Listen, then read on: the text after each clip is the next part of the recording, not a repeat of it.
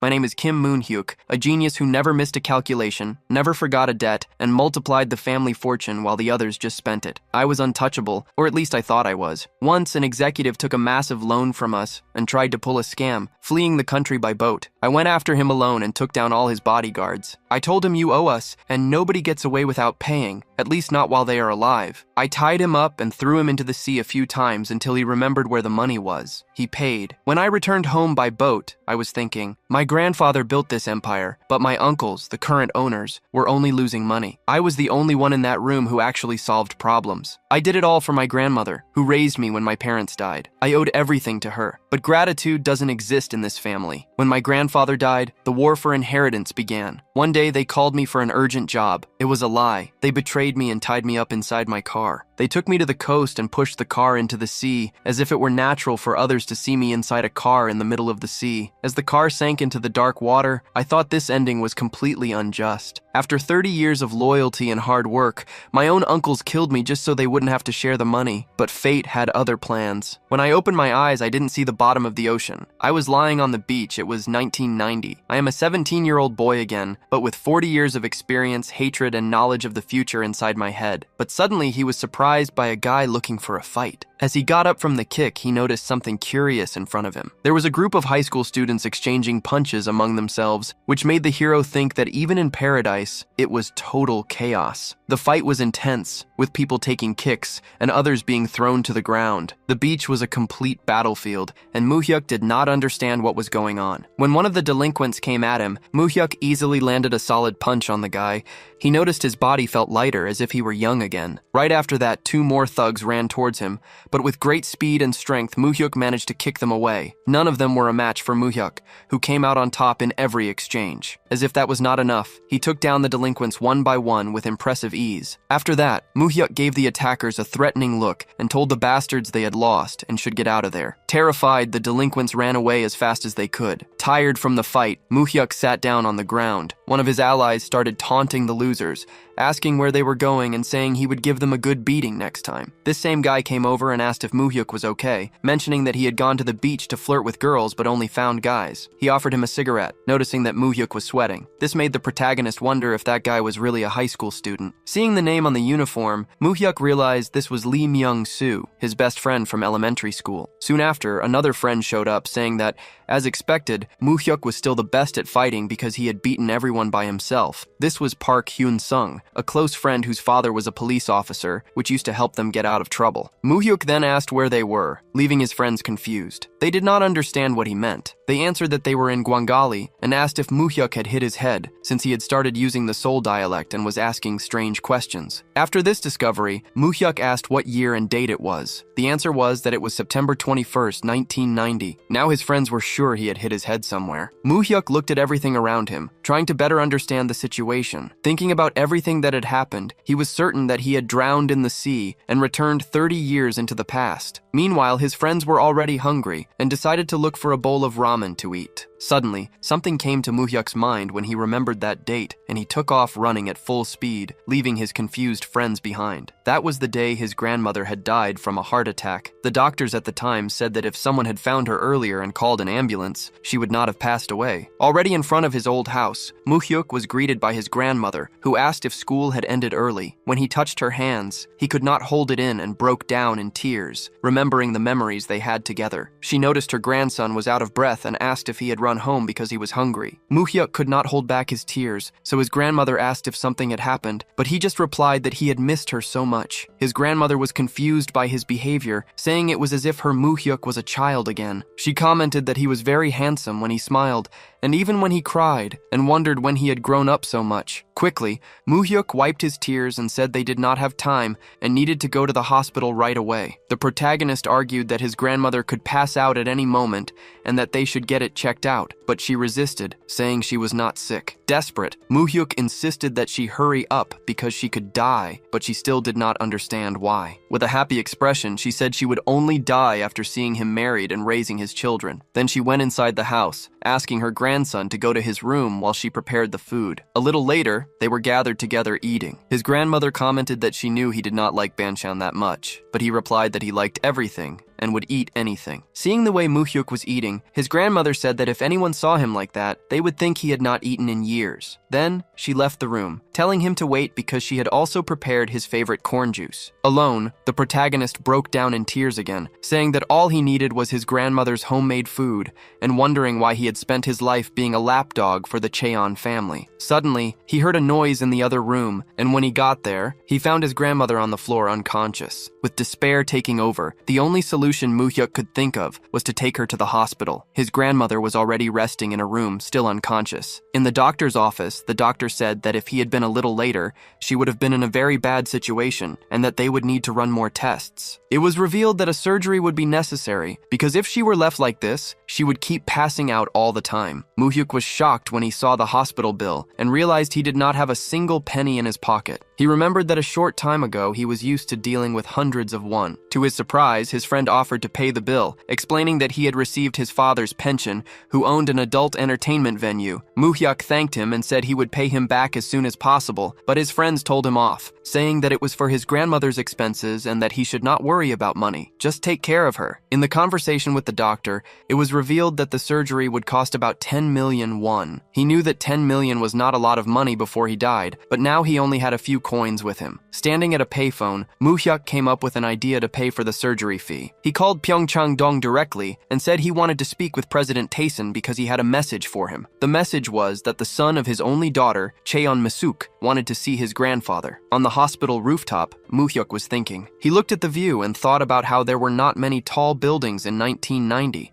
making the view exactly as he remembered it. Even though he was fascinated that he had really gone back in time, he also felt anxious that he could be murdered in 30 years. His main suspect was his uncle, Cheon Suman, because he believed he was the only person who could have ordered him killed. However, the reason was still a mystery, since Moo-hyuk was sure he was still useful to them. He even considered Cheon Suhan and Cheon Jiwon, but decided it did not matter right now. This was his big chance to finally destroy the Cheon family and take down Taesun Capital. Suddenly, a delinquent who was also on the rooftop started calling out to Moo-hyuk. Suspicious, Moo-hyuk wondered who it could be as the guy asked for his name. The protagonist, in turn, asked why he wanted to know and assumed he was a gangster. Not understanding Moo-hyuk's attitude, the delinquent accused him of trying to act tough, and they both questioned each other's lack of manners when talking to someone older. Boldly, Moo-hyuk replied that the bully should introduce himself first before asking for other people's names. Fed up, the delinquent introduced himself as Park Dong-soo and asked if Moo-hyuk had ever heard of him. The protagonist recognized the name right away. Park Dong-soo was the second in command of the Sasung gang, a legend who would become the heir to the organization in 2 years. However, in 1990, he was just a wanted criminal who would end up being found dead in a hotel at the age of 29. Because of this, the delinquent could not believe the protagonist did not recognize him. Moo-hyuk then ironically asked if he owned a comic book store. Losing his patience, the bully repeated that he had already said his name and demanded to know the protagonists. When Moo-hyuk finally introduced himself, the troublemaker commented that he had a killer's name, which annoyed the protagonist, who thought he was a childish punk. The delinquent continued, saying there were rumors that the protagonist was the good kid from room 405, who took care of his grandmother and did everything she asked. Moo-hyuk replied that it was normal, since his grandmother was his only family, and the troublemaker agreed. The bully then assumed Moo-hyuk was a student at Dongsung Vocational School because of his uniform, which was confirmed. Moo-hyuk then asked directly if he was a gangster, but the tattooed man denied it and wanted to know why he thought that, since his stabbed condition suggested otherwise. The bully argued that it was normal for men to get stabbed once in a while, but that kids like the protagonist would not understand that until they grew up. He then asked if Moo-hyuk was not afraid of him, since he seemed very calm, but the protagonist replied that he saw no reason to be afraid. Moo-hyuk's attitude, always having the last word, was annoying the punk. Fed up, the protagonist asked if he was done talking because he wanted to leave. The man said yes, and as he left, he called Moo-hyuk by the killer's name and told him to take good care of his grandmother. As he headed to his grandmother's room, the protagonist thought that at this point, the Sasung gang was not a national-level organization, but it still was not small, and that maybe one day he could use that guy. However, when he got to the room, he came face to face with a mysterious figure wearing a suit. His grandmother explained that someone was waiting for him, and the man in the suit revealed himself to be Director Ha, who already knew the protagonist. The two stared at each other for a while until Moo-hyuk suggested they go talk outside. They went to a coffee shop, and there the man introduced himself as Ha Myung-hoon, who worked for Chairman Tae-san. The protagonist immediately recognized him as his grandfather's right-hand man, someone the boss trusted completely. In his previous life, Ha Myung-hoon had been the only one who told him about his grandfather during his grandmother's funeral. The man in the suit said he needed the protagonist to go with him to Seoul, but Moo-hyuk cut him off, asking why the chairman had not come in person. Seeing the young man's direct gaze, Director Ha was startled, realizing his posture was not appropriate for his age, but it seemed so natural that it could not be a bluff. Mr. Ha replied that the chairman was a busy man and did not have time, but Moo-hyuk revealed he was not talking about him, but about his mother, Kim Miseon, even though he knew she would not come. The protagonist imagined the man would say it was bold of him to ask for her visit, remembering that not even the chairman went to the columbarium after his own daughter's death. Because of this, Moo-hyuk stated that if the chairman wanted to meet him, he would have to visit his mother first. He remembered that in his past life he was forced to obey quietly, as he was nothing more than an orphan. Back then, at his grandmother's funeral, Mr. Ha took care of all the costs and took him to meet the chairman, who told him not to worry about survival as long as he did what he was told. Without his grandfather's help, he would have had to drop out of school, but Moo-hyuk knew that would not happen again, because now he was different and had information on them. Getting up from the table, the protagonist asked Mr. Ha to give the chairman a message. If he wanted a meeting, he would have to come in person. He said goodbye to Myung-hoon and wished him a safe trip back, leaving Mr. Ha nervous with the overwhelming presence he gave off. The report the director had described the protagonist as a troublemaker, but now he questioned if the information was wrong, thinking that Kim Miseon's son was definitely not an ordinary child. Back at the hospital, the protagonist's grandmother was surprised to find out that the chairman wanted her grandson in Seoul. Moo-hyuk explained to her that the chairman would have to visit his mother first, because even after 17 years since her death, he had never visited her grave. Horrified, his grandmother asked if he knew what kind of person his mother's father was, but he confirmed that he already knew, and that his business was in Seoul. The protagonist revealed that he used the phone number she was hiding to call them, and asked if that was the number she used to contact the family. His grandmother insisted that Moo-hyuk should be good to his grandfather, but he replied that he did not want to see him after being ignored for 17 years. Worried, she said he could not do that. However, the protagonist reassured her, saying she only needed to worry about her own health. He stated that if he had her by his side, he would not need anyone else, because she was the person who loved him the most in his life. He remembered how he had sent her away without warning in the past, but he promised himself that in this new life, he would make her happy. Meanwhile, at the mansion in Seoul, the chairman was confirming the protagonist's words with his servant. Mr. Ha stated that the meeting would only happen after he visited his daughter's grave. To the chairman, this was absurd, which made him think his grandson was either very brave or just clueless. In the end, the old man revealed that the kid had definitely caught his interest, and decided he would go to Busan to see what kind of boy he was. He thought that if his grandson was useful, he would shape him completely to become a slave for his family. Moo-hyuk walked back to class with his head down, but his best friend quickly called him over to sit together. The friend asked about his grandmother, and Moo-hyuk answered that she had already left the hospital. Realizing that Moo-hyuk had not been to school for a while, the friend suggested that they skip class to play pool. However, the main character refused the offer,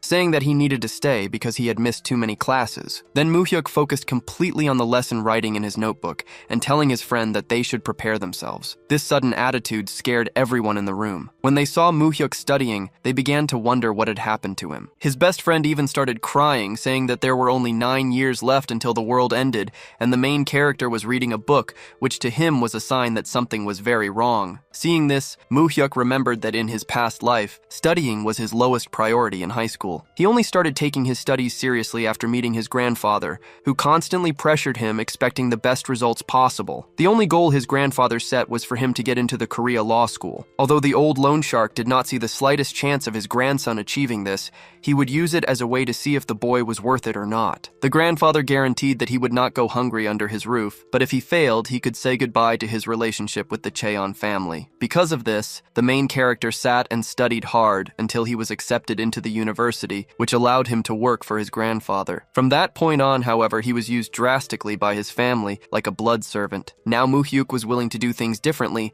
and would study to achieve his new goal. While the class was going on, several students were wandering around the hallway. Suddenly, one of the teachers appeared with a stick in his hand and started scolding them. He headed to the classroom, threw his notebook rudely on the desk, and ordered everyone to pay attention and bow before him. All the students lowered their heads in his presence, and the first thing the teacher did was call the main character to the front of the room. The teacher started to judge him, asking how many days he had missed, and if he thought the school was an amusement park to come and go as he pleased. Moo-hyuk tried to apologize, explaining that he needed to take care of his grandmother, but at the same instant he was slapped in the face. The teacher did not believe the story, calling him a troublemaking bastard and stating that someone like him would never take care of his own grandmother and was probably drinking somewhere. He kept saying that he did not believe that lie. Meanwhile, Moo-hyuk remembered that teacher from his first year. He abused the students as if they were animals and continued to humiliate Moo-hyuk, saying that he was out of his mind for looking at him that way. The main character reflected that the teacher must have been in his early 30s, and he did not understand the reason for being treated like that. He remembered that this jerk shamelessly asked for bribe money when he visited his grandmother. Despising this act,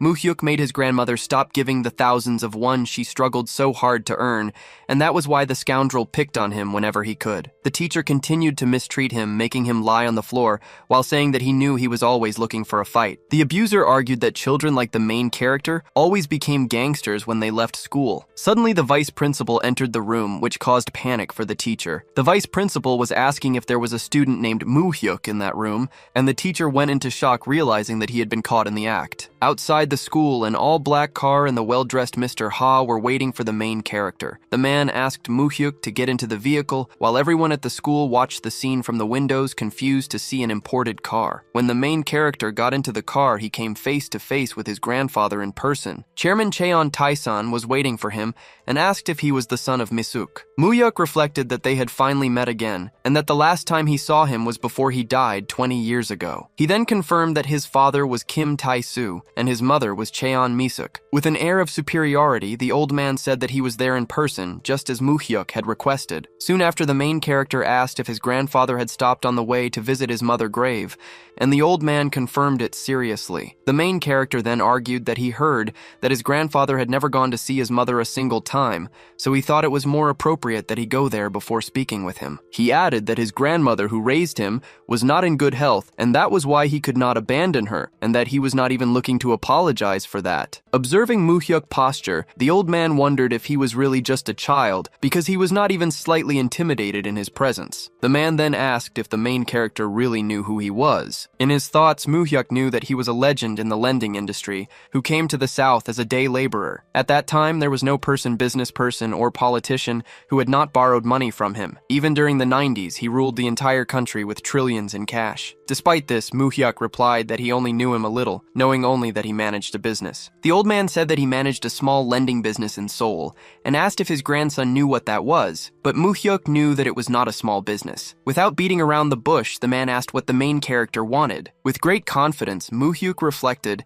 that he only aimed for one thing: to take down the Cheon family and take their fortune. Moo-hyuk knew the best revenge he could get on the Cheon brothers was their money. After Cheon Tae-san's death, they would receive a huge inheritance, and Moo-hyuk's plan was to take all that fortune for himself. To do that, however, he needed secret funds to fight against them without the Cheon family finding out. So, when the old man asked again why he had been called, Moo-hyuk answered directly that he needed a loan. Hearing the request, the old man thought that in the end, it all came down to money, finding the situation pathetic. He then asked how much Moo-hyuk wanted. The young man revealed that his grandmother, who had raised him for 17 years, needed heart surgery, and for that, he needed 10 million won. He also added that he would need 1 million won a month until his graduation to cover tuition and living costs. The old man replied that he could get that easily and questioned his grandson's sanity for calling him over mere pocket change. Moo-hyuk clarified that he was not asking for the money for free, but borrowing it for a while. The old man found the situation funny, since the boy had no way to pay even the interest, and still refused to accept the money as a gift. The old man explained that it was not hard for a moneylender to lend money,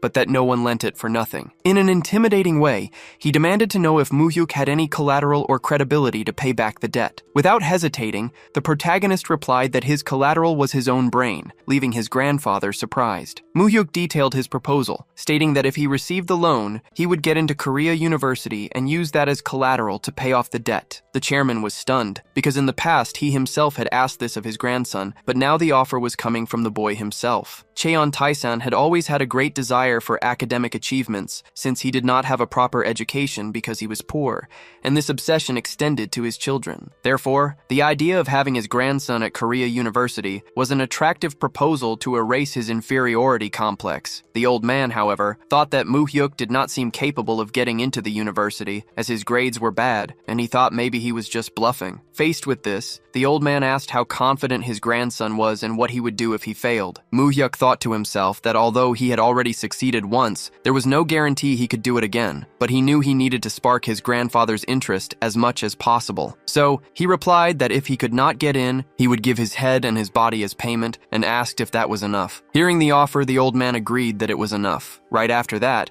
Moo-hyuk said that if he passed, he would like to receive a congratulatory gift. The old man was astonished, asking if he still wanted something more. The protagonist stated that he would only reveal what it was after getting into the university, but he added that he planned to ask for a very big gift. The old man's reaction was to burst out laughing, saying he could not wait to see the gift. However, he reinforced that if his grandson failed, as promised, he would belong to his grandfather and would have to do anything he asked, things that even demons would be afraid to do. Without backing down, Moo-hyuk just confirmed that the deal was made. After the long conversation, the old man left in his car at high speed. Moo-hyuk thought the gray-haired old man was just trying to scare a child. He even liked the idea that his grandfather's business was feared even by demons. Determined, he exclaimed to himself that if he needed to become a demon, he would become the one to tear the Cheon family to pieces. While in traffic, the old man commented to his driver that Moo-hyuk was an interesting kid. The driver replied that he was shocked to see how different the young man was from the reports he had received. The old man then explained that he had met all kinds of people in his business, from people who did not pay and still asked for more, to those who brought gangsters to threaten him or who sold their own children for money. He argued that after so many deals, he could tell what kind of person someone was just by their body language, eyes, and tone of voice. However,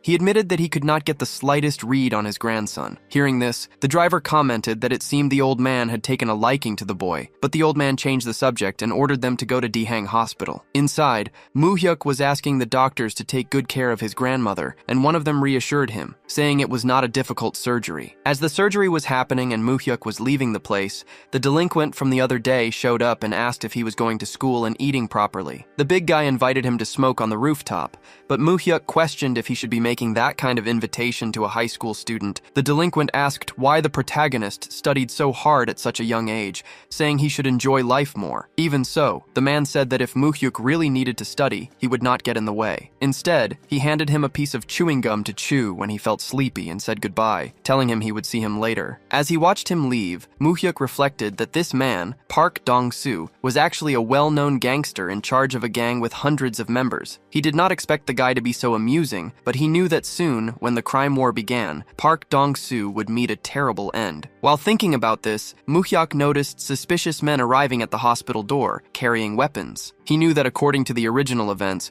Park Dong-soo was not supposed to die that day. Realizing this, the protagonist understood that he might have an opportunity to bring him over to his side right at that moment. At the hospital reception, the suspicious men asked the attendant where Park Dong-soo's ward was. Scared, the woman asked what their relationship was with the patient, but the men rudely replied that they were just there to visit him. Suddenly, Moo-hyuk showed up, greeting the men and asking if they were looking for his brother, introducing himself as his younger brother. He then offered to guide them to the room, which left the guys confused. The protagonist was annoyed that this scum was causing a commotion in the same hospital where his grandmother was having surgery, so he decided to lead them outside. As they followed Moo-hyuk, the men realized what he was planning and asked where he was taking them. Without beating around the bush, Moo-hyuk asked if they were there to take out Park Dong-soo. In response, one of the men pulled out his knife and asked who the protagonist was. Moo-hyuk started stretching, getting ready for a fight, but suddenly, Park Dong-soo appeared behind them. He asked if the men were not ashamed of pointing a knife at a student. One of the goons reacted by rushing forward to punch the tough guy, but surprisingly, Park Dong-soo blocked the punch with his own head. While the guy cried out in pain from his hand, the tattooed man tripped him and landed a solid punch, making him bounce off the floor. The other members went on alert, and as Dong-soo took off his shirt, another one charged at him with a knife. However, he took down this other guy with just a few hits, and before the man could fall, Park threw him into another goon. With precision, he also threw his slipper at the same goon's face and finished by kicking them both away. The remaining man noticed the glass windows next to him and decided to try and use them to hit Park. The attempt did not work out at all, as Dong-soo punched through the window, hitting the goon and sending him flying. After the fight, the relentless man and the protagonist stared at each other for a few moments without saying a word. Later, inside the hospital, Park commented that it felt great to let loose after a while, and that he had fought those guys before over some territory. He knew they were looking for him while he was in the hospital, and was already keeping an eye on them, but Moo-hyuk acted first and led them outside. The tough guy said that Moo-hyuk had guts, since he did not get scared when they pointed a knife at him. The protagonist replied that he only acted that way because he knew Park would come, and also because he noticed his subordinates watching the hospital. He implied that even if he had not stepped in, the result would have been the same, with Dong-soo taking them all down. Feeling like he owed the young man something, Park asked what his wish was, saying he would do anything, from getting money to women. Moo-hyuk reflected that the first tool for his plan would be Dong-soo, so he had to make him his property. Moo-hyuk told the tattooed man to take his closest subordinates and go into hiding for 3 months. The big guy quickly got annoyed, saying the protagonist could have asked for anything but was talking nonsense, and asked why he should hide. The protagonist then revealed that the president would declare a war on crime and arrest all criminal organizations, which left Park in complete shock. In October of 1990, the president issued a special decree to stop public criticism about various corruptions. Although there had already been a crackdown on the 5 major crimes the previous year, the announcement of the war on crime would be different, a large-scale operation to wipe out all criminal organizations. Moo-hyuk continued, telling him to keep his location a secret, even from other organizations, and warned him to be very careful of his boss, Lee Se-seong. The protagonist ended the conversation by stating that this was his only wish. He knew the decision was now up to Park,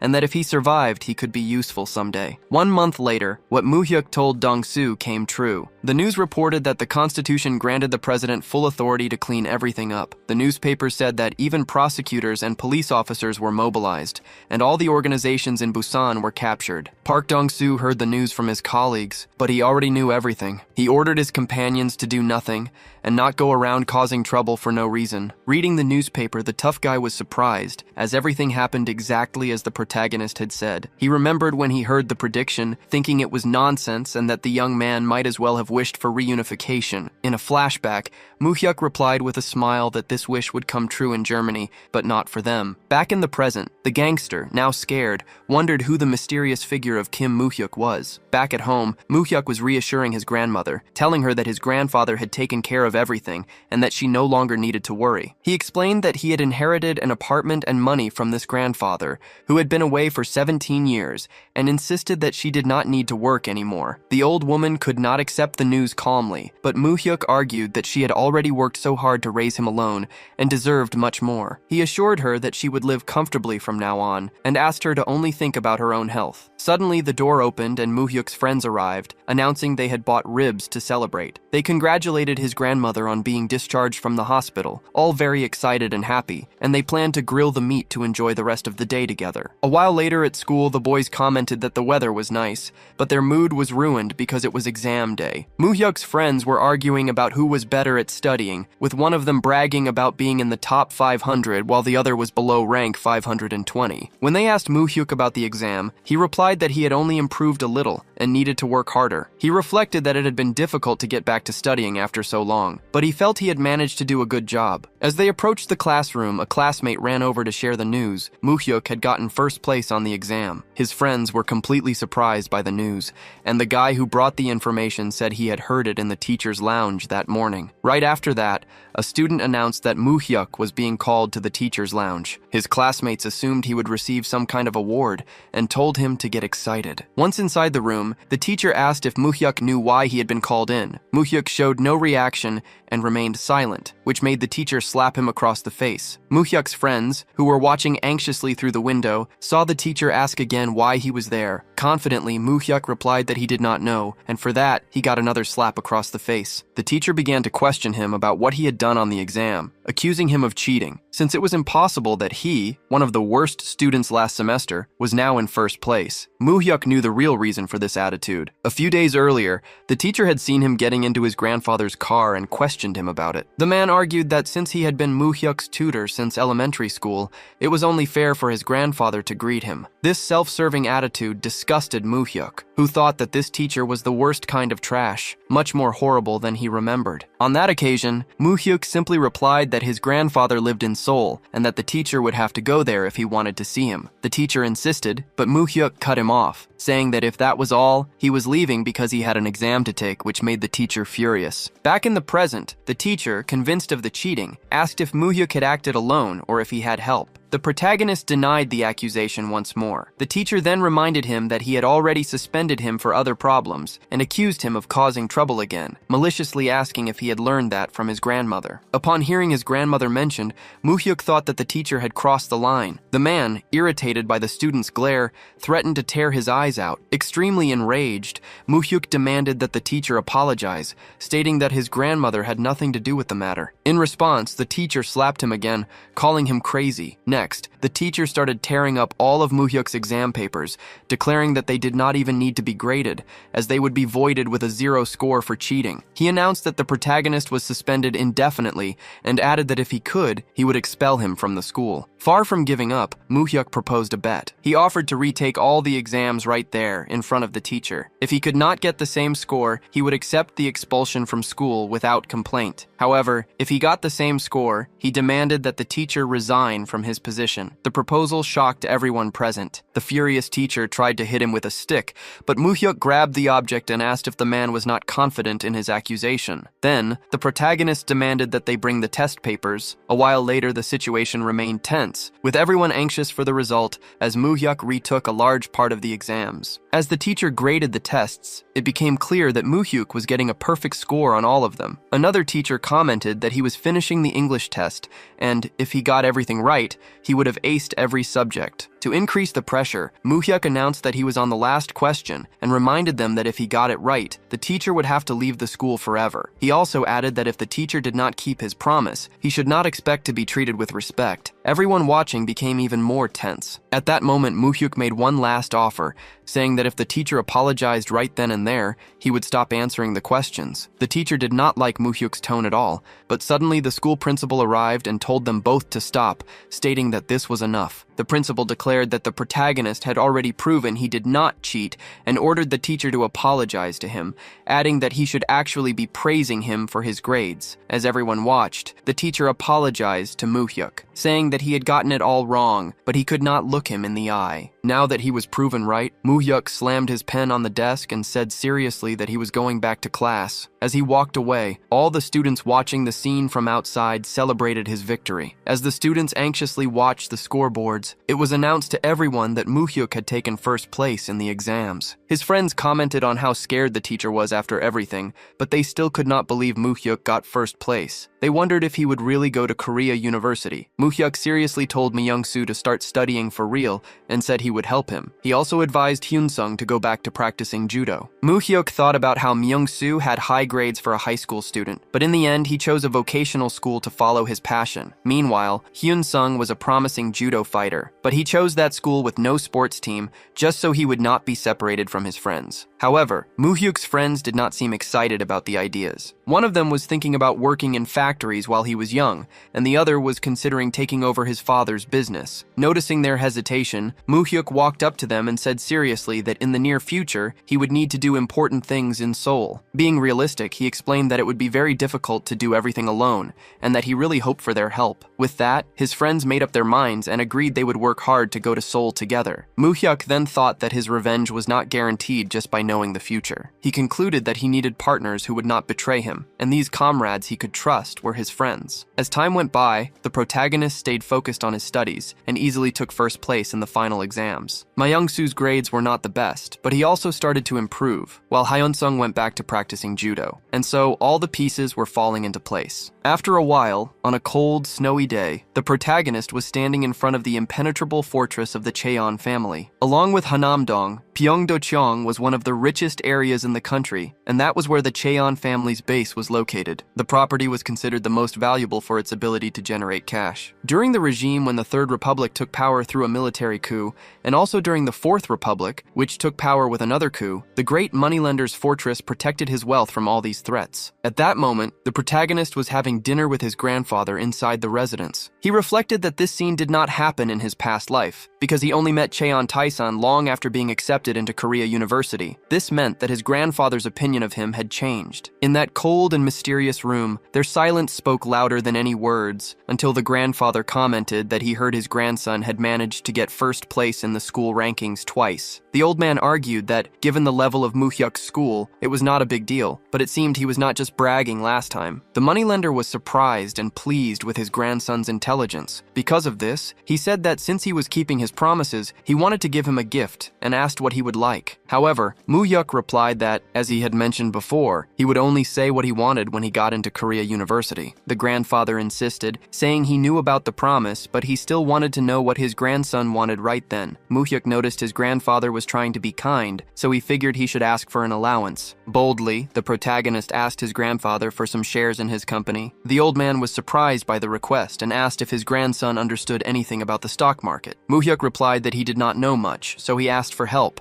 asking which companies would be good options for him to buy shares in. Moo-hyuk assumed that if he asked for shares instead of money, his grandfather would find it a cute request from his grandson. With that, the old man smiled and asked the director what their stake was in the Daeun Corporation, which was revealed to be 4%. To everyone's surprise, the grandfather ordered the entire percentage to be given to Moo-hyuk and asked them to ensure the taxes were paid correctly, as it was a gift. Moo-hyuk was shocked to learn he would receive shares in Daeun, which at the time was the company with the largest conglomerate, ranking first among the major corporations. However, the company had split up after the founder's death due to conflicts between the heirs, and its shares were more than just money. It was extremely difficult to get Daeun shares, even for those with resources. Moo-hyuk thanked his grandfather immensely, as he had honestly expected to receive only some allowance and was not counting on such a big gift. Unexpectedly, at that moment, the loan shark's sons arrived at the residence. People with a strong presence entered the place, among them Cheon Suman and Cheon Suhan. Cheon Suman asked if Moo-hyuk was Misuk's son. Now, Moo-hyuk was face to face with the people he had been looking for, the scoundrels who had ordered his death. The grandfather told his grandson to greet his uncles, but Moo-hyuk, knowing they were suspects, decided not to draw attention to himself. He introduced himself in a formal and friendly way, and his uncles commented that they heard he grew up with great difficulty, being raised only by his grandmother. Then, Suman came closer and said that if Moo-hyuk needed anything, he just had to ask, because they were still family. The conversation then changed topics,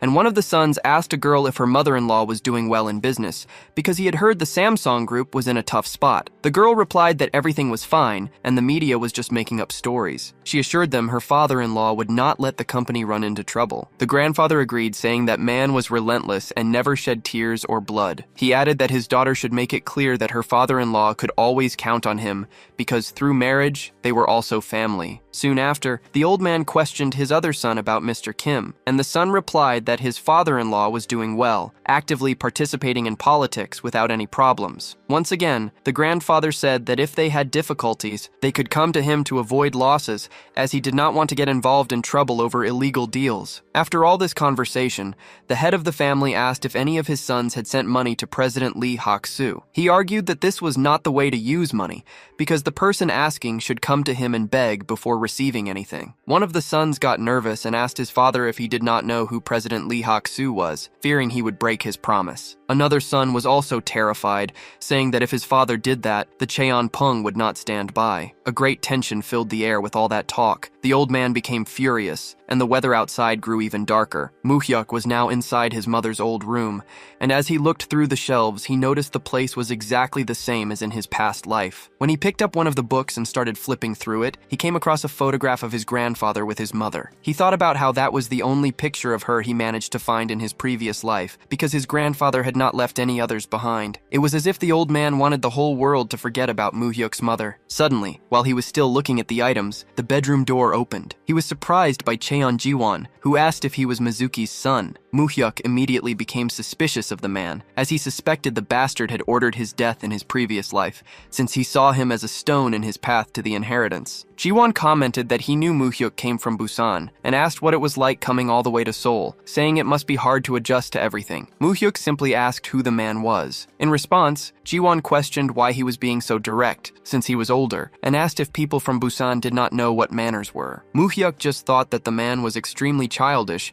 and was still the same as in his last life, which was terrible luck. Already fed up, he silently put the book back on the shelf and approached Jiwon with hostility, saying it did not matter if he was older, because he was speaking informally at their first meeting and still demanded respect. The young man was shocked by the way Moo-hyuk spoke to him. Moo-hyuk knew he did not expect that kind of reaction, as it seemed to be the first time anyone had shown any hostility toward him. After all, his father was the eldest son of the Loan Shark King, and his mother was the eldest daughter of the Samsung Group's chairman, so no one would dare treat him with disrespect. With that in mind, Jiwon wondered why this nobody was so arrogant and told Moo-hyuk that this place was not for people like him. Then, the man boldly asked how much Moo-hyuk wanted to get out of there, offering 100 million and saying he could live very well with that. Moo-hyuk remembered that this fool had said the same thing in the past, but back then he could not say anything and acted like an idiot. Now, however, he replied with irony that his brother was very generous for giving him crumbs. Jiwon's confused reaction made Moo-hyuk explain that with that amount, they could barely eat sashimi at a mediocre shop. Annoyed, Jiwon rudely said that he now understood why Moo-hyuk had no parents, and that by looking at him, you could tell the state of the grandmother who raised him. Furious, Moo-hyuk punched the door, right in the direction where the young man was standing, and asked if he wanted to get beaten up by a country bumpkin who never learned anything because he had no parents. Scared, the jerk asked if Moo-hyuk thought he would get away with doing that to the eldest son of the Cheon family. He threatened to tell their grandfather everything, but was cut off by Moo-hyuk, who told him to stop. Moo-hyuk then revealed that he knew Jiwon, the grandson of the Samsung Group, loved drugs and was involved in smuggling, something that could make the news. Completely confused, the young man asked what he was trying to say. Moo-hyuk continued, commenting that he would also tell them about the other children in the family, the same ones who threw a party at a hotel that ended with a girl in the hospital. Jiwon could not understand how he knew all of that. Moo-hyuk then said that, on top of everything, he was just a kid and was confident enough to go downstairs and tell their grandfather everything. He knew about all the incidents Jiwon had caused in his past life, and that the future ones would be even worse. Confidently, Moo-hyuk stated that if Jiwon wanted to be treated like an older brother, he should act like one. This sentence left him completely in shock. Ready to go to bed, Moo-hyuk told his brother he should leave, as he was tired and wanted to rest. Still nervous, Jiwon warned him to never talk about it with anyone else, because if he did, one of them would die. He asked if Moo-hyuk understood what he was saying. With a sense of superiority, Moo-hyuk asked if that was a request or a threat. Afraid, his brother replied that it was just a request. Tired of the conversation, Moo-hyuk said he understood and would keep his mouth shut, telling him to get out of his room quickly. Jiwon left in a hurry, slamming the door. Alone, Moo-hyuk wondered if Jiwon was the person who killed him in his past life, and could not believe he was defeated by someone like him. The night passed, and the next day, while walking through the house, he ran into his grandfather, who asked if he was leaving. Moo-hyuk confirmed, bowing and saying goodbye. With his head still bowed, he said he would come back to visit more often. The grandfather said goodbye without another word, and Moo-hyuk finally left the house. Once on the street, he received 100 million won from the director. The man explained it was a gift from the chairman, who thought that just the hewn shares were not enough. The director also revealed that the device's password was Moo-hyuk's mother's birthday. Moo-hyuk wondered if this man, always so meticulous with his things, was the same one he was seeing now, and asked the director to thank him. However, the man insisted that Moo-hyuk should call him himself, as he was sure his grandfather was waiting. Time passed quickly, and Moo-hyuk was now in his second year of high school, transferred to a new classroom. Meanwhile, his friend Myung-soo continued to study hard, and the other was dedicated to the judo club. All of them were doing their best to keep their promise to go to university in Seoul. One day, while he was in his classroom, Moo-hyuk sensed that someone was coming. Soon after, the teacher entered the room, introducing a transfer student who came from Seoul. The mysterious young man introduced himself as Hong Jin-pyo, and Moo-hyuk knew right away that this type of person was a beast. In a restaurant, the new student was eating and smoking with other students when he asked who the boss of the school was. The guys were confused and explained there was not a boss, but the closest thing to one was Muhyuk. Interested, the newcomer wanted to know more, and the students told him that Muhyuk was without a doubt the strongest in the second year. They remembered an incident from the beginning of the previous semester, when the upperclassmen went to call the most promising freshman for a talk. When they got to Muhyuk's desk, the upperclassmen found him fast asleep, so he could not hear anything they were saying. Boldly, one of them smacked Muhyuk on the head to wake him up. Even though he was still sleepy, he stood up and understood the situation right away. The protagonist gave the upperclassman a threatening look and threw him to the ground with all his strength. In the blink of an eye, he had already defeated all the others. After that, he simply went back to his chair, announced he was going back to sleep, and said that no one should wake him up. The students finished the story by saying that after that day, no upperclassman dared to touch him again. However, they mentioned that Muhyuk was now only focused on his studies. The newcomer did not accept this, thinking it was arrogant for the strongest guy to live just for studying, and he declared that he wanted to mess with him. The other students advised him not to start a fight for no reason, as Muhyuk was on a whole different level. Dismissively, the guy replied that fighting well does not always guarantee a win, and said that the others followed him not because he was a good fighter, but because his father was the chief prosecutor. Then, he asked what Muhyuk's father did, and the students told him that he had no parents and lived with his grandmother. Hearing this, the newcomer was surprised and became full of himself. Back at school, Muhyuk was talking with his friend Myung-soo about Hyun-sung, who had returned to the sports club determined to get into a physical education college. Soon after, Myung-soo asked if he had heard about the new student, Jin-pyo, the transfer from Seoul who was an annoying guy. Muhyuk remembered him,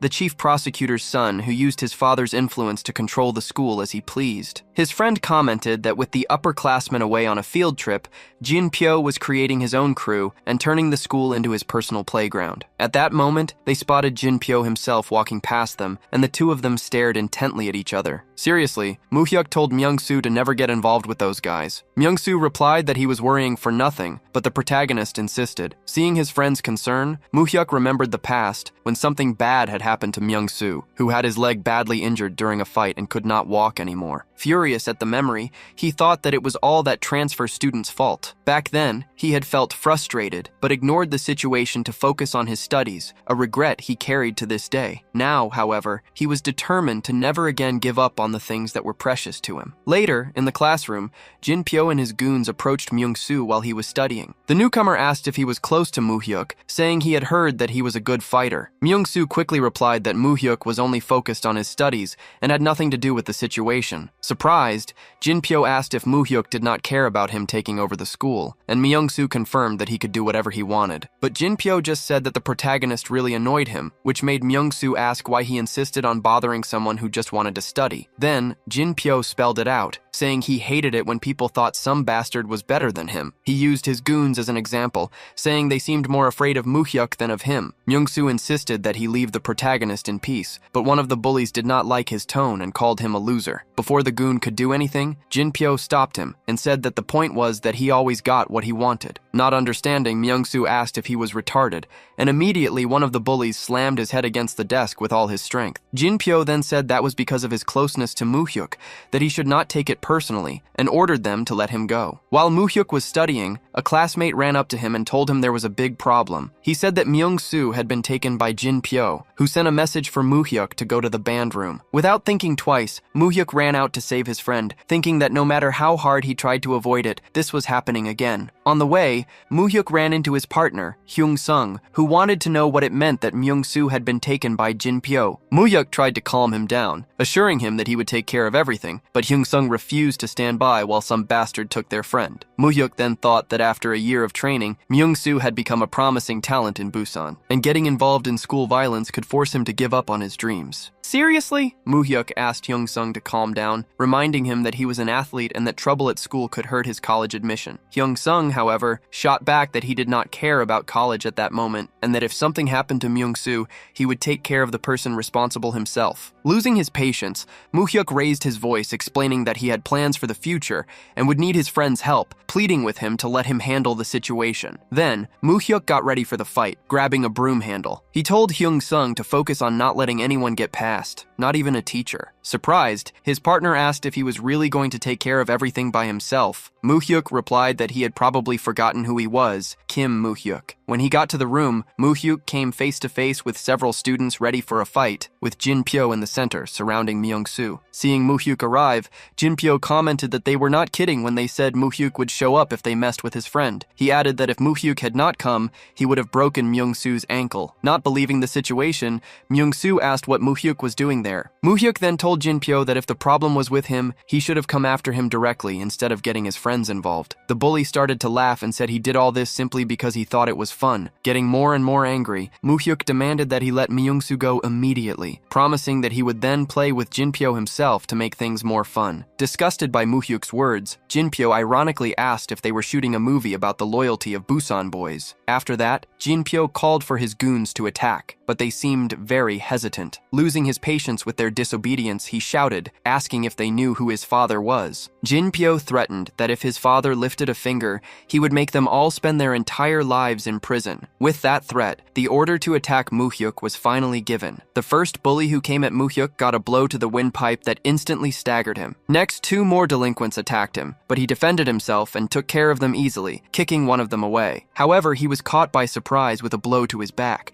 but he quickly fought back with the broom handle, hitting the attacker in the face. As the other students grew more and more scared, Jin-pyo impatiently shouted for them to bring Moo-hyuk to him. The fight continued, with blood everywhere, and ended with Moo-hyuk defeating everyone there. With everyone defeated, Jin-pyo went into a state of shock. Quickly, he grabbed a box cutter and pointed it at Myung-soo's neck, threatening to stick the blade in him if Moo-hyuk came any closer. Moo-hyuk, however, did not fall for the threat, and, with a very fast move, he landed a solid punch on Jin-pyo's face, sending him flying. Even on the ground, Jin-pyo did not let go of his arrogance and shouted that Moo-hyuk would not get away with this because his father was the chief prosecutor. He explained that his father had the power to make anyone rot in prison for the rest of their life. Moo-hyuk did not care and replied that a prosecutor was no good when his fists were closer than the law. Then, he started punching him repeatedly, saying it was for kidnapping Myung-soo and interrupting his precious study time. Finally, Moo-hyuk got ready to break Jin-pyo's ankle as revenge for what he had threatened to do to his friend. The bully begged him not to do it, but Moo-hyuk was already out of his mind and kept his promise. Moo-hyuk was now locked up in a police station when his friend's uncle showed up looking for him. The man, who was a police officer, explained that Ryung-soo had told him Moo-hyuk got arrested while saving Myung-soo and confirmed that the boy was not hurt. However, he warned that they had a big problem because Moo-hyuk had fought the wrong person, a prosecutor's son. Because of this, even though he was a police officer, he could not do much. Faced with the situation, Moo-hyuk asked for just one favor, a quick phone call, and the officer agreed. Night had already fallen when a furious man walked into the police station, asking where Moo-hyuk was. When he found him, the man revealed he was the prosecutor and Jin-pyo's father, and immediately asked if he was the one who had broken his son's leg. Without being intimidated, Moo-hyuk replied that it happened during a fight where he was alone against more than 10 people. Then he asked why he was the only one who got arrested, but the prosecutor was not satisfied with the explanation at all. Immediately, the prosecutor ordered them to take Moo-hyuk for interrogation, but the officers in the room refused, explaining that he was still a minor. Annoyed, the man insisted they take him anyway, stating that he would handle things himself. He seemed confident that he knew exactly how to deal with delinquents like Moo-hyuk. In a private room, the prosecutor commented that Moo-hyuk was famous that day. He revealed that the boy's teacher had told him everything, describing him as someone no different from a gang member who caused a lot of trouble. Hearing this, Moo-hyuk felt immense hatred for his teacher. He tried to explain himself, saying he did not mean to hurt anyone and was only defending himself, but the prosecutor, already furious, did not accept the answer. He asked once more why Moo-hyuk had done it, and the young man explained that he heard his classmate had been dragged away by Jin-pyo and that the gang attacked him when he went to look for him, leaving him no choice but to fight back. Still not satisfied with the explanation, the prosecutor took off his belt, saying that it was not enough and that he was determined to teach Moo-hyuk a lesson. He ordered the 2 men with him to hold Moo-hyuk. With the young man held down, the prosecutor started to beat him, repeatedly asking why he had done it. Despite the assault, Moo-hyuk stood firm, insisting it was all in self-defense. The prosecutor commented that there was some fire inside that punk and that with the next punch he would put that fire out. Then, he beat Moo-hyuk once more, without any mercy, while his men just watched the situation, distressed. After the beating, both of them were tired, and Moo-hyuk's face was in a horrible state. Even so, the prosecutor, still not content, asked again why he had done it. With difficulty speaking, Moo-hyuk repeated that it was in self-defense. The prosecutor insisted, saying that the more Moo-hyuk resisted, the worse it would be for him, and decided to ask one last time. He then accused Moo-hyuk of attacking his son with a weapon first,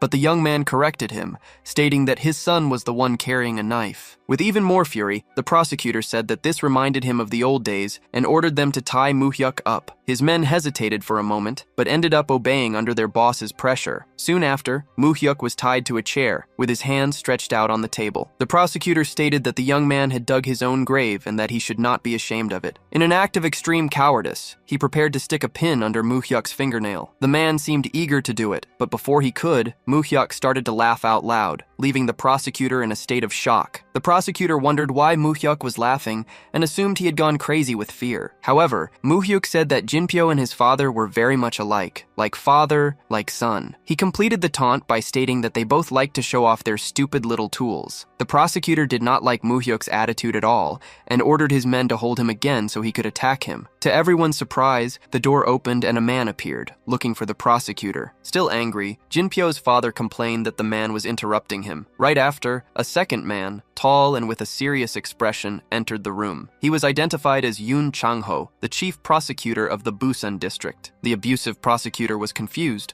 wondering why Mr. Yoon was there. Without wasting any time, the chief prosecutor slapped the other man's face, calling him a bastard and asking what he was doing with a minor. He continued, saying that if the man wanted to die, he should do it alone, without causing problems that could affect other people's futures. Still confused, Jinpyo's father asked why the chief prosecutor was acting that way. The tall man with the chief prosecutor then asked if the other prosecutor knew who the arrested boy's grandfather was, stating that if he knew, he would not be doing this. Then, he revealed that the boy's grandfather was Chairman Cheon of Pyeongnong Changdong. Connecting the dots, the prosecutor realized it was Chairman Cheon Taesan. The chief prosecutor confirmed it, pointing at Moo-hyuk and saying that the student was the chairman's grandson. Anxiously, the cowardly prosecutor looked at Moo-hyuk's face, saw his mocking expression, and finally understood the gravity of the situation, becoming completely terrified. After all the confusion, Moo-hyuk found himself at his grandfather's house. The two of them were having a serious conversation. The grandfather asked how all of that had happened, and Moo-hyuk explained that he asked for his help because the prosecutor was conducting an unfair investigation and abusing his power. His grandfather seriously asked if Moo-hyuk could have avoided the situation. Moo-hyuk then exclaimed that he couldn't let it slide because they involved people close to him. That's why he crushed them so they wouldn't bother him again. He finished by saying that he didn't want the people around him to suffer because of him. His desire was to protect all his friends and family, and that was his way of living his life. His grandfather just watched him, thinking to himself without saying a word. Moo-hyuk continued, saying that he was already in great debt to him, but he would do anything to protect the people close to him. Still scowling, the grandfather asked what Moo-hyuk would have done if he hadn't helped him,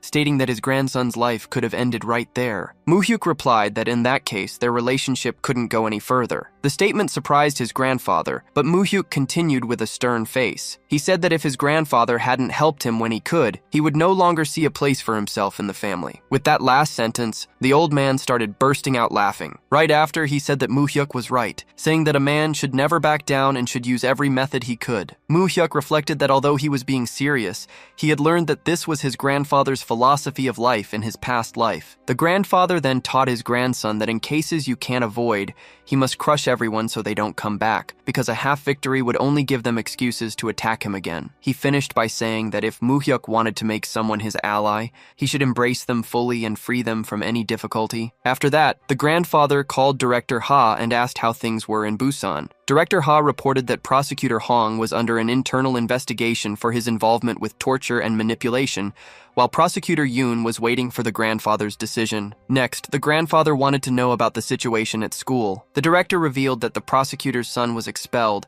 and that all the students involved had left. He added that Moo-hyuk's abusive teacher had also been expelled. With all these reports, the grandfather asked if his grandson was satisfied, but Moo-hyuk said he had one more favor to ask. He revealed that he wanted to personally take care of Prosecutor Yoon's case, which left his grandfather confused. Later, Director Ha and Prosecutor Yoon met at a restaurant. Inside, Director Ha asked what the prosecutor planned to do about Prosecutor Hong. Still frightened, Yoon replied that Hong was being investigated and would be punished to serve as an example. The director then stressed that young Master Moo-hyuk's name should should never come up during the process. After that, he said someone else was interested in talking to the prosecutor. He opened the door to the room and revealed Moo-hyuk's presence. The two of them sat in silence, facing each other, until the prosecutor started to apologize for what happened. He stated that it was all his fault and that it would never happen again. Without showing much reaction, Moo-hyuk asked him to speak casually and said he understood the prosecutor's limitations. Yoon was still afraid that Moo-hyuk's grandfather held a grudge, but Moo-hyuk revealed that he himself had asked for the meeting. He knew the prosecutor was in a difficult situation because of him, and for that, he apologized. The prosecutor became flustered, saying that Moo-hyuk didn't need to apologize. He said everything was his fault from the beginning for not dealing with his subordinates correctly. Moo-hyuk then said he would pass on the prosecutor's apology to his grandfather. Wanting to change the subject, Moo-hyuk asked if the prosecutor could guarantee him a favor for another day, with no strings attached. He explained it wasn't something to harm him, but rather something that only the prosecutor, in his position, could do. Still nervous, Prosecutor Yoon agreed to the idea and said he would be happy to help. With that, Moo-hyuk stated he would take his apology to his grandfather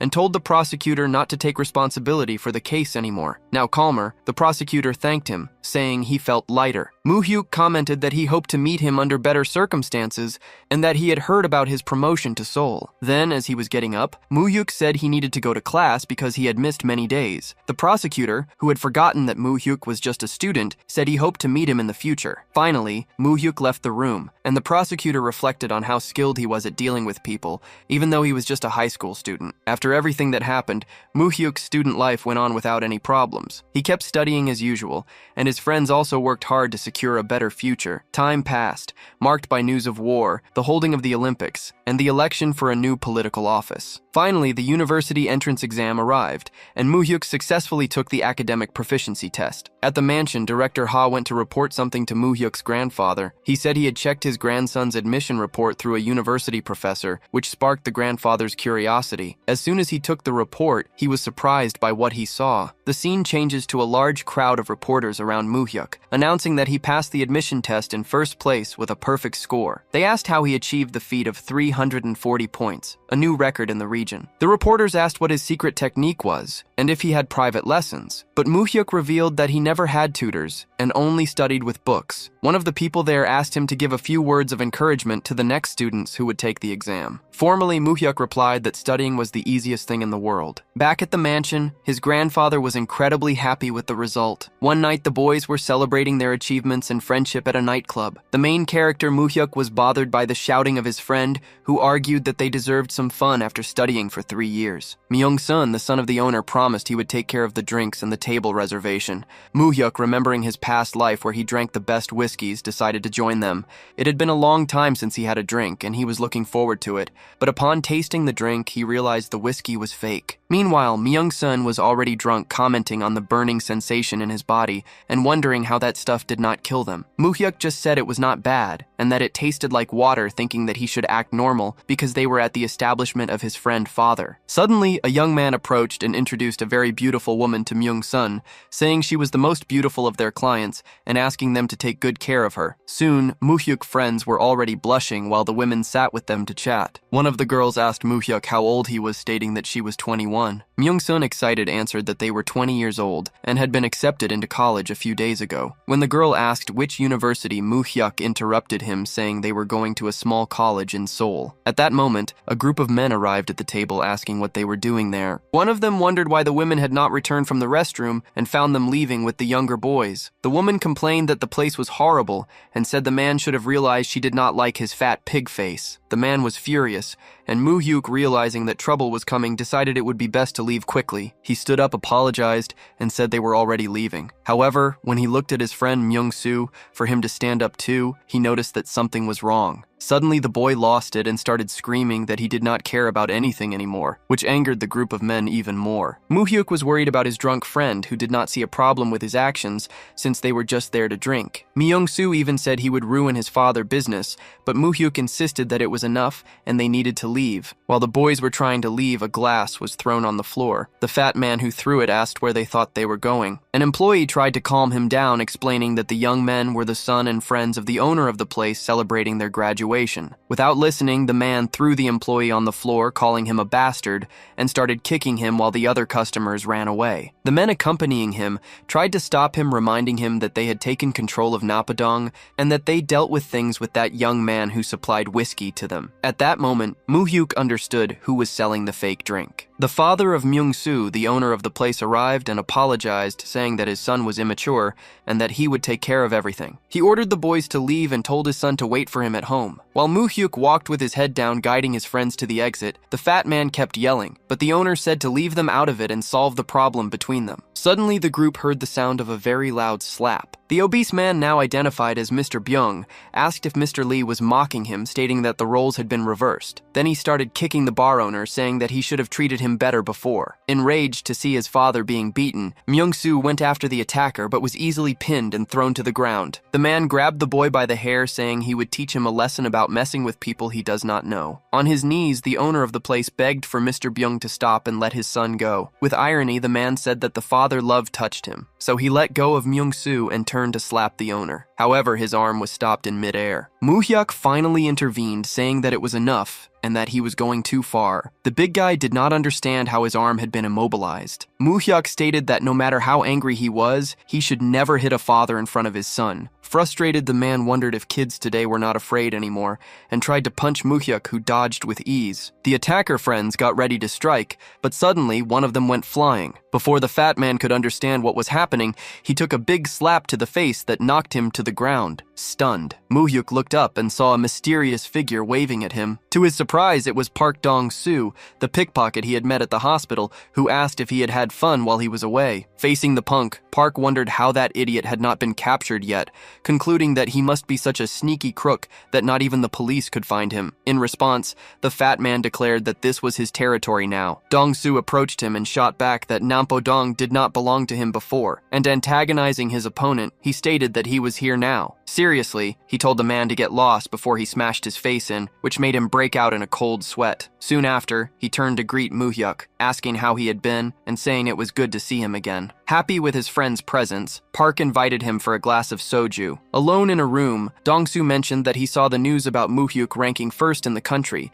admitting he did not expect that from him. Moo-hyuk then asked when he had come back, and Park replied that it had been a while, but he was keeping a low profile to get his old territories back. The protagonist wanted to know if he managed the area, and Park confirmed that all those areas belonged to them, although he did not face big fights to retake them, since his last gang was wiped out. Then, Park added that if Moo-hyuk had not warned him, he would have spent long years in prison, and he thanked him for that. Suddenly, he asked what the protagonist wanted from him now, explaining that Moo-hyuk saved his life and he needed to pay back this debt, as he could not live with being in debt. Moo-hyuk gave a gentle smile, showing he understood the situation, and asked how long Dong-soo thought it would take to take control of the entire Busan area. Dong-soo was confused, questioning why Moo-hyuk was worrying about someone else's business when he had asked what he wanted in return. However, the protagonist replied seriously that this was exactly what he wanted. Park calculated that it would take around half a year or a year at most, since with everyone in prison, only small-time people were left. Moo-hyuk then instructed him to take control of Busan as quickly as possible,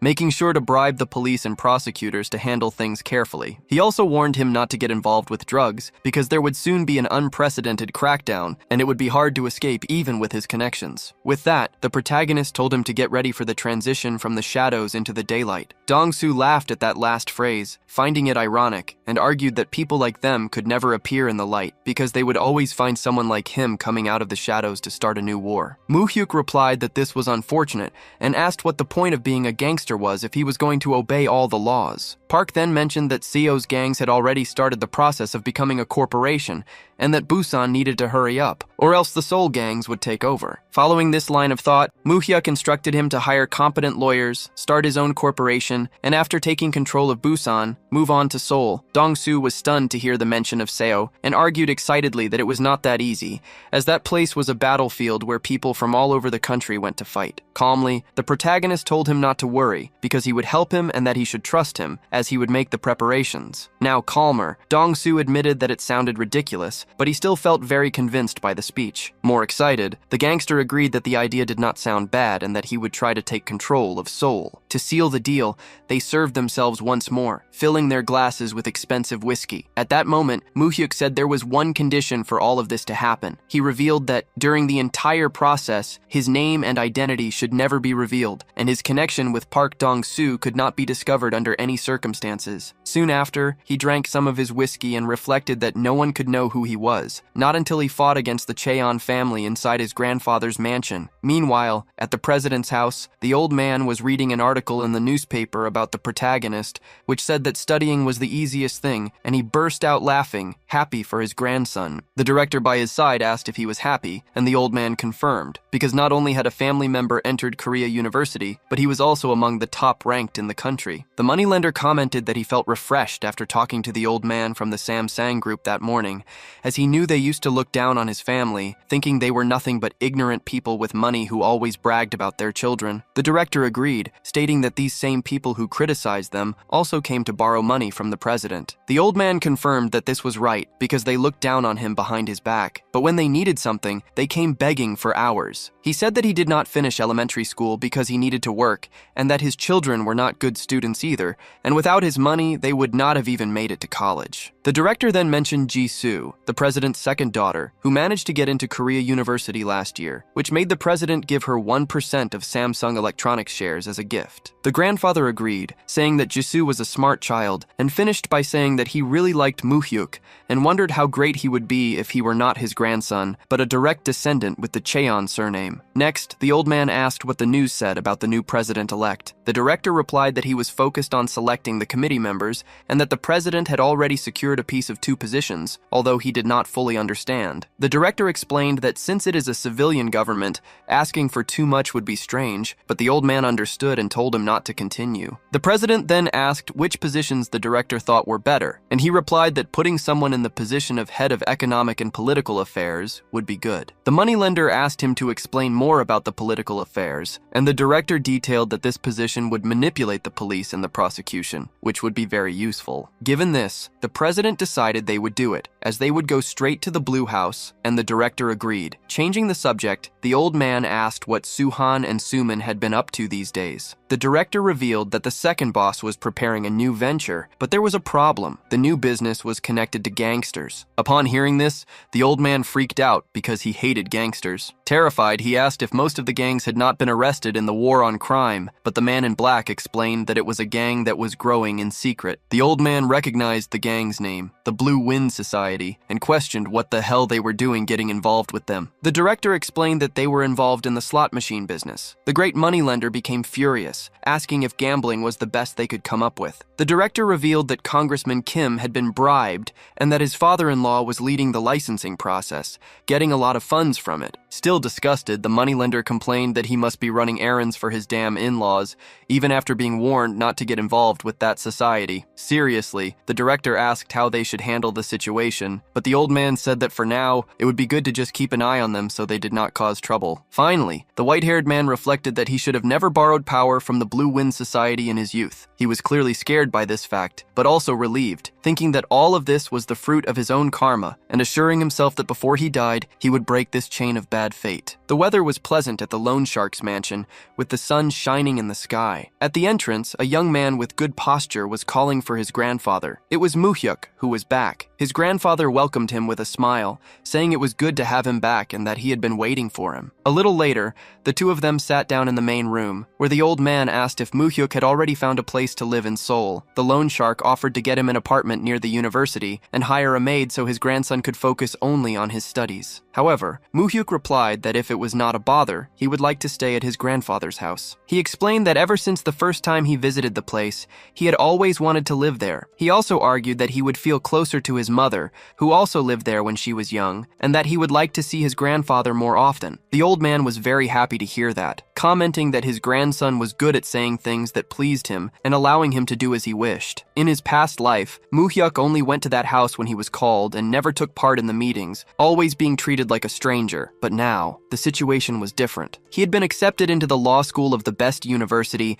becoming a source of pride for his grandfather, and naturally, being treated differently. While drinking his tea, the old man, curious, remembered that Moo-hyuk had kept his promise from 3 years ago to get into the law school at Korea University. Because of that, he wanted to know what his grandson would like to get as a gift. With a confident smile, knowing he had his grandfather in his hands, Moo-hyuk commented that he must be very curious, since he had called him right after graduation. The old man agreed, saying that his grandson's achievements were not something you could get just by wanting it, and that it was impossible not to be curious. Faced with this, the protagonist finally revealed his wish. He wanted to learn more about his grandfather's work. The revelation left the old man and the director completely stunned and speechless. Still in disbelief, the grandfather asked if that was really what he wanted, to learn how he worked, and Moo-hyuk confirmed that it was. The white-haired man then asked if his grandson was saying that knowing the kind of work he did, explaining that private loans were not just about lending and collecting money. Confidently, Moo-hyuk replied that he did not know much about the subject, but he was sure that his grandfather's work was not something ordinary, and that was exactly why he wanted to learn more. While the old man remained confused and thoughtful, Moo-hyuk thought about what he needed to take his grandfather's fortune and get revenge on the rest of the family. He considered asking for money, people, or property, but he realized that with his knowledge of the future, making money would not be a problem. The real challenge was that if he built up wealth that way, he would end up being exposed and his uncles would try to control him. At that moment, he still did not have the strength or power to protect himself, and the funds needed for the fight were hidden by his uncles. Therefore, his plan was to pretend to be interested, learn the business from his grandfather to win his trust, and then manipulate him as he wished. The great loan shark wanted to confirm one more time if his grandson really wanted to learn about his business. He asked if Moo-hyuk considered that a fair reward for a 3-year bet, since he could ask for something much bigger. In response, the protagonist argued that learning how to fish instead of being given the fish would be better for him. The old man lowered his head, thinking seriously for a moment, and then asked the director what he thought. The man in black said that it was too early, and that they should wait for Moo-hyuk to graduate from university. Impatiently, Moo-hyuk stepped in, saying that he did not have a great attachment to academic life,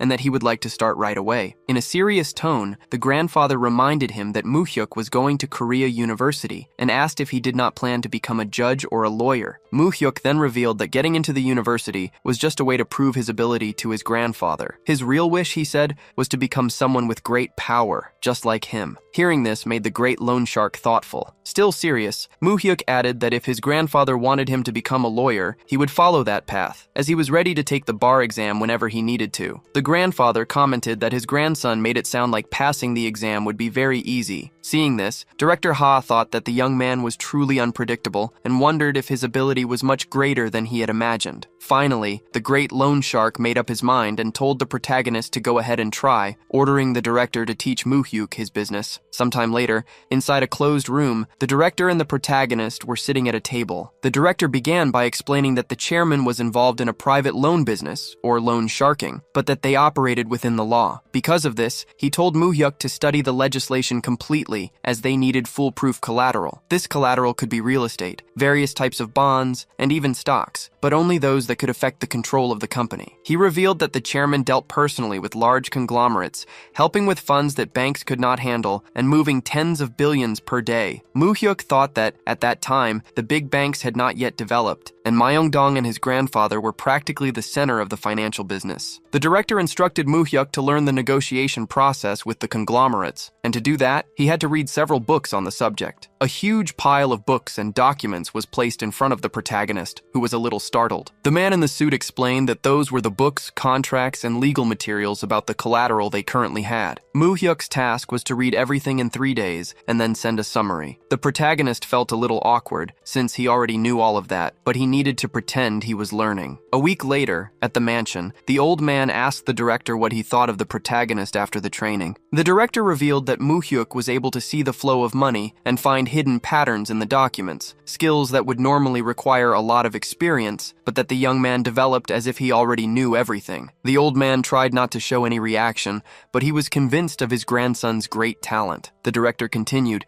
saying that they met with corporate representatives and Muhyuk was not intimidated at all, acting naturally and without needing any help. These words were like honey to the old man's ears. Given this, the director concluded that the protagonist could learn all the tasks he could teach in just a few days. Suddenly, the great loan shark asked if he could put Muhyuk in charge of the Myeongdong operations. The director was startled, asking if it was not a bit too early, and if the Myeongdong bosses would recognize him. Confidently, the grandfather argued that he had entrusted his business to his grandson and did not need their recognition. The director countered, recalling that even Chairman Cheon, Suman, and Suhan had a hard time dealing with those people, and he doubted the young master would be able to. The chairman then stated that they would have to face them eventually, so it would be better to do it sooner rather than later, and he asked the director to collect all the Myeongdong bank books. The old man was very eager to see what his grandson was capable of. Meanwhile, in a luxurious corporate building, one of his other sons received a call informing him that the protagonist was going to Myeongdong. He hung up the phone in silence with a doubtful expression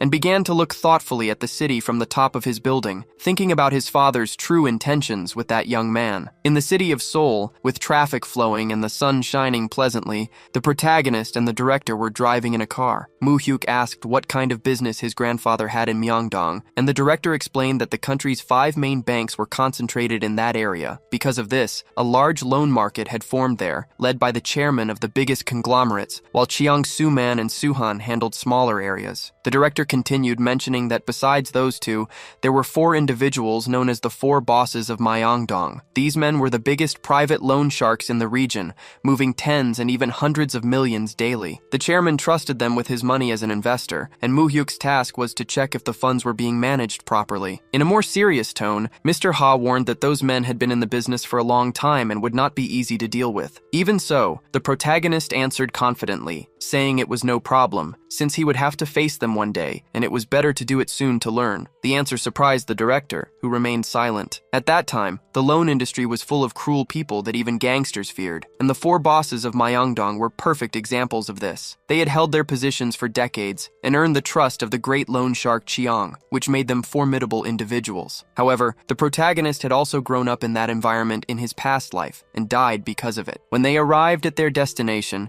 the two were greeted by one of the 4 bosses, who welcomed them in a friendly way. The man said he was looking forward to their visit and asked if the chairman was well, to which the director replied that he was. Then, the director introduced Muhyuk as the chairman's grandson. The young man nodded and introduced himself, and the boss extended his hand, introducing himself as Kim Ho-shik. He commented that he knew Muhyuk had gotten into Korea University, mentioning that he had also graduated from there. Keeping up appearances, the protagonist said he was looking forward to working with him, and then immediately sat down and asked to see the ledger. Surprised by his haste, Kim Ho-shik asked if he was going to start already, and suggested they have some tea first. Unfazed, Muhyuk refused, saying he was not used to that, and since it might take a while, he preferred to start with the ledger right away. The man then handed over the book, and the protagonist began to read it carefully without rushing. While he analyzed it, the boss offered him coffee and commented confidently that there would be no mistakes, as he had a degree in business administration. Muhyuk, however, was a little shaken when he realized that,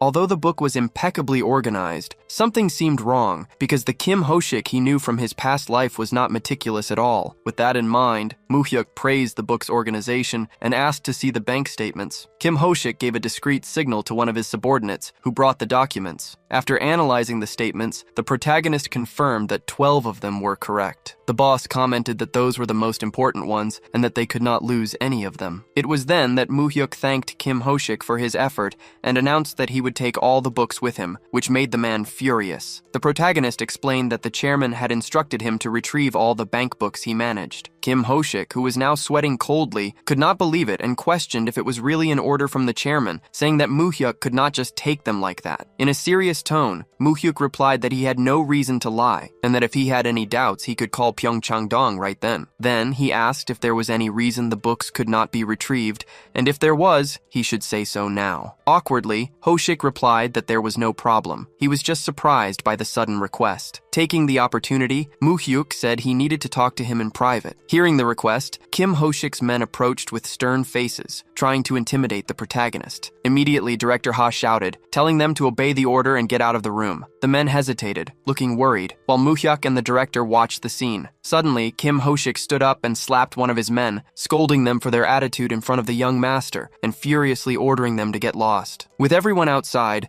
the boss apologized for his ignorant men and, lighting a cigarette, asked why Moo-hyuk was so serious about a private conversation. Ignoring the question, Moo-hyuk stood up with an intimidating look and said that since Kim Ho-shik was a servant, he should act like one. He continued, saying the man did not know how to read the room and was so stupid he could not tell things apart. Stunned, Kim Ho-shik stood up furiously, shouting that the protagonist was a little bastard who was a nobody. But Moo-hyuk raised his voice even louder, shouting for him to sit down. Outside, the men heard the shouting and became anxious. Moments earlier in the car, Moo-hyuk had asked Director Ha that no matter what he heard when they were alone, he should not enter the room. The director had expressed his concern, but Moo-hyuk replied that if he could not handle someone like Kim Ho-shik, he would never be able to face the chairman of the big corporations in the future. Because of this, the director was following the order and just listening from outside. Back in the room, Moo-hyuk told Ho-shik to stop acting tough, stating that he already knew he cooked the books to make a living. To a certain extent, he could overlook it. The man's expression was one of complete despair,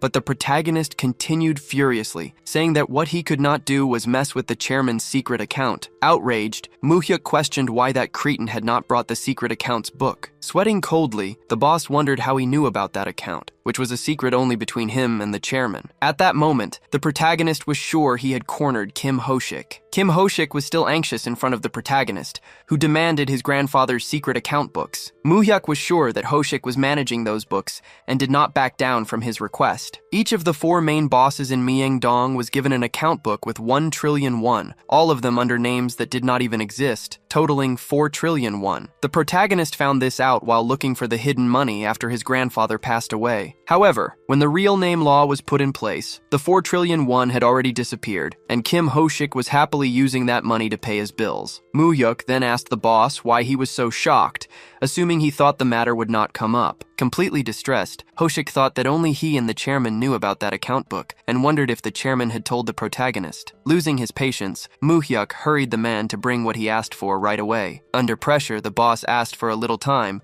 stumbling over his words, but Moo-hyuk stayed serious and said this was not something that needed time. Confident, the protagonist sat down in his chair and gave an ultimatum. If Ho-shik did not bring the account books in 10 minutes, he would have no choice but to report everything to the chairman. Still in shock, Kim begged Moo-hyuk to wait at least 1 month, asking it as a favor. Hearing the word favor, Moo-hyuk thought for a moment and replied that this was not how you should ask for one. Kim Ho-shik could no longer hide his desperate expression, so he got up from his chair and bowed before the protagonist, begging for more time. Having made up his mind, Moo-hyuk said he had 2 weeks to get everything ready and that not a single one should be missing. With a superior attitude, he asked if the boss understood. Ho-shik, looking up at the protagonist from below, felt relieved. Before leaving, Moo-hyuk warned him to keep that day's business between them and to be careful so the other bosses would not find out about anything. He asked once more if he was understood, and with a trembling voice, Kim said yes. Adopting a friendlier tone, Moo-hyuk said he had no problem with the ledger or the bank statements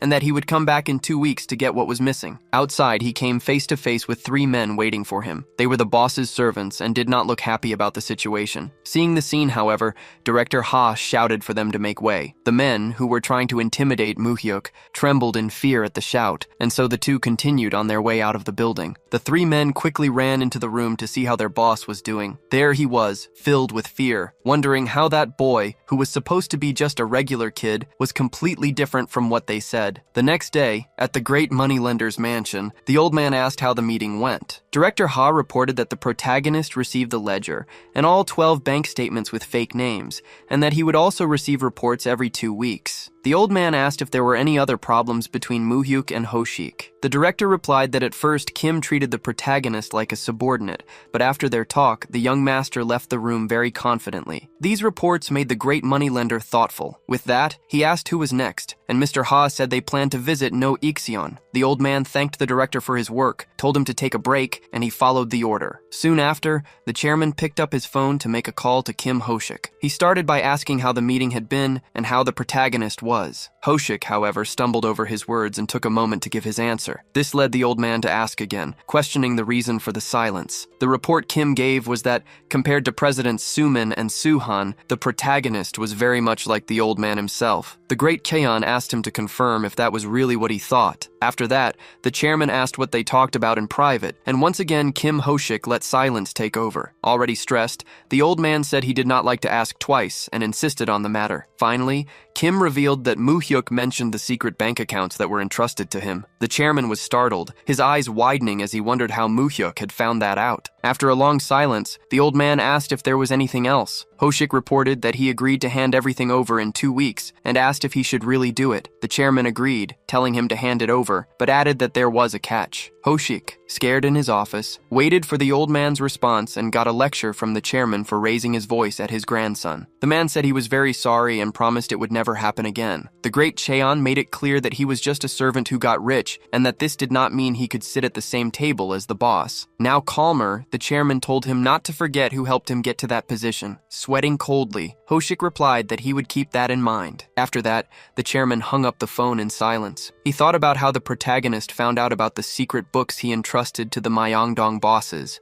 He also did not understand why he asked for them to be handed over. The old man thought that not even Suman and Suhan knew about the accounts. On top of that, he wondered how Moo-hyuk had convinced Ho-shik to hand them over. Then he remembered Kim's words, saying that the protagonist was very much like him, and with this information, he became very pleased. Another night passed at the great moneylender's mansion, and Moo-hyuk was thinking about the situation. He knew Kim Ho-shik's weakness, and wondered if the other Myeongdong bosses had also messed with the same bank book. His main concern was the 400 billion in the borrowed name account, which would disappear after the real name financial transaction system was implemented. Feeling restless, Moo-hyuk wanted to get his hands on that money without anyone finding out, as it would be a strong support for his fight against the Cheon brothers. However, he soon concluded that there was no way to get that cash before the real name system was announced. The next day, in one of the boss's offices, the current accounts and other documents were laid out on the table. After checking them, Moo-hyuk said everything was in order, and announced that he would be checking the accounts every 2 weeks, and also taking the bank books. With that, he asked the boss, No Insok, if he agreed, and the man agreed with the young master. Without wasting time, the protagonist asked if the man had any other bank books that belonged to the president. The boss tried to play dumb, but seeing Inseok's reaction, Moo-hyuk figured that Kim Ho-shik had not told him anything. So Moo-hyuk asked again if the boss had a bank book that the president had secretly given him, explaining that the president himself had asked him to get it. Sweating nervously, the boss said that only he and the president knew about that, and he would need to confirm with him first. The protagonist tried to sweeten his words, saying that Inseok could trust him, and that the simple fact he knew about the bank book meant the president wanted it handed over. Judging by the reactions of the two bosses, Moo-hyuk thought that the money did not disappear when the new system was implemented, and wondered if they still had the amount. Reflecting that all the bosses had huge loan companies in Myeongdong thanks to his grandfather, and yet they betrayed him, Moo-hyuk asked the man if he needed more time. Still scared, the boss promised to hand it over in 2 weeks, but then quickly reduced the deadline to just 1 week. Hearing this, Moo-hyuk felt relieved and even sighed a little. Full of himself, he said he would wait for 1 week and would not report anything to his grandfather. He knew his grandfather had done a lot for those men, but messing with the bank book was going too far. In a mocking tone, Moo-hyuk reminded him that his grandfather was still very healthy and told the man to be careful, arguing that when a dog bites its owner, you cannot just let it go. Later that day, the protagonist went to see another boss named Shin Sungul. He was a wrestling champion whom his grandfather had supported since childhood, and for that reason, he was the most loyal boss to the old moneylender. Moo-hyuk read the bank records carefully, but he was still suspicious. After he finished checking the bank books and the ledgers completely, he asked Sungul to give him the president's secret bank book. To Moo-hyuk's surprise, the wrestler did not even blink and immediately went to get the records. He walked over to a portrait of the president,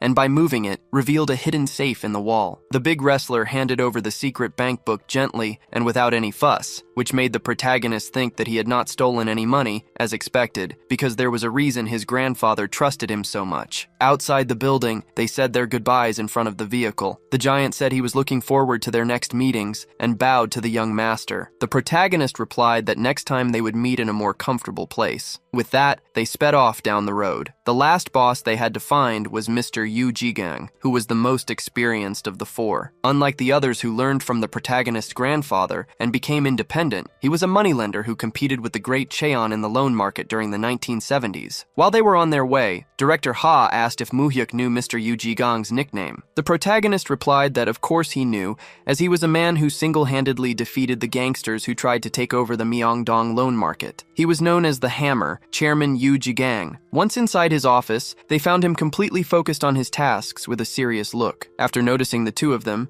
Jigang asked them to wait just a minute and offered them a seat. Director Ha did not like this attitude, finding it disrespectful, and made a move to confront him, but the protagonist remained cool and stopped Director Ha before he could do anything. Moo-hyuk sat down to wait while the last boss did not look away from his paperwork. Time passed and the hours in that room dragged on. Finally, Jigang got up from his chair, which made the protagonist and the director anxious for what was to come. He walked over to the two of them, apologizing for making them wait so long. He explained that with the ledger he needed to report to the chairman, he had to get ahead and clean it up properly, and that is why it took some time. Mockingly, he asked if the young master was not upset. With few words, the protagonist just said he would take a look at the documents. Adopting an offensive tone, Jigang said that Director Ha must be working very hard lately. He continued, saying that changing diapers while taking care of the child was complicated, but the protagonist showed no reaction. Without letting up, the boss said that the chairman was being too hard on the director, as he was not really suited for the job, and it must be difficult for him. Being even bolder, Jigang said that if the director could not train the protagonist, he should send him over whenever he wanted, as he would train him from A to Z. Staying firm, the director just told Jigang to watch his words, because that was the chairman's grandson. But unshaken, this figure said he did not understand why he had to be careful with a child, as just calling him young master should be enough. Trying to offend them, he said that old-fashioned role-playing like that was more suitable for loyal people like the director, and asked them not to try to force it on him, as he had been in the business for years. Now, trying to insult the protagonist directly,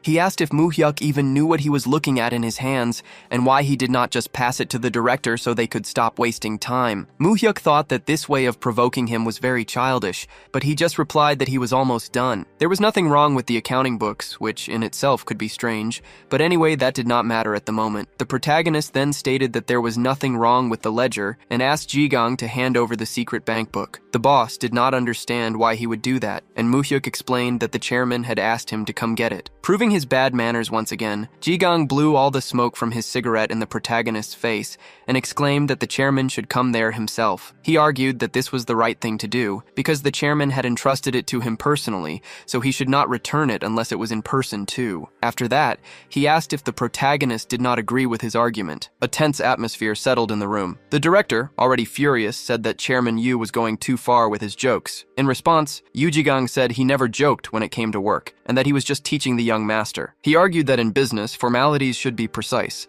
and asked if the director had not taught such things to Moo-hyuk. More offensively, the man with the scar questioned if the director was not taking things a little too easy lately. The director did not like hearing that at all, and was about to get violent. However, Moo-hyuk calmed him down, asking him to wait outside for a moment. Confidently, the protagonist asked Ha to get some air. The director agreed and said it was all right, leaving Moo-hyuk and the man with the scar alone in the completely silent room. Fed up with the delay, Moo-hyuk demanded that he hand over the secret bank book. Jigang was surprised. He said he could not believe they had told Moo-hyuk about that, and that the chairman was planning to trust him a lot. Even so, he did not care and kept insisting that the chairman come personally to get the book. To everyone's surprise, Moo-hyuk shouted Yu Jigang's name with all his might. The man, who hated being shouted at, asked how Moo-hyuk dared to do such a thing. At that moment, Jigang snapped. He shouted that since before the protagonist was born, he was the one who protected the chairman, walking around Myeongdong and cleaning up his messes. He stated that a brat like him could not raise his head and talk back to him. He continued, saying that the only person who could give him orders was the chairman himself, and that none of the sons could boss him around. Still extremely furious, Jigang declared that just because Moo-hyuk shared the same blood as the chairman,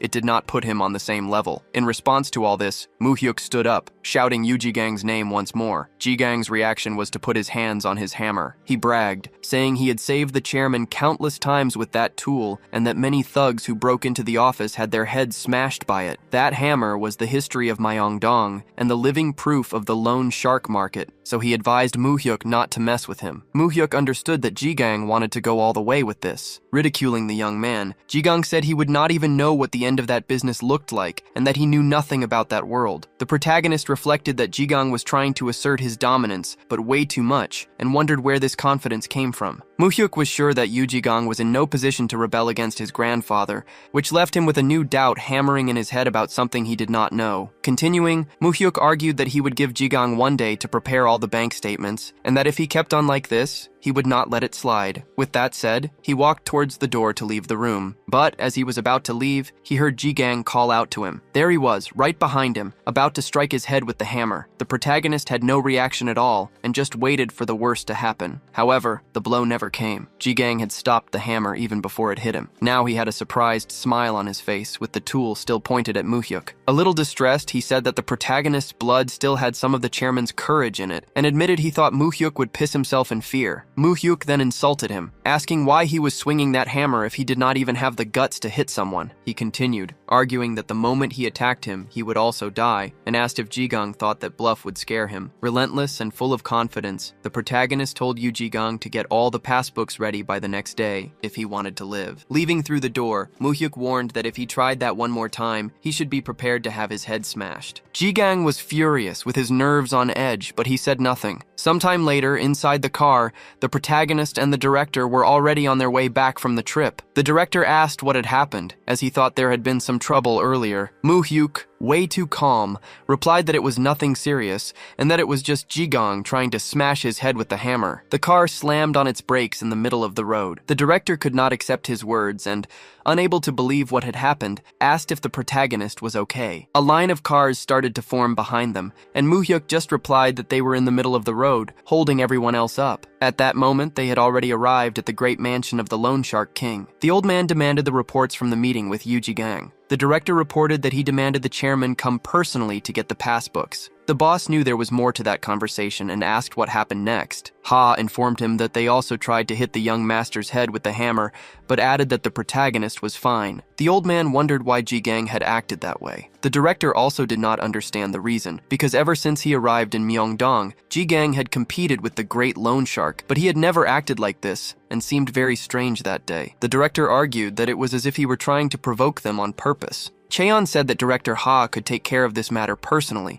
and that he should decide how to solve it to make sure there were no problems. The director understood, and said he would do his best. Meanwhile, Yu Ji-gang was in his car, talking on the phone, saying it was no big deal. He added that the protagonist was just a kid, and that he only tried to give him a little scare. Ji-gang said that the young man was not as impressive as he thought, and that the chairman's judgment seemed to be slipping. Suddenly, a speeding truck was about to hit the back of his car, and the worst happened, with Ji-gang getting into an accident. Sometime later, in an underground room, Ji-gang was tied up and gagged, not understanding anything. In front of him, there was the shadow of a man with a murderous aura, who revealed himself to be Director Ha. Ji-gang now began to tremble with fear, unable to say a word. He then noticed that the director was carrying a hammer in his hand, which made him despair even more. Swinging the hammer, the large man said that they should have a little talk. Tied up, the president struggled in despair, kicking his feet. The director pointed the hammer at him, silently intimidating him, and calmly removed the cloth covering Yu's mouth. Immediately,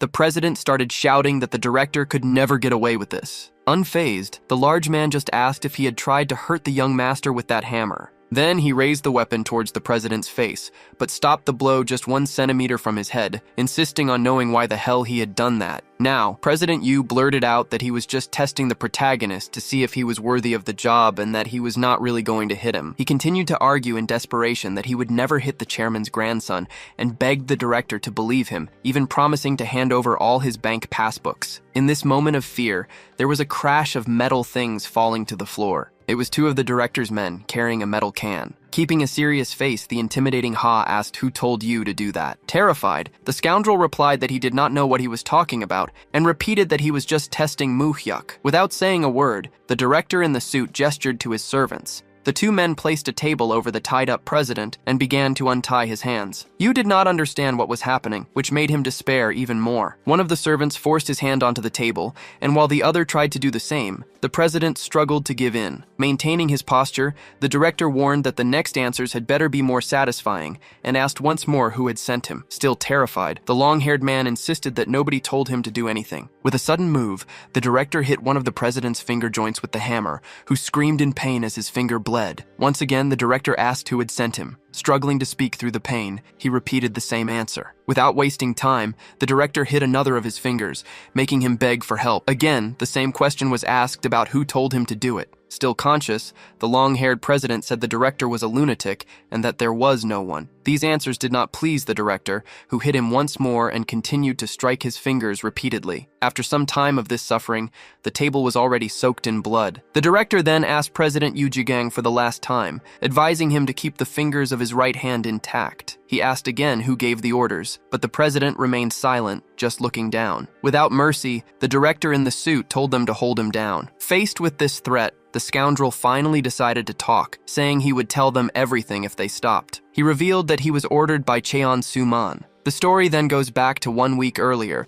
in a large, luxurious house where 4 presidents were gathered in a business room. A very important person was arriving, with many men bowing to him. Upon arriving, Cheon Soo-man greeted everyone, saying it had been a long time. The 4 presidents greeted him, bowing respectfully, and soon everyone was gathered in the room to start the conversation. One of the presidents asked why they were called there, and what the reason was for the 4 of them to be gathered. So Cheon Soo-man mentioned that everyone had heard about the new kid at his father's house. The fighter president asked if he was referring to the chairman's grandson, the son of the late Mrs. Misuk. Soo-man confirmed, saying the young man was learning to work with his grandfather and the director. One of the presidents commented that the young man appeared suddenly and was very attached to the old man, which could spread strange rumors. Soo-man replied that they were all like family members and that, although the Myeongdong Foundations continued the chairman's work, there were now rumors of another heir. A moment of silence filled the room, as all the presidents already knew what was coming next. Soo-man said he did not know how long his father would live, and that they should pay attention to this now, so as not to let some bastard from the streets come in and interfere with the chairman's judgment. The fighter president warned him to be careful with his words, as the great moneylender was still healthy. The man with the cracked mouth admitted he said something wrong,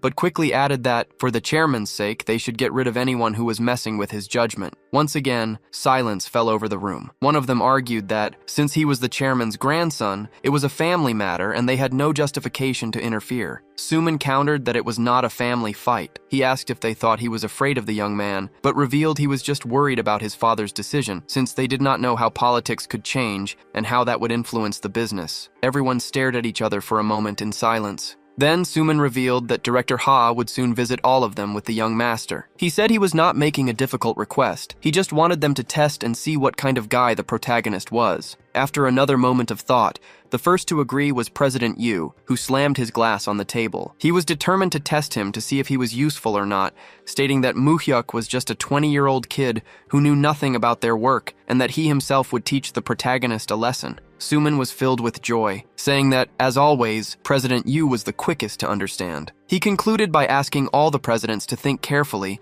as his father's time would not last forever, and left his dear nephew in their hands. The president was now aware that Soo-man was behind everything. A director reported that they tried to test the young master, and that, among them, President Jigang stepped forward, saying he would do it himself. The president then asked what had happened to Jigang, and the man in black replied that he was taken to the hospital for surgery and could no longer use his left hand. Hearing this, the president commented that the man had worked hard by his side for 30 years and ordered them to let him live so he could retire. Next, the director asked what the old man would do with the 2 Cheon presidents, and if that warning would be enough. But the old man, annoyed, said he would take care of them himself. Meanwhile, the Cheon presidents were discussing what happened to Jigang. One of them, scared, reported that Jigang's hands were crushed by a hammer, and now they both feared that the old man had found out everything. Suddenly, the phone next to them started to ring. The more malicious president answered furiously, but soon began to apologize. On the other end of the line, a voice said that the decision belonged to the chairman, who already knew Soo-man was with him. The man confirmed this. The great moneylender asked directly if Soo-man had asked the Myeongdong bosses to test Moo-hyuk. Soo-man stumbled over his words, trying to say he only ordered them to take care of him, but But the president, hearing the excuse, remained silent for a moment. Soon after, he exploded, saying that Suman should have matured a little by now,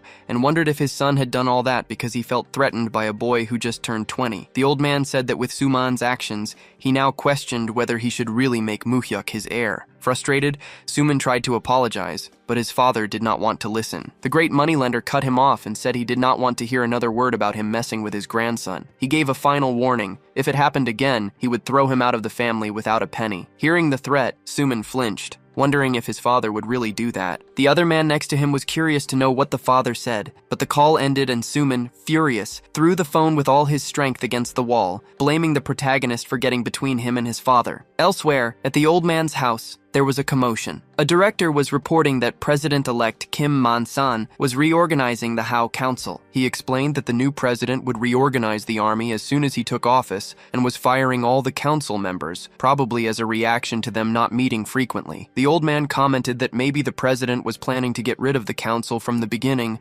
because even though they helped overthrow the military regime, they would not get far in the future. The old man then wondered if the military would just let that happen, since the country was theirs. In response, the director said that some were worried about the possibility of a coup. At that moment, the moneylender thought about this possibility and turned to Muhyuk, who was quietly reading a newspaper on the sofa, and asked what he thought about it. Muhyuk argued that the military would not resist at all, because the president had already replaced the cabinet and the security commander, who are the core of the military, taking only 4 hours for the reorganization. Continuing, Muhyuk said that even if he dealt with the ruling forces, they were a conservative regime, and besides the council, there were no other military members who would conform. He concluded by saying that the most important thing was that the people would not tolerate the military carrying out a coup to form a new regime. Hearing the analysis, the old man was very happy that Muhyuk was also interested in politics. Muhyuk then explained that politics was the biggest variable in his work, so he made sure to stay updated on all the small news, even though he already knew what would happen in the next 30 years. The president asked if there was another matter besides the council and what other plans the president-elect was promoting. The director reported that apparently no one knew what he was thinking, and not even the secretaries they had planted knew what the VIP was planning. Continuing, the man in black informed that the topic of the next main conference would be the war on corruption. Because of this, they would recommend the disclosure of assets of high-ranking officials, which would face great opposition considering the president's personality. The big money lender said he was already expecting this, but it was still a very big and sudden change, so he asked about the real name financial system. The bearded director answered that this was not mentioned at all, and that the economic sectors and large corporations could not get any information. Hearing this, the old man asked for the director's opinion. Mr. Ha explained that the expected reaction was that the side effects of a real-name financial system would take up to a year to show up, so it would probably only be implemented at the end of the president's term. He argued that after getting rid of the council and disclosing the officials' assets, implementing this financial system would only put an unnecessary burden on the president. Hearing this, the president turned around and asked for Muhyuk's opinion. He firmly stated that the real-name financial system would be implemented that same year, at any cost. Uneasy, the president asked what the reason for this prediction was. Muhyuk explained that the matter had been discussed since the 70s, but the political protests always failed. However, with the current president's personality, he was probably planning to finish the preparations in secret and announce it all as a surprise. At that moment, the president laughed out loud, saying that Muhyuk was smart, but did not understand how politicians thought. He stated that their fate was to be tied to political funds, and the moment the system was implemented, all their funds would be revealed. They would have no way to deal with it, and they could not get rid of the evidence in such a short time. Muhyuk agreed on that point, but he pointed out that they needed to prepare for the funds held in third-party and anonymous accounts. Noticing Muhyuk's genuine concern, the president reassured him, telling him not to worry because he had already divided and stored the money with trustworthy people. Seriously, Muhyuk told his grandfather that human greed has no end. He explained that with the seals and checkbooks, the borrowed names were not a problem now, but when the system was implemented, the president would no longer be able to access that money, which would create a big problem. The truth was that because of the real-name financial system, Muhyuk's grandfather had lost almost 1/4 of his wealth in borrowed and anonymous accounts in the past. The protagonist knew that the system would be implemented in August, and that without proper care, the president could lose huge amounts of money. As the old president remained thoughtful, he asked if Muhyuk really thought the system would be implemented that same year, and if it was just a guess. Muhyuk confirmed, saying that was what his intuition told him. He admitted it could be delayed until the beginning of the president's term, but it would not go past that summer. Suddenly, the president changed the subject and asked if Moo-hyuk had also found out about the bank books given to the chiefs of Myeongdong through his intuition. He pointed out that he never told anyone about those books and wanted to know how his grandson found out. Moo-hyuk was waiting for this question. He explained that when he took over the bank books, he noticed from the expressions on everyone's faces that something was strange. Continuing, he said that in a private space, he asked them directly, and it seemed like they were hiding something until they told him the truth themselves. His grandfather asked if all of this was also just his intuition,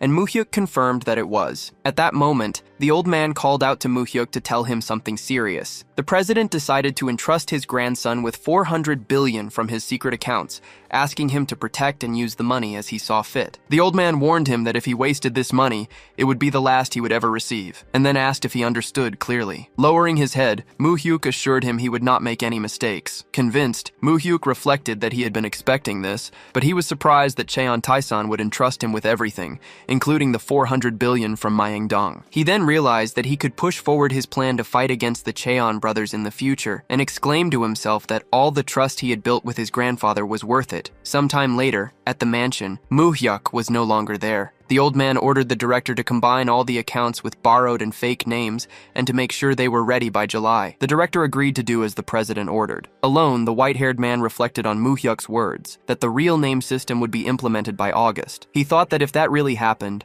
Moo-hyuk would prove to be a son born with a heavenly intuition for fortune. In February 1993, the president's inauguration ceremony took place. For the first time, he was a civilian instead of a military leader, starting what was called the civilian government. As soon as he took office, the president started several reforms, like dissolving the council and disclosing the assets of public officials. He was also preparing to launch the real name system. During that same time, at the Korea University admission ceremony, Moo-hyuk was on stage receiving an award from one of the institution's important figures, to the applause of everyone present. After the ceremony, Moo-hyuk was already outside with his friend Myung-soo, who found the whole event unbearably boring. Myung-soo asked what Moo-hyuk would do now, since classes only started the next day. Moo-hyuk replied that he was going to check out the library. This made his friend think it was strange and call him weird for wanting to study on the very first day. The protagonist just argued that since they were in college, they should at least get to know the library, but Myung-soo kept giving him a weird look. Surprised, Myung-soo commented that Moo-hyuk's accent was already very natural, even though he had not arrived in Seoul long ago. He asked if Moo-hyuk was trying to charm some girl.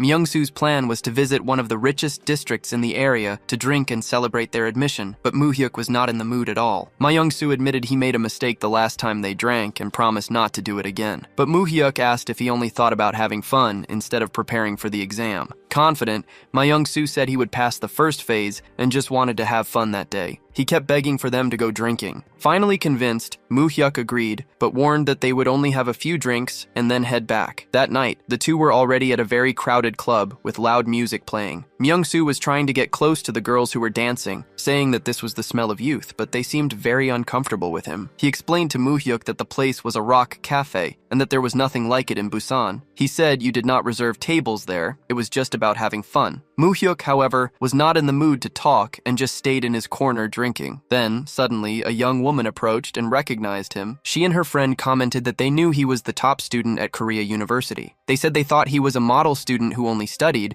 but they saw he also went to places like this. The young women introduced themselves as second-year students and mentioned they heard he got a perfect score on the exam. Flirting, one of them said that Moo-hyuk was even more handsome up close. She said she could not believe the country's top student had a face like that, so they asked to join him. A little unenthusiastic, Moo-hyuk said he did not mind, but warned that he planned to leave right after finishing his drink. Suddenly, Myung-soo interrupted, saying it was all fine and that they should have a lot of fun that night. With the music playing and the nice atmosphere, everyone gathered at the same table and started talking. The young women asked if they had been friends for a long time, and Myung-soo replied that they had been friends since they were kids. One of the girls noticed that Myung-soo was not from Seoul, and he confirmed he was from Busan. He asked if they had ever been to Gwangali Beach. The girl thought his accent was cute. The other one, who was near Moo-hyuk, asked why he was so quiet, but she quickly concluded that it made sense, because since he was handsome, he must be serious, and just looking at him made her feel good. At that moment, A man in a suit called out to Moo-hyuk, surprised to find him there. Moo-hyuk recognized the familiar voice and saw Ji-won. The young woman at the table also recognized him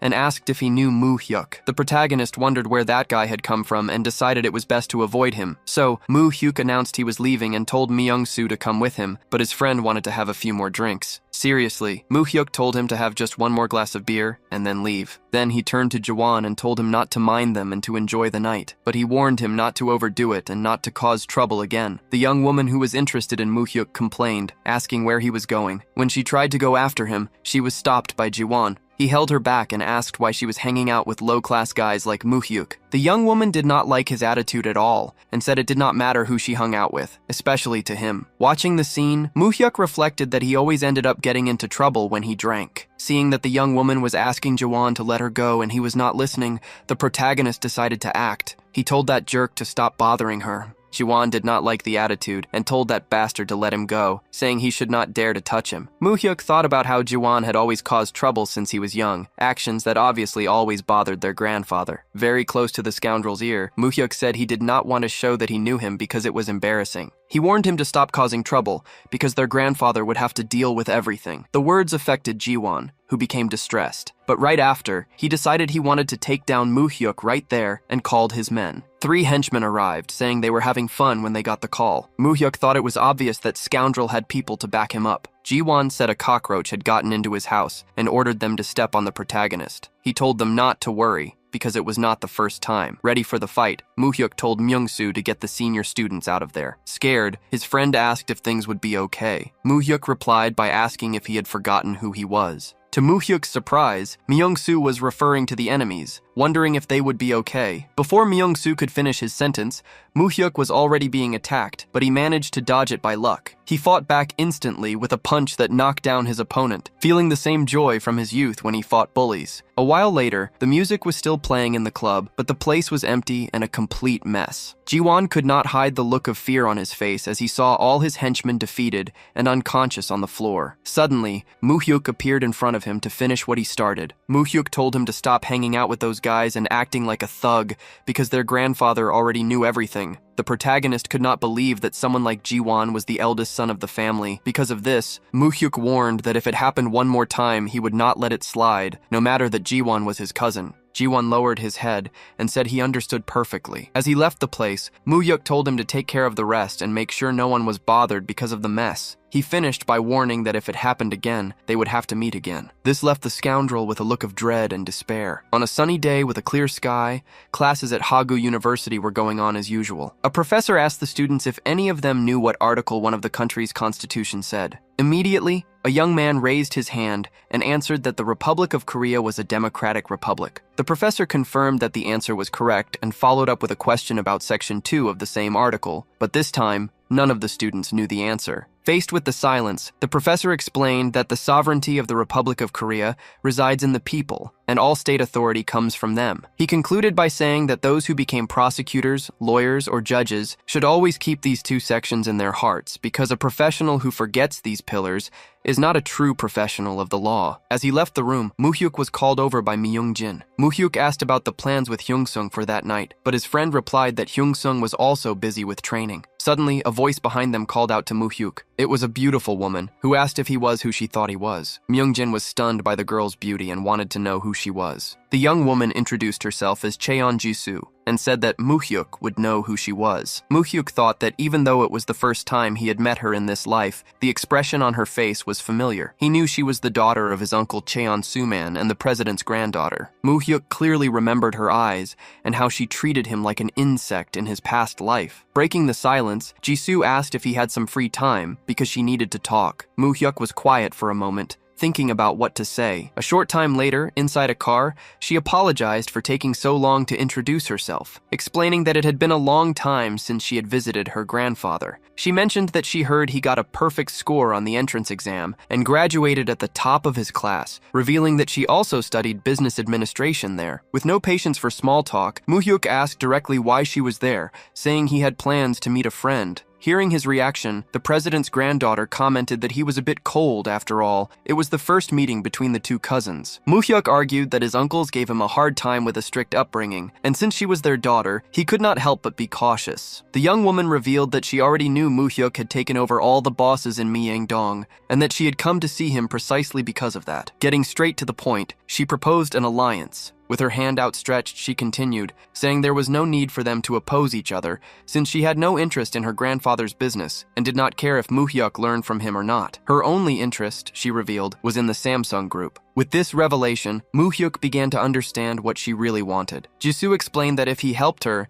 she would help him become his grandfather's successor. She said that before Moo-hyuk's arrival, Cheon Ji-won was destined to be the successor, but now things could change. The young woman described the situation as a fight between Moo-hyuk and her brother, and if they formed an alliance, she would provide him with useful data so he could win. Moo-hyuk did not believe Cheon Ji-won could do anything and said that she was overestimating her brother. However, Jisoo warned him not to underestimate him because he was the eldest grandson, and no matter how much their grandfather liked Moo-hyuk, he was still an outsider. She concluded that if Ji-won received support from the Samsung Group, anything could happen, so Moo-hyuk should be careful. Hearing this, Moo-hyuk asked what she wanted in return, because in an alliance there are always trade-offs. Jisoo revealed her condition. If Moo-hyuk inherited his grandfather's position, he would have to support her with the Samsung shares he would own. Moo-hyuk found it strange because to him, if Ji-won became the successor, he would support her anyway, since they were blood relatives. Hearing this, the woman started to laugh ironically, arguing that if Ji-won took over the business, he would probably try to swallow Samsung whole because he was too ambitious. Still suspicious, Moo-hyuk asked if she could really take over the Samsung Group with his support,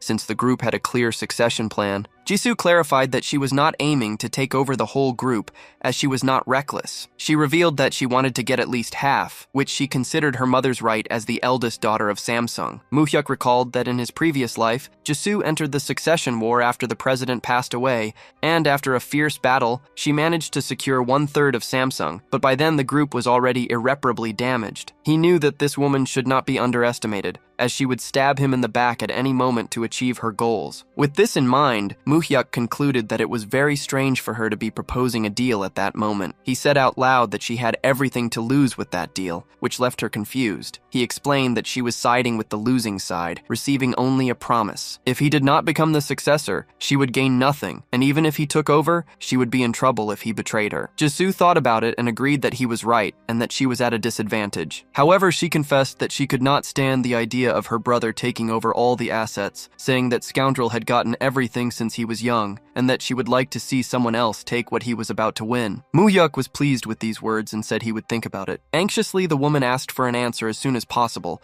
revealing that if he said no, she would have to find another way to achieve her goals. Soon after, Moo-hyuk got out of the car and the girl drove away. Myung-jin reappeared, looking for his friend. He asked who that slender girl was and got upset, complaining that only Moo-hyuk got the beautiful women. Moo-hyuk explained that she was just his cousin, whom he had just met. Hearing this, his friend could not hide his smile, already clinging to the idea that Moo-hyuk would be his brother-in-law. Meanwhile, Moo-hyuk remained thoughtful, remembering that in his past life, she did not even treat him like a human being. But now she was proposing an alliance that was extremely favorable to him. He wondered if this was an opportunity or a very dangerous trap. Back at the mansion of the big boss Cheon, his grandfather asked if Moo-hyuk had fun in his first class. Moo-hyuk replied that his cousin came to meet him, and his grandfather commented that since he had no siblings, he should at least get along with his cousins. To reassure him, Moo-hyuk said he decided to keep in frequent contact with her, although it was all part of his plan to get Samsung's assets. Then the big boss asked why his grandson asked to see him as soon as he got home. Faced with the question, Moo-hyuk got straight to the point. He talked about the 400 billion won in the secret account entrusted to him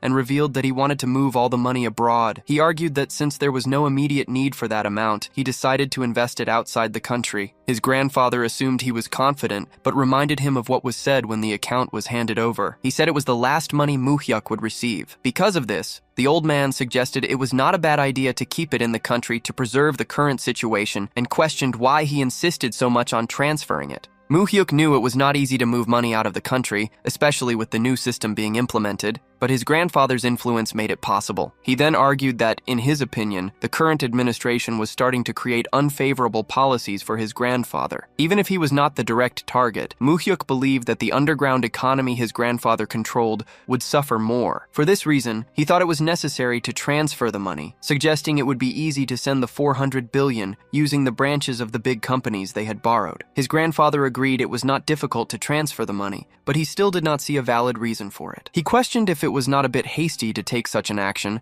because of policies that had not even been implemented yet. Insistently, Moo-hyuk said that since the money was entrusted to him, he earnestly asked for his grandfather's support. In his mind, he knew the approach seemed bold, but it was the best option, as he could not use all his knowledge of the future to persuade him. Suddenly, the big boss started to laugh out loud. He compared Moo-hyuk to his uncles, who could barely speak without stuttering in front of him, and said he did not know if his grandson was not afraid or if he was just full of spirit. The grandfather revealed that, thanks to Moo-hyuk, he had been laughing a lot in recent days, and for that reason, he agreed to transfer the funds. Taking the opportunity, Moo-hyuk asked him to transfer the entire amount of 400 billion and pleaded that for the next 7 years, he not be questioned about the money. The old man was surprised by his grandson's boldness, but Moo-hyuk confidently assured him that there was no chance at all of them losing the money. Faced with this, the big boss told him to do as he wished, and that he would ask the director to transfer everything discreetly to the United States. However, he warned one more time that if he lost the money, he would not get a second chance. Moo-hyuk stated that he understood perfectly. In his thoughts, he knew he needed the funds out of the country so that his uncles could not interfere in the future. However, he also knew that managing all that money alone would be a hassle, so he needed someone to do it on his behalf. It was then that he remembered the super ant, a true hunting dog for foreign investment firms. In the late 1990s, this man shook up the Korean stock market. During this time,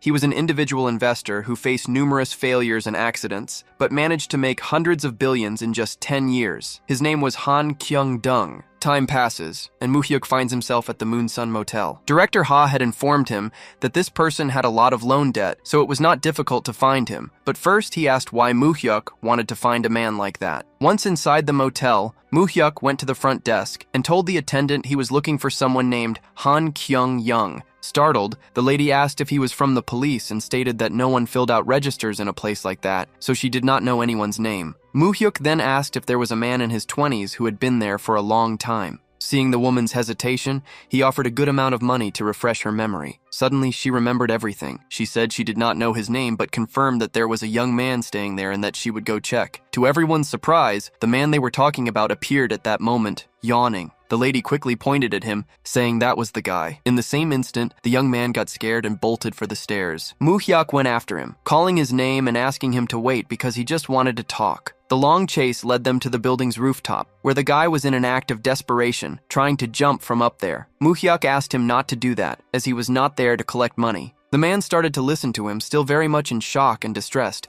while Moo-hyuk asked once more for them to just talk. Frightened, the great genius asked if he was not a loan shark. This question made Moo-hyuk stop and think because, technically, he was one too. Moo-hyuk and the great genius arrived at the Mi-kyung real estate agency. In front of the door, Moo-hyuk asked if this was the right place. But a frightened Han asked if he was sure, because the people inside were very scary. Moo-hyuk told him not to be afraid, since they were there to pay back their debt. When they entered the room, they saw two men having a meal. The men were startled by the visit and clearly did not like seeing Han Kyung-young. One of the guys, who had a big belly, walked up to Kyung-young and asked if he had come there to die. However, as soon as the man tried to grab Four Eyes, Moo-hyuk stopped him by firmly grabbing his arm. Without wasting any time, Moo-hyuk restrained the attacker, twisting his arm behind his back. Furious, the man shouted, asking who Moo-hyuk was and demanding to be let go. Confidently, Moo-hyuk replied that they were there to pay the debt, so he should stop making a scene and call his boss. Just then, the boss came through the door, asking what all the noise was about. When he saw Han Kyung-young, he was surprised. He commented that they had missed him while they were looking for him, and then immediately asked about the money. Moo-hyuk stepped in, stating he would pay the guy's debt,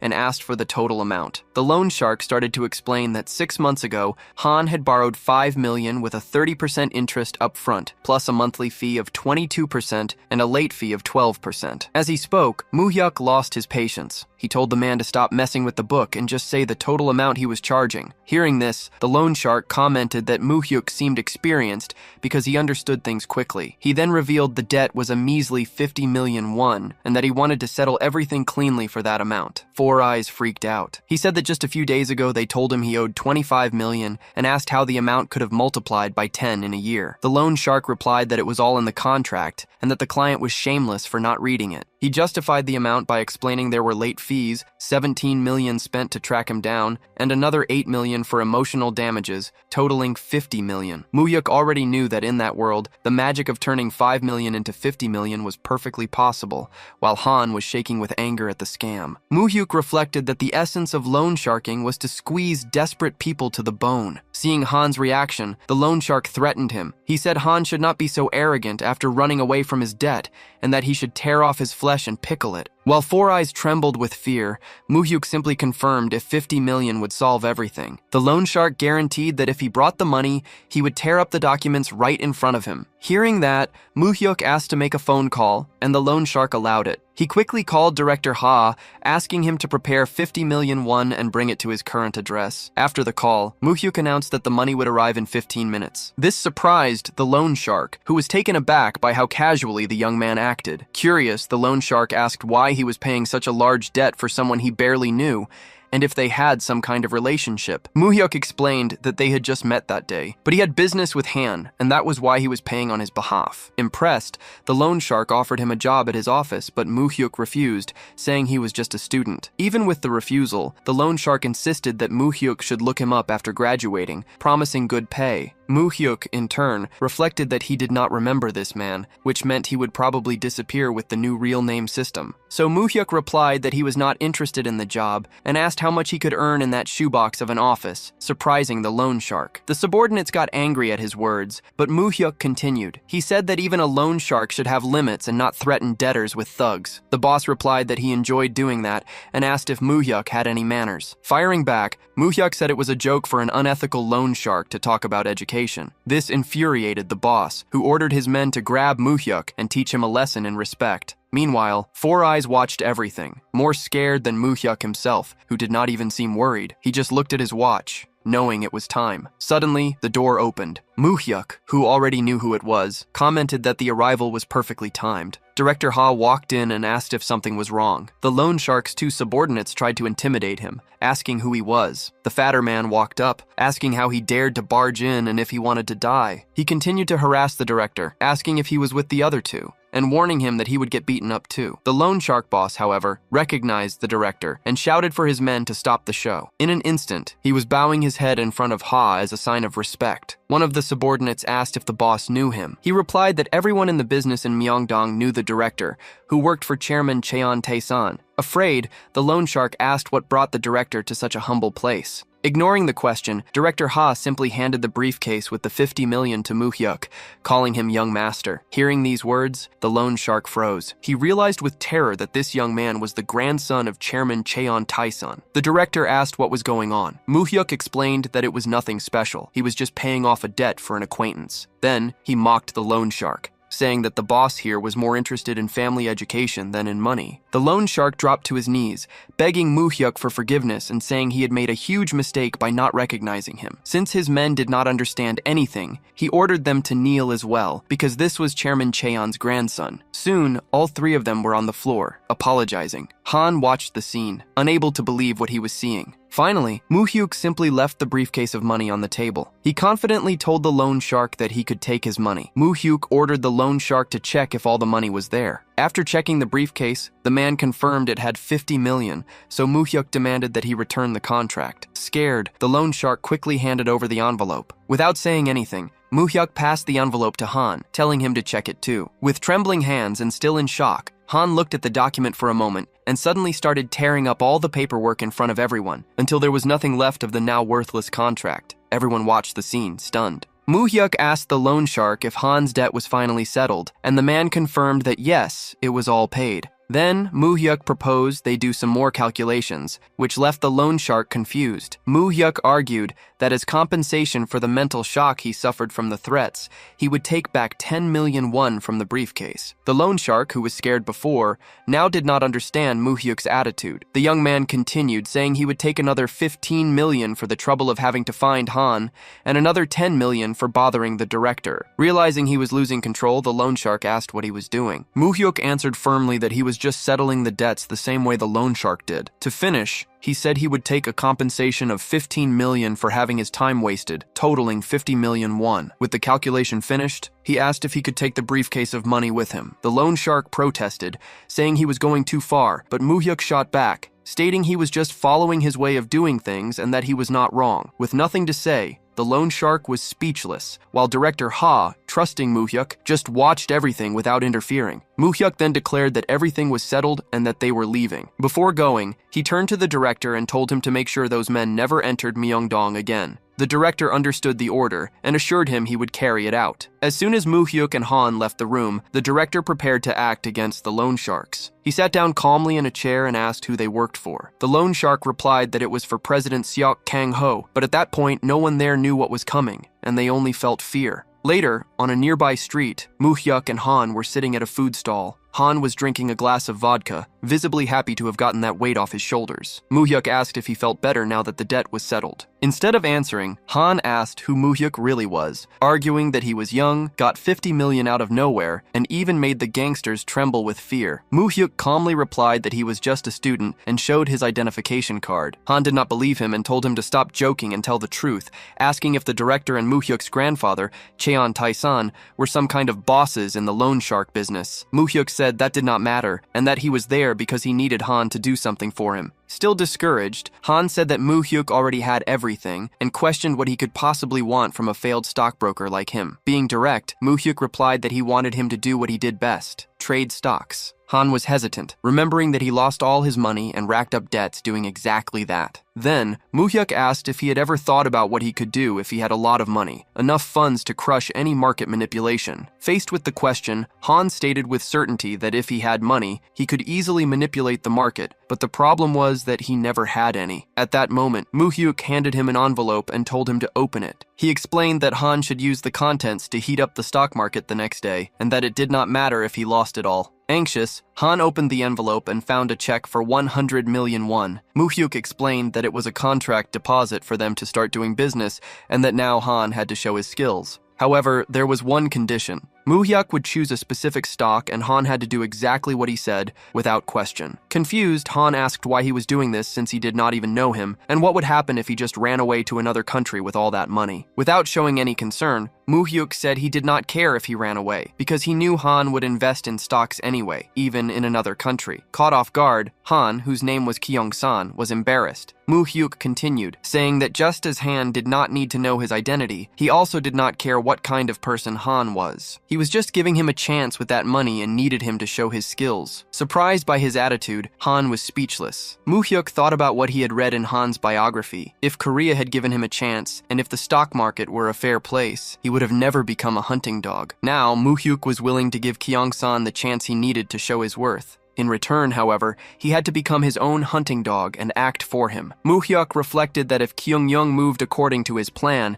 he would get enough capital to fight against his brothers. However, he knew that one piece was still missing to establish his kingdom, a physical force willing to fight for him. With that in mind, he wondered how Park Dong-soo, the great delinquent, was doing in Busan. On a regular night, the protagonist's mafia enemies were gathered in a nightclub. One of them, a fat man named Byun, disagreed with the plan to simply deal with Dong-soo and divide the territory. According to him, Dong-soo could have taken over all of Busan, but now he lacked good subordinates since all his top guys were arrested. Because of this, Byun believed that no one would fight for Park Dong-soo and that a quick attack was all it would take to eliminate him. However, a bald member of the group asked if they really had orders for that, arguing that they needed a good reason or the situation would turn into an all-out war that would ruin them. Even so, Byun assured them there was no reason to worry, as he himself received orders to keep an eye on Dong-soo and was determined to take over Busan. Meanwhile, in Busan prison, Park Dong-soo was talking to an older inmate, promising to manage everything very well until he was released. The prisoner, however, revealed that he planned to retire as soon as he got out because he was too old, and he told Dong-soo to take care of the business as if it were his own. The conversation was interrupted by a guard who announced that their time was up. As they said goodbye,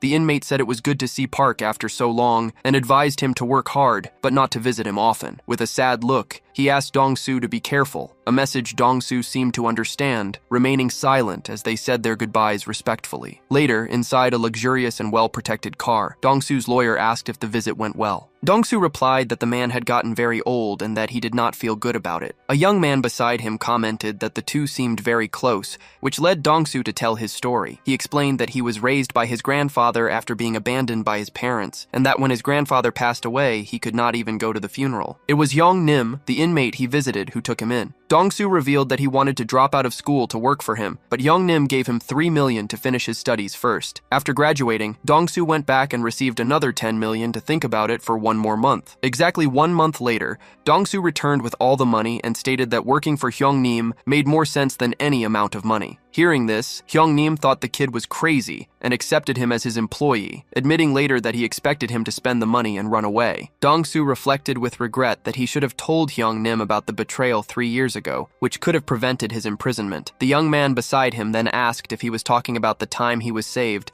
thanks to a student who told him everything that was going to happen. Remembering Moo-hyuk, Park Dong-soo cheered up, saying that kid was no joke and that he was looking forward to meeting him again, knowing that he was coming to Busan. Heading to the Sasyeong market, Dong-soo finally met Moo-hyuk again. They greeted each other, and Dong-soo commented that Moo-hyuk had grown a lot, joking that all the milk he drank really worked. After the formalities, with one asking if the other was doing well, Dong-soo introduced his lawyer to Moo-hyuk, who was seeing him for the first time. Getting back to business, Park informed him that turning the organization into a corporation was not a problem, and that he hired the lawyer just as Moo-hyuk had instructed. Getting straight to the point, Moo-hyuk asked how much of Busan he had already taken over and how much he thought was left to finish. Dong-soo replied that once they took over the Hyundai area, they would be almost done. They just needed trustworthy people to manage everything. He then questioned why Moo-hyuk was in such a hurry, since the deadline was 6 months. Moo-hyuk explained that with the war on crime in Seoul, large areas were in a power vacuum, but the organizations were already starting to regain control. The conversation, however, was abruptly interrupted when the door burst open and a man announced that they were under attack. He reported that the groups from Seomyeon, Yeonsandong, Bosudong, and Hadan had joined forces. Terrified, Dong-soo ran to the entrance and came face to face with the gangsters from the nightclub entering the place. They had already spotted him and were ready to attack. Park Dong-soo was stunned to realize he was being betrayed by his own allies. Confident, the gangsters asked how he had been, while Dong-soo, full of hatred and worry, prepared for the confrontation. The fight was about to start with all the gangsters gathered. The fat gangster, Sung-ho, quickly noticed that Moo-hyuk was also at the fight, but he did not care. He thought the situation would be more fun and felt very lucky. Meanwhile, Moo-hyuk thought about what was happening, as he believed that Park Dong-soo had already taken over all of Busan. In disbelief, Park could not believe that Sung-ho had betrayed him and asked who had ordered it. Byun Sung-ho replied that he did not take orders from anyone and that Dong-soo himself had caused this situation. This was true for everyone there who could no longer stand his tyranny. One of the traitors, a man with a mustache, said he was sorry for his actions, but still asked for understanding. Moo-hyuk thought that Dong-soo had been too kind to his subordinates, while Dong-soo himself wondered why they were doing this to him. They argued that they could not stand seeing him take over the entire Busan area, and said they also needed to make a living. The gangster felt terrible about the betrayal from his men, especially after all the kindness he had shown them. Suddenly, Dong-soo's lawyer shouted that he had called for backup and that they would take 10 minutes to arrive. Realizing the urgency, Sung-ho charged forward with a knife, saying he would end this quickly. Moo-hyuk remained calm and asked if Park wanted his help, but Dong-soo did not see the point and jumped into the fight. He landed a series of punches on one of the thugs holding a knife. When another one tried to surprise him with a club, Dong-soo took him down with a quick punch to the ribs, making him fall to the ground in pain and drop the weapon. The men still loyal to Park also jumped into action, punching their enemies. One of the traitors went after the lawyer with a pipe, but the lawyer's quick eyes caught him. With that, the lawyer stabbed the attacker's wrist and followed up with another cut on his leg, making blood spurt out. Still, Park and his lawyer were surrounded by the men who betrayed them. Dong-soo commented that his lawyer was very good with a knife and jokingly asked if he had spent time cutting sashimi. In response, the lawyer said he would not have been hired if he was just someone who scribbled with a pen. Amused, Park asked if he should pay him for this extra service, and the young man replied that he would not turn it down. Annoyed by their conversation, the fat gangster ordered his men to attack. Dong-soo then hurried, saying he would talk to his lawyer after it was all over, and went back to the fight. At that moment, he landed a solid kick on one of the guys, sending him flying, while the lawyer kept cutting everyone with his knife. Dong-soo was devastating with his fists, punching his enemies, but suddenly he was caught from behind and hit with a bat. With his face bleeding, he was about to take the final blow from one of his former subordinates. However, he managed to get up again and landed a solid punch right in his face. The man flew backward, dropping the bat, and when he tried to get up, Park was already there to stomp on him without showing any emotion. One of Dong-soo's allies worried about the wound on his head, but soon they were surrounded again. That is when the fat gangster finally attacked Park directly and stabbed him in the stomach, taking them both to the ground. Luckily, Dong-soo managed to stop the knife from going too deep, but a lot of blood was still coming out. The fat man told Dong-soo not to feel wronged if he killed him, because he had been humiliated in front of all those people. While he was giving his speech blaming Park, he got hit with a hard punch to the back of the neck and was thrown aside. It was Moo-hyuk who walked up to his ally and asked if he was okay. Dong-soo just replied that this whole thing was humiliating. Without giving up, the fat gangster filled with rage and got up again, holding his knife and heading toward Moo-hyuk. However, Moo-hyuk dodged easily. Furious, the man tried a series of attacks, saying that all of this was Moo-hyuk's fault too. Finally, he tried to stab Moo-hyuk one more time, but was easily stopped. Moo-hyuk landed a solid punch on his face, then twisted his wrist and finished him off with a kick right between his legs. In complete pain after failing all his attacks, he said that Moo-hyuk would not get away with this and that he would find him, no matter where he went. Moo-hyuk just grabbed him by the shirt and asked who he was, with a serious look on his face. The question made the fat gangster think about his own insignificant existence and Moo-hyuk's arrogance. Finally, Moo-hyuk finished the scoundrel off with a solid punch to the mouth, leaving him unconscious on the floor. One of Park's subordinates held him in his arms, asking if he was okay, but it was clear that Dong-soo was losing a lot of blood. Suddenly, the building was swarmed by several of Dong-soo's men, who quickly got the order to attack the invaders. The main group celebrated the arrival of the crew, saying it looked like everyone had shown up. In the end, Moo-hyuk's group came out victorious, leaving the mafia bosses kneeling before them. Dong-soo then asked the traitors why they had gone so far, reminding them that he had trusted them to manage the area so they could take care of their families. Despite that, they stabbed him in the back. The men's silence irritated Park, who demanded they speak up and explain why. One of the men, the one with the mustache, said with a smug look that he was sorry. Dong-soo ignored him and asked who was behind all of this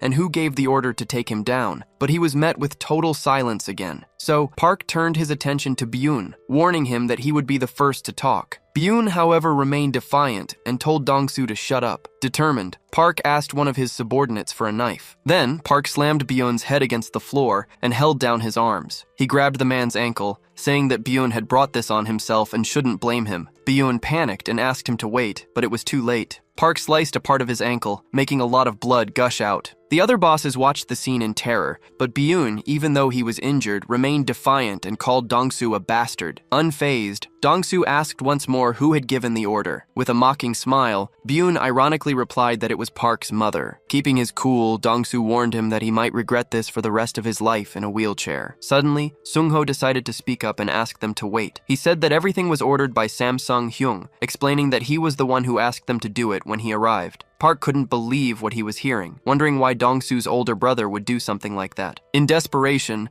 another one of the traitors confirmed the story, saying that Seo-seong came to them and ordered them to work under his command. Park was stunned, unable to accept the truth. The man then revealed the reason. Hyung was suspicious of Dong-soo because everyone else had been caught by the police except for him, which made him suspect that Dong-soo had sold them out. Furious at the revelation, Park sliced Byun's other ankle the same way he did the first one. A while later, when things had calmed down, Moo-hyuk sat down with Dong-soo in a room for a drink. Shortly after, the lawyer came in quietly and reported that all the injured people had been sent to the hospital and that the leaders would be monitored separately. Looking very dejected, Dong-soo asked if Moo-hyuk really thought his brother tried to betray him. He didn't understand why, since he was taking care of everything so there would be no problems, including his sister-in-law and their families. Moo-hyuk, however, however, already knew everything because of his memories from the future, where Saseong killed Dong-soo and framed him for his crimes. That's why he stated that if they left Saseong alone, this kind of thing would happen again. He explained that Dong-soo's gentle approach was what allowed the henchmen to act that way. He said Dong-soo needed to figure out who was on his side and get rid of the others, making sure they couldn't come back. Dong-soo was lost in thought, so Moo-hyuk suggested they organize the move first. Dong-soo took offense, saying that Moo-hyuk didn't know Saseong, whom he considered a father. Moo-hyuk replied coldly that no father would order his own son to be killed. He went on to say that the gangsters of that era didn't care about loyalty, and that Dong-soo was the last one clinging to an outdated romanticism. Moo-hyuk finished by saying it was obvious Saseong had sent him away,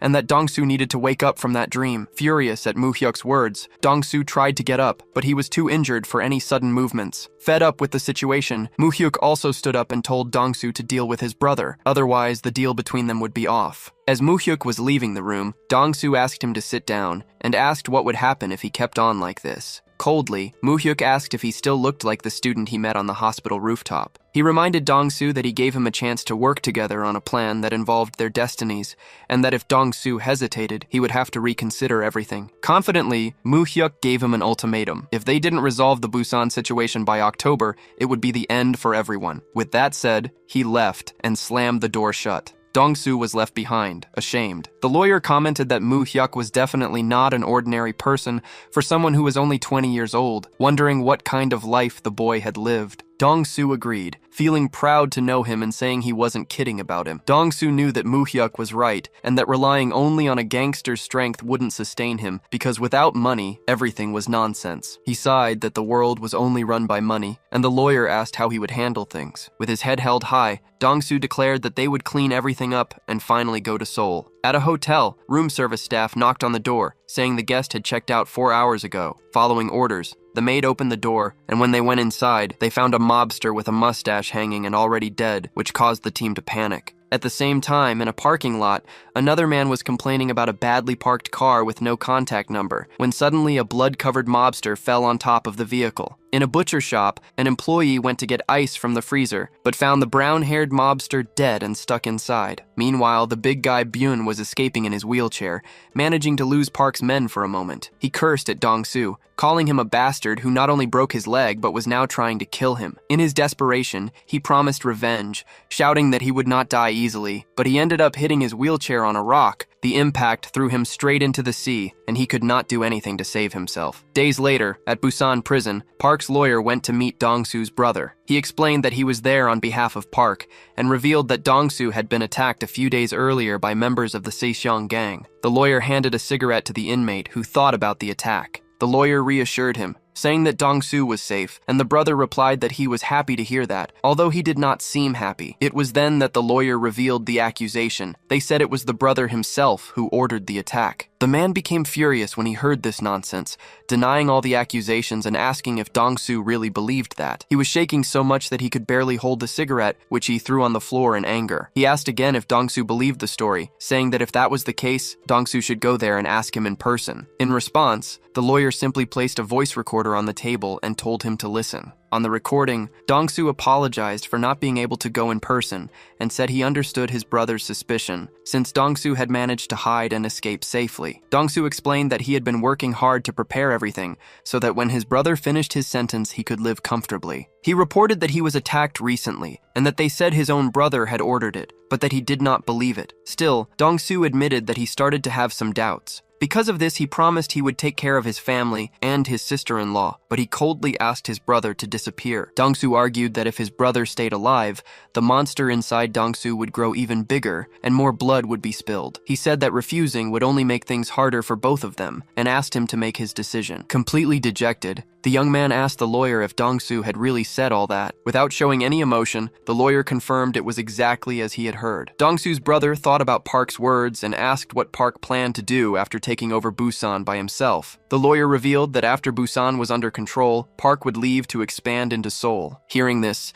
the young man could not believe it and suddenly started laughing very loudly. saying proudly that his brother was the real boss. He stood up, asked the lawyer to tell Dong-soo he was sorry, and with a blank look on his face, asked Dong-soo to take care of himself and also take care of his family. On a rainy day, Dong-soo was thoughtful in his office when his lawyer arrived with the news that his brother had died the day before. Dong-soo's sadness was noticeable, but he did not let it show and remained strong. Soon after, in a nightclub and in another building, Dong-soo's men surrounded their enemies to eliminate them. The enemies who were ready for a fight said that the bastard was already there. Their leader, an older man, shouted that Sa-seong died because of Park and that he still wanted to take over Hyundai. Dong-soo did not care and replied that the man talked too much for his age and told them to get on with the fight. The fight began with the old man calling Park an ungrateful dog that bites its own master, while Dong-soo's men went straight to the attack. A short time later, everything was over, according to plan. Dong-soo was in front of the sea, taking his shots, when his lawyer arrived to report that the cleanup in Hyundai was complete. He congratulated his men on a job well done and poured a glass for his lawyer, seeming relieved that things were falling into place again. At that moment, with a sad look in his eyes, he called the lawyer by his name and asked if he would be embarrassed in front of Moo-hyuk again. At the great moneylender's mansion, the grandfather asked Moo-hyuk if he had predicted the government's recent strange moves. Tae-san explained that dozens of high-ranking officials in finance and economics had suddenly disappeared, supposedly taking vacations or on trips, but none of them had actually left the country. He added that he suspected they were doing something in secret, since not even the head of economic affairs he had infiltrated knew what was going on. Moo-hyuk, on the other hand, was already aware of the situation and knew that a real-name financial system would finally be implemented. Moo-hyuk also knew that some chaebols and financial companies noticed the strange atmosphere, but without the economic officials, they had no way to find out the details. When his grandfather asked, he replied that it must be a new real-name financial system and that they were preparing everything in secret. Worried, Tae-san agreed it was possible, since a policy like that would have to be prepared secretly. He then asked what Moo-hyuk thought and expressed his opinion that the announcement would be made in the next New Year's speech. Moo-hyuk, however, disagreed, stating that with the president's personality, there was a high chance he would push the measure through by August. Surprised, Tae-san questioned if that was not too soon, since August was the following month. Moo-hyuk explained that the timing of the announcement was the most important part of the new financial system, so it had to be announced when it was least expected. These words left the old moneylender thoughtful. Still, he insisted it was too early, as this was one of the presidential election promises, and it would not be easy to get it approved in the assembly. Moo-hyuk guessed that the other chaebols probably reached the same conclusion as his grandfather, and that is why they would all be caught by surprise when the new system was implemented. Moo-hyuk predicted that in less than a week after the announcement, the measure would pass the National Assembly without a vote, with unanimous support from the parties. Realizing this, he asked if they should not get ready by sorting out the third-party and anonymous accounts. The grandfather replied that, as he had advised last time, the anonymous accounts were almost ready, but the third-party ones would take more time because of their large scale. Moo-hyuk knew he could not convince his grandfather completely, but with just the anonymous accounts, he would save a significant fortune, avoiding a loss as big as in his past life. Tae-san then confirmed that the 400 billion won were sent to America and that the director laundered the money without any problems, making Moo-hyuk thank him deeply for everything. At that moment, the grandfather asked if Moo-hyuk had forgotten about the plans he had for that day. He reminded his grandson that if he was going to deal with chaebols in the future, he needed to understand how they thought. For that reason, he would meet the person who was the living history of Korean chaebols, and should go and learn as much as he could from him. Later, inside the car, Moo-hyuk told director Ha that at the end of that year, he would send Han Kyung-young to America, and that the director should transfer all the money from the United States account to him. The director asked if this person was trustworthy, as the full 400 billion won was a lot of money. Moo-hyuk then revealed that he was going to create an investment company, hold a large part of the shares, and make sure Han Kyung-young was rewarded for his role. Director Ha understood and said he would transfer the money as soon as the order was given. A question, however, was on Moo-hyuk's mind, and he asked who exactly Director Ha was. Not understanding the question, the director remained silent. Moo-hyuk explained that Ha was like a wild card who could do anything, perfectly executing everything Tyson asked. He added that he knew the director was behind the disappearance of President Yoo Jae-gang from Myeongdong. Coldly, the man replied that when the chairman gives an order, he does not ask why and just obeys, as that was his oath. Moo-hyuk noticed that the man had absolute obedience. Still curious, he asked if the director would carry out a meaningless order, giving the example of an order that could get him killed. Without a second thought, the director said that if he were ordered to, he would obey without any problem. Not satisfied, the protagonist asked what he would do if his grandfather ordered him to kill his own grandson. Remaining cold and calculating, Ha replied that if he were ordered to, he would have to obey. At that moment, Moo-hyuk understood what kind of person the director was, remembering that even in his previous life, he had been loyal to his grandfather, and after his death, disappeared without a trace. With this understanding, Moo-hyuk said he had a favor to ask. When the director allowed him to ask, Moo-hyuk asked him to introduce him to someone like himself. He explained that he wanted someone who would follow whatever his orders were without question, a person he could count on and trust. The director got the message and said he would arrange things for him. A little later, they arrived at the mansion of the great chaebol, Chairman Song. The man received them with a pleased look, saying he was curious to see what the smart grandson the chairman could not stop bragging about was like. He added that he could not refuse the meeting, but he was not sure if he could teach him anything more. Gently, the protagonist replied that just hearing his life story was valuable, as he was the living history of Korean chaebols and the economy itself. Hearing that, Song seemed embarrassed and commented that if he had to choose a man he could trust, it would be Cheon Taesan, the young man's grandfather. He then recalled the time when Taesan seemed invincible until the moment he stumbled in 1972, when the government, through an emergency decree, froze and demanded the repayment of private loans. This measure was devastating for the loan sharks and marked one of the worst periods for the economy. The policy, which forced creditors to disclose the origin of their funds, was so drastic that it could only have been implemented under a military regime. Song Yong-ju noted that the young man was well informed and agreed that such a measure had only been possible in that context. He added that this was the reason for the creation of the large business families, which would later be known as chaebols. At that time, during the Cold War, there were many capital-intensive development projects. To finance production, these companies borrowed money from loan sharks and also accepted government contracts to run their businesses. The young man observed that the government had put an end to this practice,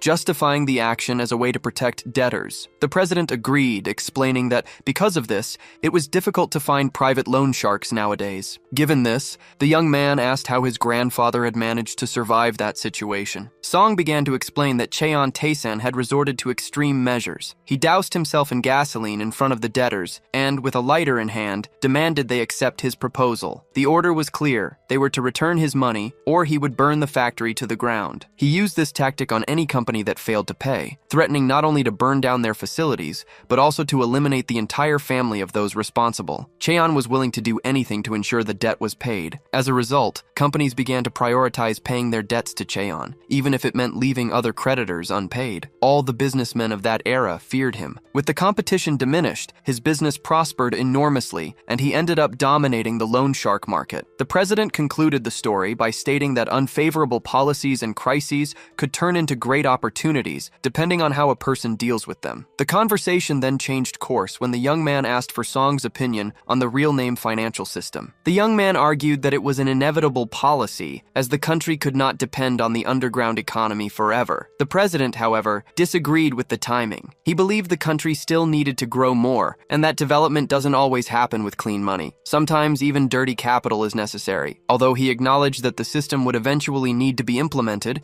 he predicted that when it happened, it would create immense chaos. In his view, not even a military regime would be able to impose such a measure, and it was likely that the country's president would hesitate a great deal before making that decision. The protagonist then asked if an event like that would lead South Korea to bankruptcy, and if, amidst such a scenario, there would be an opportunity for him to make a fortune. He pondered that, even if such a situation caused suffering for many, it could allow others to prosper. The old man, in turn, asked if he was referring to a national collapse and bankruptcy, to which the young man replied that it was just a hypothesis, but that it wouldn't be many years before something like that could happen. President Song expressed his conviction that South Korea would not collapse. However, he admitted that if an opportunity like that arose, he would seize it, because if he didn't, someone else would surely make a lot of money. He explained that the economy worked that way. While one person loses, another profits predatorily, because in capitalism, no one ever wins equally. Hearing this eased the uncomfortable feeling the protagonist had,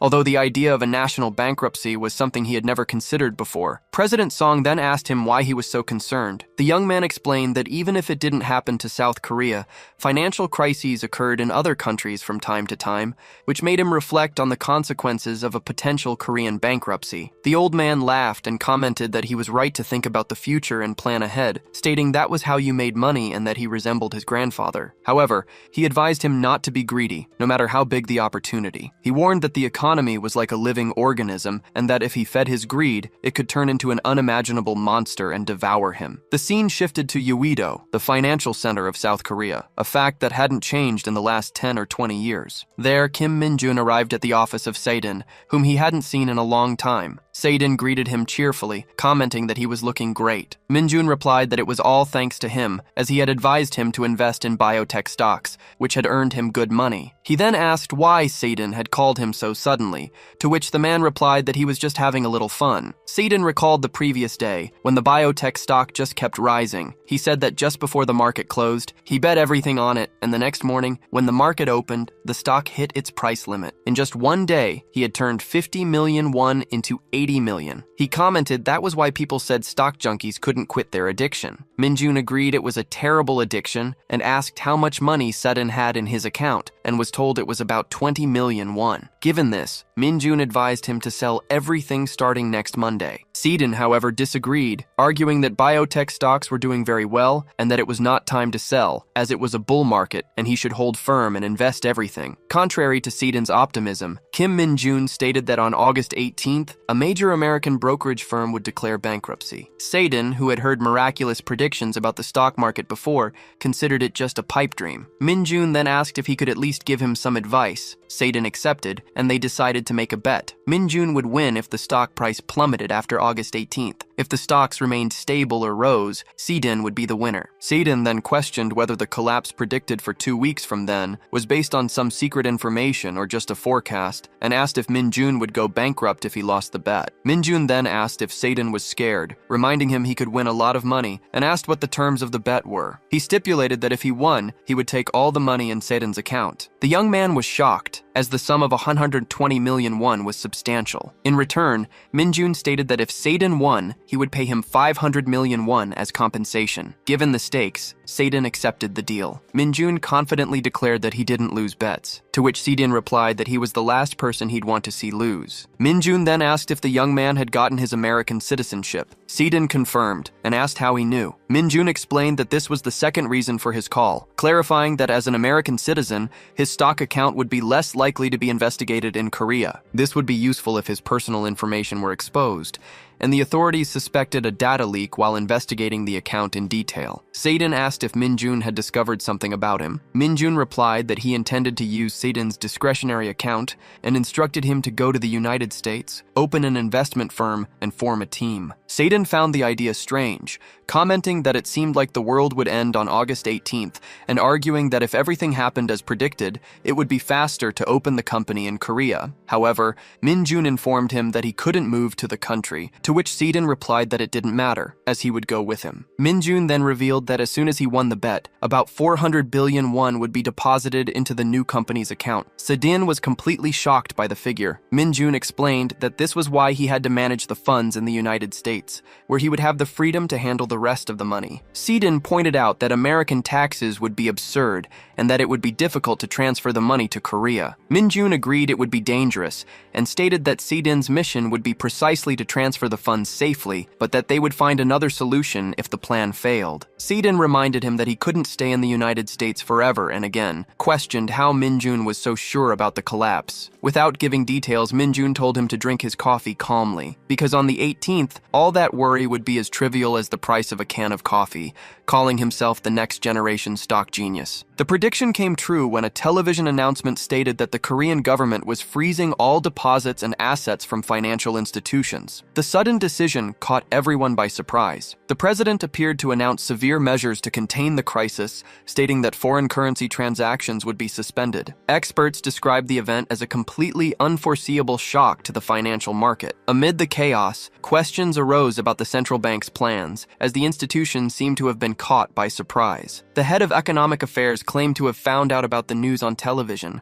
along with the rest of the population. It was not revealed who else in the upper echelons had approved the decision. Elsewhere, it was confirmed that all main and reserve accounts, totaling over 100 billion won in the name of foreign shell corporations, had been frozen. The head of the central bank declared that no one could be trusted and wondered how the plan could have been executed without their knowledge, calling in the National Tax Service and the financial police to investigate. While the financial group leader kept his cool but insisted on the need for action, Min-jun was explaining to a superior that he had no inside information and that everything had been based on a prediction. He explained that his analysis was based on market trends and the finance minister's personality. He even claimed that anyone could have guessed it, as the measure was part of the administration's platform from the presidential election. The man he was speaking to argued that it was impossible to predict the exact timing of the announcement, but Min-jun replied that was where his hunch had made the difference. He revealed that he had read the minister's book of policy proposals, which made it obvious that the announcement would happen around that week. The man agreed that Min-jun was right, recalling that the minister was known for his haste. He expressed concern about the impact on the global market, but Min-jun simply advised him to take care of his health, as the tide of the world had turned. The boss then authorized Min-jun to take control of operations from the next day, with the strategy of not making large investments while the market remained unstable. It was revealed that although many shell companies had been blocked, Min-jun had managed to transfer and save a considerable portion of the funds. Thanks to this money, saved with the help of Min-jun and the American authorities, they obtained the necessary collateral to open a new large-scale investment firm. Kim Min-jun asked if the plan was to use the funds and accounts in the United States to make investments. His boss confirmed that it would be inevitable,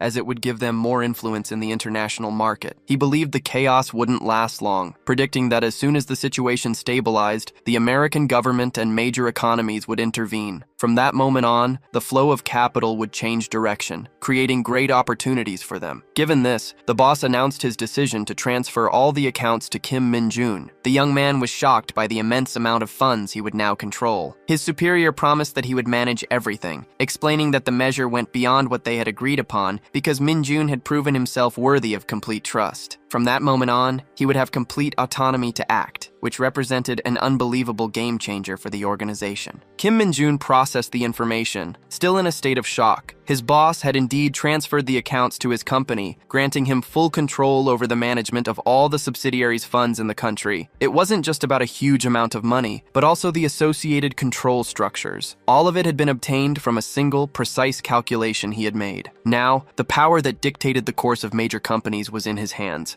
a fact that left him with an almost manic expression. The scene changes to the facade of a luxurious building at night. Inside an office, a man in a suit stands before another, who is seated in an armchair. The man in the armchair, the chairman, demanded answers, asking where the missing individual had gone and if the financial crisis wouldn't be disclosed to the market the next day. The subordinate, identified as Lee Seong-min from the JS Group's strategic planning team, replied that he was very sorry and that he never imagined the person would disappear like that. The chairman questioned how the billions were being handled, aware that they would find a way to cover up the situation anyway. Lee Seong-min reported that there had been no contact from the fugitive. Leaning forward, the chairman yelled, questioning if that was all his subordinate could do, and stating that he was too old to be given a scolding. He couldn't understand how they had let themselves be fooled by a brat. Lee Seong-min simply said he was sorry and had no excuses. He then reported that about 300 billion in funds had disappeared. He explained that they had managed to act in time to trace them to the initial bank accounts, but lost the trail when the money was moved to anonymous accounts. The chairman ordered that if there was anything they could get from those accounts,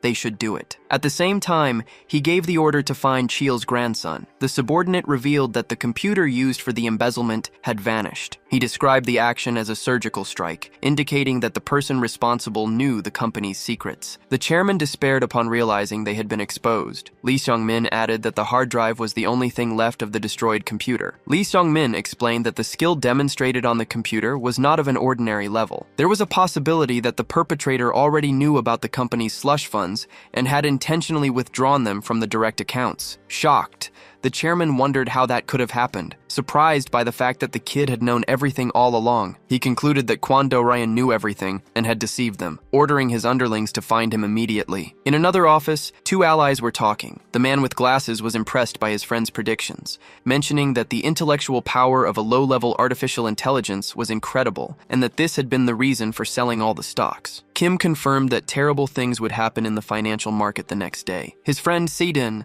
asked how he knew that, to which which Kim replied it was just a hunch. The man with glasses found the answer absurd, recalling that this hunch had made him remove 150 accounts. He questioned if that was really just the power of a low-level AI. His friend replied that a brilliant mind doesn't forget what it sees, but assured him that he had erased all traces and that they could rest easy. He predicted that after the market plummeted the next day, the JS Group's stocks would fall. The stock market and prices in general would collapse in the morning, bankrupting the small companies that depended on the JS Group. The man with glasses asked if they would gain a lot from the situation, and his friend confirmed they would, as long as they bet on the fall of the stocks that would plummet in the morning. The man with glasses confessed he hadn't imagined his friend was planning to risk everything they had for this new opportunity. Kim then instructed his friend to open a stock account in his own name the next morning. He was to use that account to invest in the stocks that were going to fall. His friend, surprised, asked if he was doing it on purpose, and if he had any idea what 10 billion won represented in common stocks. Kim stated that the stocks would start to plummet from the next day on. The strategy was to sell all the high-performing tech stocks at the limit price. As soon as the price dropped to its lowest,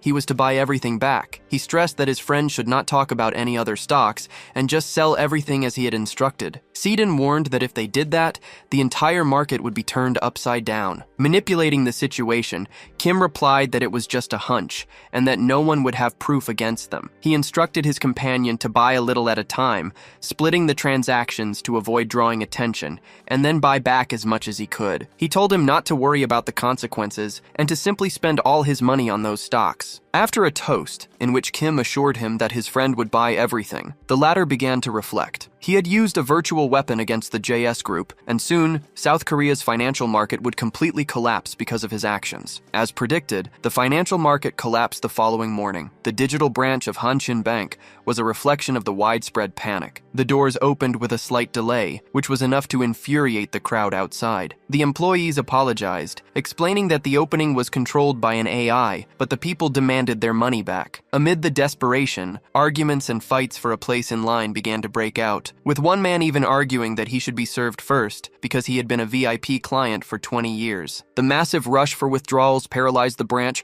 marking the first major storm to hit the country since the crisis began. Chaos spread through the Korean Stock Exchange, where the boards displayed a dizzying drop, all in red. As soon as the market opened, more than 1,800 stocks hit their lower price limits, leaving the nation in a state of shock. From his office, the protagonist watched the city and understood that the real game had just begun. He and his partner had decided to turn this global crisis into an opportunity for themselves. Shortly after, his partner entered the room, visibly exhausted. Nervous about what they had done, he began to clean his glasses as he reported to the protagonist that the market had been a total disaster. The drop was so severe that trading had to be suspended several times. He believed the market would turn into complete chaos, with people going crazy in the streets, and mentioned that the government had already declared a state of emergency to try to contain the panic. He confirmed that he had used the 10 billion provided by the protagonist to buy everything he could. He admitted it was terrifying to try to acquire free-falling stocks without knowing what would happen, because even with his friend's prediction, the risk remained extremely high. Finally, he asked the hero if they could really profit from such a scenario. Without answering directly, the protagonist simply said that he had done a good job and should get some rest. The partner confessed that dealing with billions was extremely stressful, stating that his heart was in his throat and his hands wouldn't stop shaking. The protagonist then asked if he no longer wanted to be part of the plan. The man with the glasses replied that, for him, playing the stock market was the most fun thing in the world. Thanks to the protagonist, he had gained a lot of confidence and was already starting to relax. With the task completed, Moo-yuk instructed him to go back to the computer, as they needed to act fast before the market shifted, and that he would take care of the rest. Moo-yuk announced his plans to found an unusual investment firm, funded entirely with his own money. He was already registering a corporation to handle everything and manage the investments, which was the top priority at the moment. His companion asked what the purpose of all this would be, and Moo-yuk explained that the firm would be the vehicle for the hard work that lay ahead of them. The man with the glasses found the idea of an investment firm to be ordinary, since most of them operated in a similar way. The protagonist agreed, but told him not to worry about conventional work. He intended to create the equivalent of a private jet that would take them to the top of the world. For a moment, his partner imagined himself aboard a luxurious and exclusive plane, drinking wine to celebrate their success. Excited, he came back to reality and swore his loyalty to Moo-yuk, promising to follow him to the end and asking never to be abandoned. He added that the the only conditions for them to part ways would be if Mu-yuk himself left him for finding things too difficult, or if he betrayed him. Then he asked if he could choose the company's name, and the protagonist agreed. He suggested the company be called Dream High Investments, and that they should dream even higher. Meanwhile, the money collected from the Myeongdong cryptocurrency market had vanished without a trace. The closing of the stock exchange sent new shockwaves, and public anxiety caused the Myeongdong loan market to freeze. The loan sharks who lost billions of won got a taste of hell. The situation was no different for the district chiefs. In a meeting, one of them was yelling at an employee, questioning how he had failed to recover the money even with the help of criminals. Another chairman warned the others that if they couldn't move the account in 4 days, they would have no way to pay the interest rate. The situation was critical not only for the company's accounts, but also for personal ones, as withdrawals were impossible from both. The district chiefs concluded they needed to contact the IT team again to find a way to regain access. One of them reported that the system wasn't responding, and while they searched for a solution, they decided to keep their composure in front of the people present. Amid the tension, one of the men asked who was on their way, and another chairman chided him for forgetting. After all, it was Chairman Wu's grandson who wished to meet with all the Myeongdong chiefs that day. The general suspicion was that he was coming to try and inherit the position and place them under his command. The financial crisis was personal for many, like one of the Myeongdong men who saw the money he had painstakingly saved for 10 years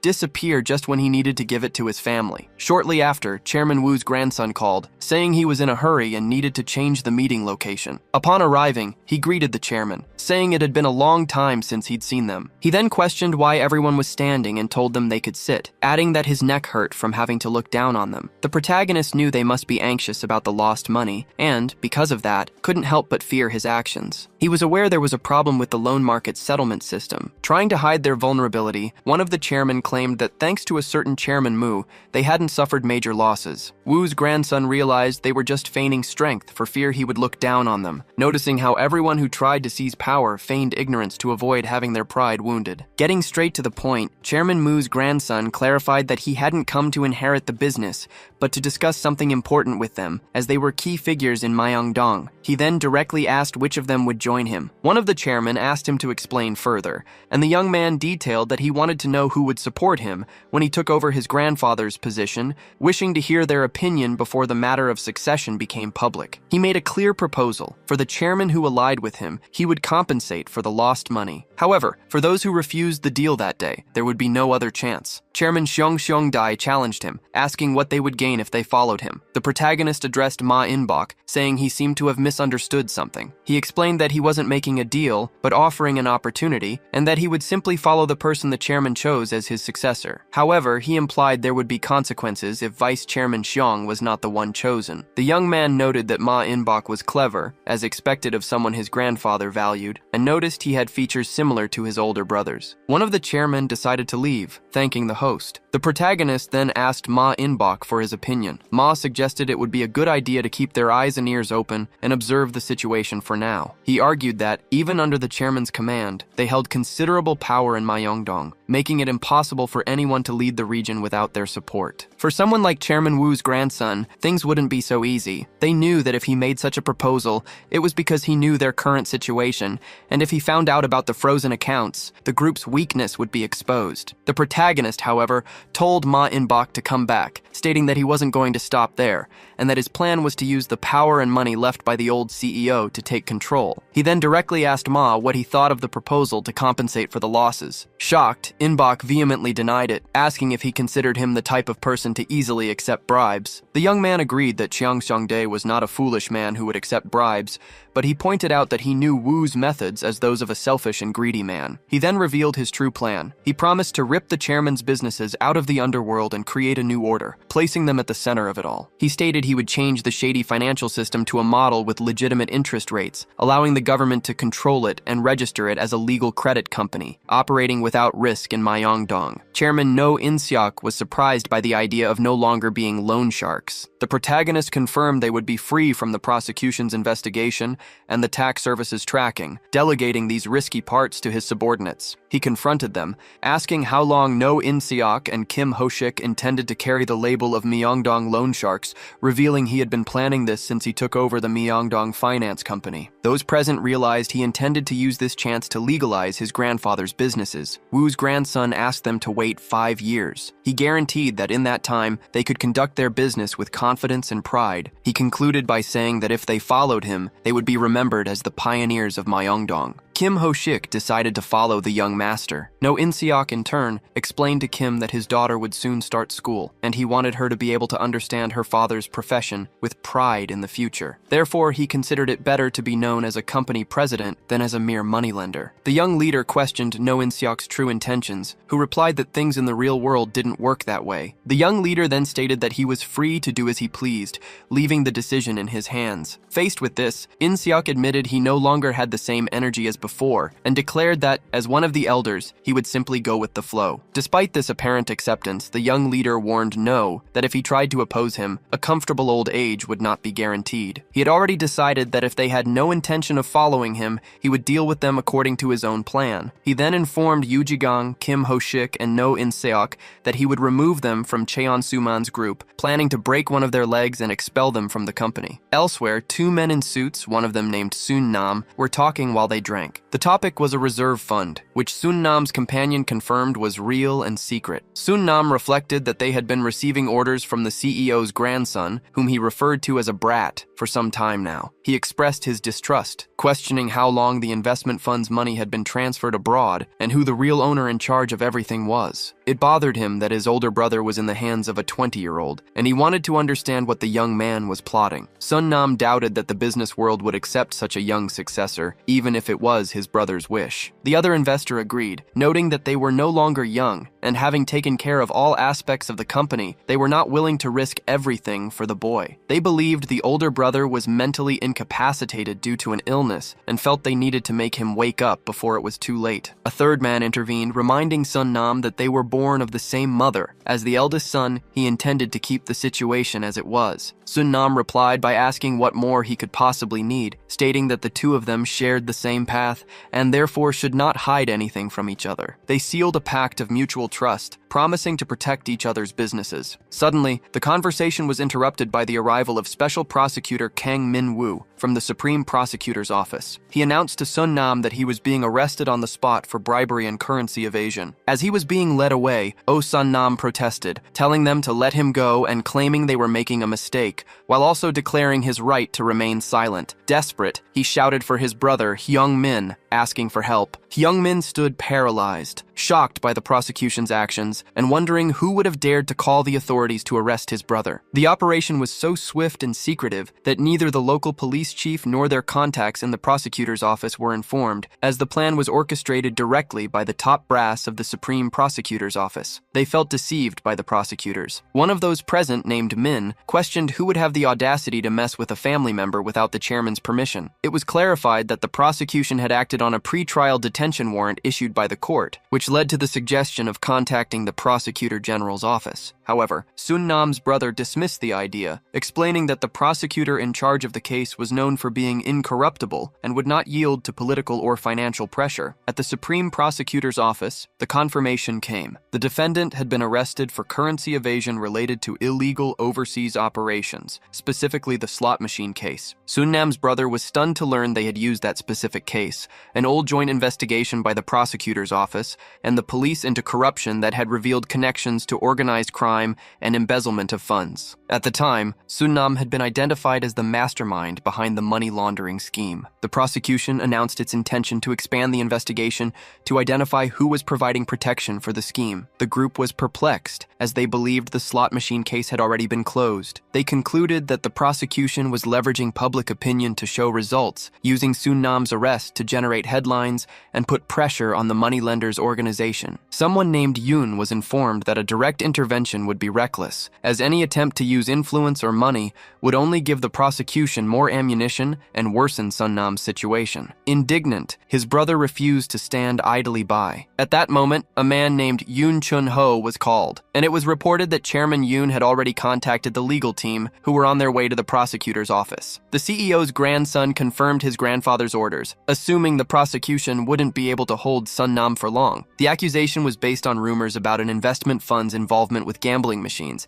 but without concrete evidence, the case was bound to fail. However, there was a risk that a deeper investigation could reveal other connections, which could drag the entire company into the scandal. To prevent this, the strategy was to create a smokescreen by leaking information about an even bigger government scandal to divert the prosecution's attention. The grandson was aware that the goal was to bring down his family and resented the prosecutors, whom he accused of forgetting who had put them in power. With the plan set, Yoon Chun-ho was instructed to immediately prepare the contingency funds. The money would be used to bribe the media, ensuring the publication of stories about the current government's corruption. The CEO didn't care about the cost, demanding only that the fabricated scandal be far more damaging to his adversaries. Confident that the prosecution couldn't compete financially, he eagerly awaited the prosecutor general's reaction when the problem landed on his own doorstep. The grandson reinforced the idea that no one who messes with their family gets away unscathed. In an official statement, the Supreme Prosecutor's Office announced that the investigation into corporate corruption would continue rigorously, without hesitation, regardless of the accused's position or social status. The institution pledged to reveal the whole truth behind the case and asked for the citizens' continued support in its work to clean up society. Meanwhile, in the interrogation room, an officer was trying to convince Oh Sun Nam to confess, stating that the truth would make things easier for him, as he was already facing charges of bribing public officials. Sun Nam, however, held firm, repeating that he would only speak in the presence of his lawyer, who arrived shortly after. The lawyer entered the room, apologizing for the delay. Oh Sun Nam showed relief upon seeing him, and the lawyer reassured him, saying that he had been through a difficult time, but from that moment on, he would take care of everything. Sun Nam asked if he could leave yet. The lawyer asked the prosecutor for 5 minutes alone with his client, but the officer refused, saying there was no need to complicate things. Ignoring him, the lawyer offered him a coffee and, as soon as the prosecutor left, assured Sun Nam that with his record, he would get out of there quickly and go to a 5-star hotel, promising to be back in 10 minutes. However, upon returning, the lawyer brought a direct message from the chairman, Sun Nam's father. He informed him that minimizing the damage would be difficult,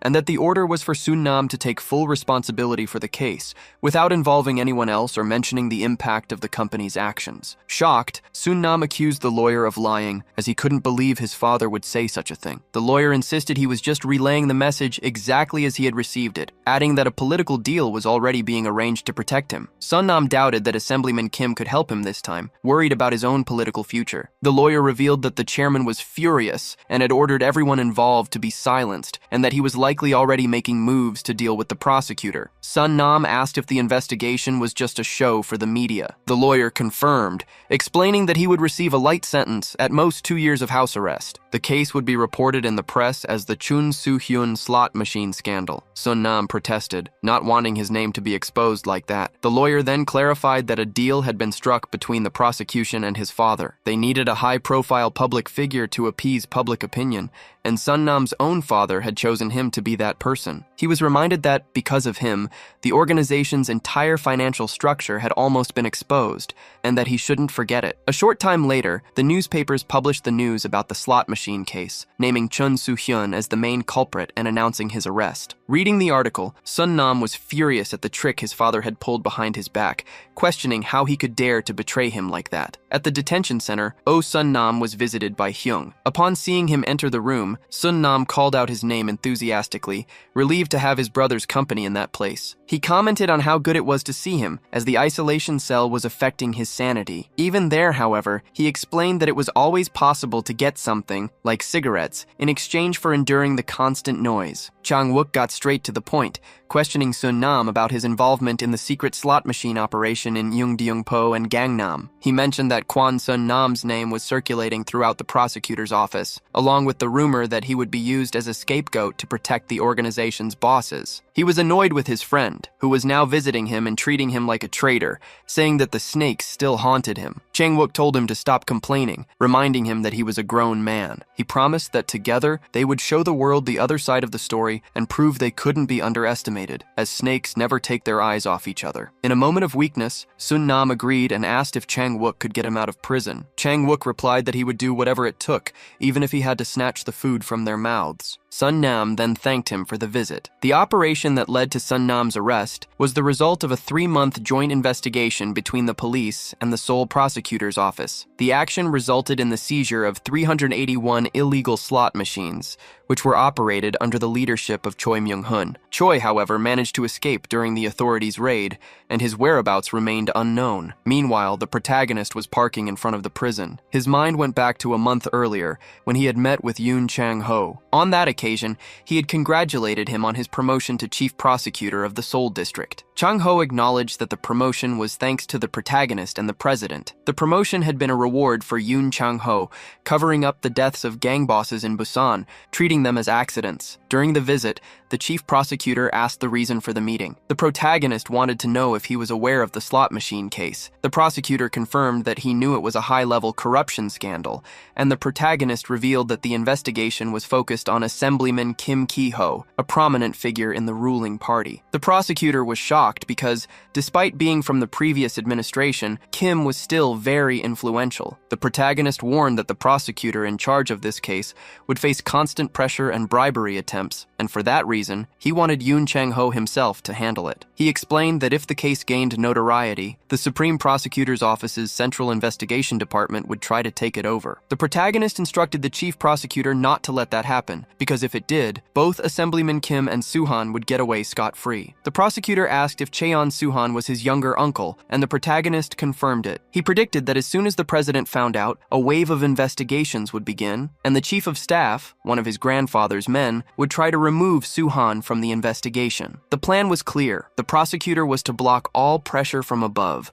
while the protagonist would deal with the pressure from his grandfather. The prosecutor understood that the protagonist was asking him to risk his career to arrest his own uncle. The protagonist assured him that he would take full responsibility for any failure. In return, if they succeeded, he promised that Chang-ho would become the next prosecutor general, a name that would go down in history. Chang-ho asked what would happen if he risked everything by ignoring orders from the Blue House. The protagonist's answer was a bold plan: leak the case to the media. He instructed the prosecutor to give an interview declaring himself on the front lines of the president's war on corruption, which would please the president and eliminate the need to transfer the case. Faced with that strategy, Yoon Chang-ho decided to take the risk. He was bound to lose his position anyway, so the chance to become prosecutor general was too good to refuse. He asked if this was the favor the protagonist wanted to call in from the promise they had made. Interestingly, upon agreeing, he felt that he now owed an even bigger favor. They sealed the deal with a handshake, and the protagonist made one last request, that when announcing the results, the prosecutor officially named the scandal the Cheon Soo-han slot machine case. He needed this to work. In his previous life, Soo-man and Soo-han had formed an unshakable alliance that had tormented him. Now, a seed of distrust had been planted between them. Thanks to this case, his grandfather would eventually abandon any effort to rescue Soo-han. After losing the Myeongdong bosses, another one of Soo-man's men was about to fall, and everything was going exactly according to the protagonist's plan. The Lone Shark King asked for news of his son, Soo-han, to which Soo-man replied that he was well, despite facing hardships. The patriarch was harsh, stating that Soo-han would be out of prison in a year, and should use that time to work hard, concluding that it was no time to worry about his younger brother. Soo-man then questioned how his father expected him to run the loan business without political support, and asked him to hand over control of all the businesses, taking responsibility for the money and information. His father, however, refused, claiming it was still too soon. Soo-man retorted, reminding his father that he was getting old and questioning him about the future of both himself and the businesses. Irritated, the patriarch shouted, demanding to know what his son was implying. Soo-man insisted that his father should think about what would happen after his death, as it was his responsibility to protect the family's assets. The old man accused him of wishing for his death to inherit everything, but Soo-man denied it and changed the subject, stating that Myeongdong was being underestimated. He mentioned the rumors that his father had chosen Muyuk as his successor instead of him, the eldest son, who was alive and free. He pointed out that Muyuk didn't even carry the family name and therefore should not be the heir. The Lone Shark King's response was sharp. He stated that he had never promised the succession to Soo-man. The confirmation that the rumors were true and that the inheritance could go to Muyuk left his son devastated. It was at that moment, from outside the room, that the protagonist began to hear the shouts from the argument. Soo-man argued that the Blue Wind Society had always protected the Cheong family,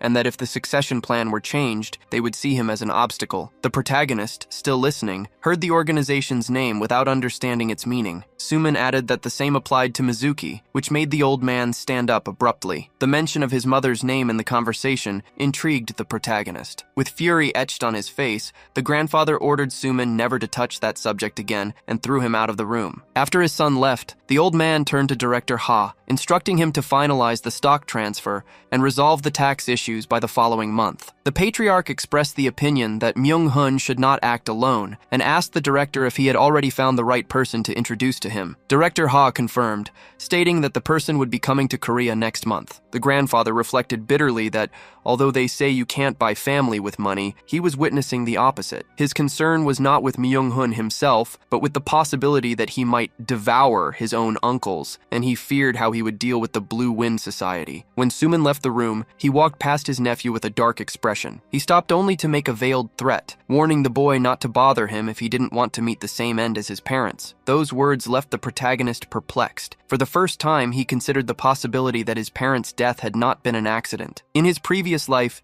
he had never investigated the incident, as mentioning his mother from the Cheon family had always been a sensitive subject. However, the conversation he had just overheard, coupled with his uncle's threat, led him to suspect that the fatal accident was connected to the Blue Wind Society. He had heard of the organization in his past life, a secret society that supposedly manipulated important political figures from behind the scenes since the country's liberation, always associated with major historical events. Until then, he had believed they were just rumors. However, hearing both his grandfather and his uncle mention the name made the organization frighteningly real. The suspicion that they were behind his mother's death grew stronger. Determined to uncover the truth, he traveled to Busan, where he met with a man who had information about his parents' car accident. He had asked Ryun Sung to have his police officer father investigate his parents' death. The man returned with the news that, since it had happened 19 years ago, little information remained. The detectives in charge of the case were already retired, and the official record described the incident as a hit and run, with the driver turning himself in only a few days later. However, a gruesome detail contradicted the official version. His parents had multiple stab wounds. His mother, in particular, had been stabbed more than 10 times in the back. Despite this, the autopsy results were completely ignored, and the case was closed as a hit and run. The culprit was a gangster with a long criminal record who served only 1 year in prison before disappearing without a trace. Even though he was very young at the time, he had some disturbing flashbacks. The image of his mother's death left him in a state of shock, leading him to the conclusion that the man had been hired for the murder. He had caused the car accident and then eliminated them both with a weapon. It became clear that the incident had been quickly covered up with the use of money and power. He concluded that the biggest beneficiaries of his mother's death would be his uncles, who, despite being family, would do anything for money. The worst part was the realization that his grandfather, despite knowing everything, had done nothing to stop it, even though it was his own daughter. With this certainty, he called a man named Park Dong-soo and introduced himself. Using a code, he said that the sun must be rising from all directions,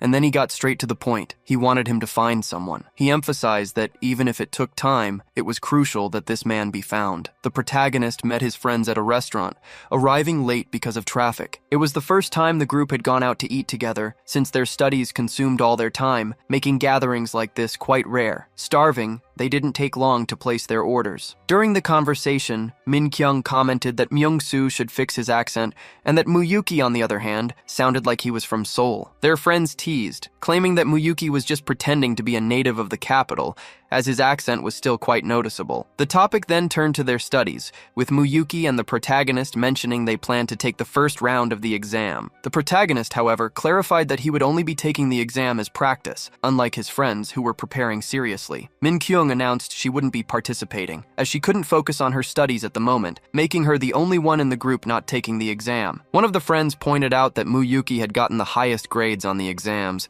ranking first in the semester's subjects. Everyone wondered how he managed to study so much while being so busy, and they recalled his famous line that studying was the easiest part. In contrast, another friend mentioned that he'd had private tutors since childhood and even so, had barely managed to get into Korea University, while a third added that his family had spent the equivalent of a department head's salary on his education. The protagonist agreed with Muyuki, stating that, for him, studying was also the simplest task. Myung-soo then said that he had always considered him a good student, but took the opportunity to reveal that he also had a past as a delinquent. Taking advantage of the relaxed atmosphere, the protagonist suggested they form a club to meet and eat together after work. However, his interest wasn't just in the company. He aimed to build strategic relationships for future conflicts with his uncles. He knew that Hyun-woo's grandfather was the Chief Justice of the Supreme Court, and that, in a past life, Hyun-woo himself had been nominated for Attorney General. Jae-ha, in turn, was the son of the president of one of the country's top 3 law firms, which he was set to inherit. Min-kyung would also have a brilliant future. She would pass the bar exam, become a judge and a lawyer, and at 40 she would enter politics, eventually becoming the ruling party's leader in parliament. His college friends would become very successful, and he needed those connections. The friends liked the idea of the club and the regular meetings. When they asked Min-kyung if she would join, she hesitated, saying she didn't fit in with the group because she didn't come from a wealthy family and didn't think she would be useful to them. The others disagreed, arguing that they were all law students in the same boat. The protagonist recalled that Min-kyung's family had faced financial difficulties since her youth. Her father had died young in an accident, and her mother was always sick, forcing her to take care of her siblings, which prevented her from fully concentrating on her studies. Suddenly, Min-kyung stood up to leave, explaining that she had a class scheduled in Pyeongchang-dong. The protagonist promptly offered her a ride. On the way, he explained that the expensive car was because his grandfather was rich. She told him she had to give 5 private lessons to make some money, and that she could only study for 2 hours at night, which made her schedule extremely hectic. He was impressed by her ability to balance her work as a tutor, her college classes, and her preparation for the bar exam. She explained that she had kept this study routine since high school, as she needed the money to support her family. Despite the financial difficulties, she had always been the top student throughout her school years, although he was currently the best student at the law school. He drove her to the tutoring session, which helped her a lot, but before she got out of the car, he asked to talk. Shyly, she quickly spoke up, saying she would listen to what he had to say, as long as it wasn't a declaration of love. He then suggested that she stop tutoring to focus exclusively on her studies. She replied that with her mother sick and her father deceased, she needed the money so her family wouldn't go hungry. Faced with this, he offered financial help, proposing that she dedicate herself to her studies without worrying about the bills and pay him back in the future. Suspicious, she asked if he was taking pity on her, but he denied it, asking her not to get things wrong. He argued that she was wasting her talent with so much work. The remark deeply offended her. She stated that she was perfectly capable of taking care of her family and studying at the same time. He insisted it would be good if they studied together for the bar exam, so she wouldn't fall behind. The suggestion sounded arrogant to her, and she accused him of thinking he was superior because he had money. Realizing he had been hasty, he saw her start to get out of the car, even considering leaving the study group. He stopped her, holding her hand and asking her to wait and listen to his story. He revealed that his parents had also passed away early, and that his grandmother had faced great financial hardship to raise him. It was his paternal grandfather who helped him get into college and dedicate himself to his studies. He confessed that, without that help, he would be in the same situation as her, and that he only wished to offer her the same opportunity he had received. Realizing she had misjudged him, she agreed to think about the offer. He asked how much her family would need per month, and offered 2 million won. Shocked, she listened as he promised to give her that amount monthly until her graduation. She commented that the amount was more than triple the starting salary of an employee at a large company, which was 600,000 won. Happy with her friend's generosity, she accepted and promised to dedicate herself fully to her studies. He, in turn, decided that from then on he would use his resources, whether money or contacts, to support anyone in need. In return, he hoped to one day rise to the position of leader of the ruling party, achieving a position of extreme power. Elsewhere, a group of friends was gathered in a circle, drinking. One of them asked Hyun-sung if his training was difficult, to which he replied that it was part of his routine and everything was fine. The friend commented that he figured he was also busy helping his grandfather with work. Another person in the circle remarked aloud that Muyak was the one who was always busy, traveling to the United States almost constantly. The story's hero explained that the trips were due to the financial matters his grandfather had entrusted to him. The friends, envious, expressed their desire to go to the United States with him. Hyun-sung, however, stated he had no reason to go, but mentioned he would get his chance if he secured a spot in the 1996 Atlanta Olympics, as he would be representing the national judo team. He was training intensely to try and win a gold medal, explaining that he needed to do it so he could help Muyak in the future. Muyok was surprised to see that his friend hadn't forgotten the promise they had made, recognizing Hyun Sung as a solid and reliable friend. At that moment, the food they had ordered arrived, and Hyun Sung stood up with a limp, attributing the difficulty to his training. Although the protagonist found it strange, he chose not to comment. Muyok's grandfather's right-hand man introduced him to a new individual, described as someone who would follow his orders without hesitation. This introduction fulfilled a promise made earlier in a car conversation, in which the bodyguard had said he would introduce such a person, but that it would be up to the young master to win his loyalty. The man was introduced as Ma Seok-dae. Muyok asked about his profession,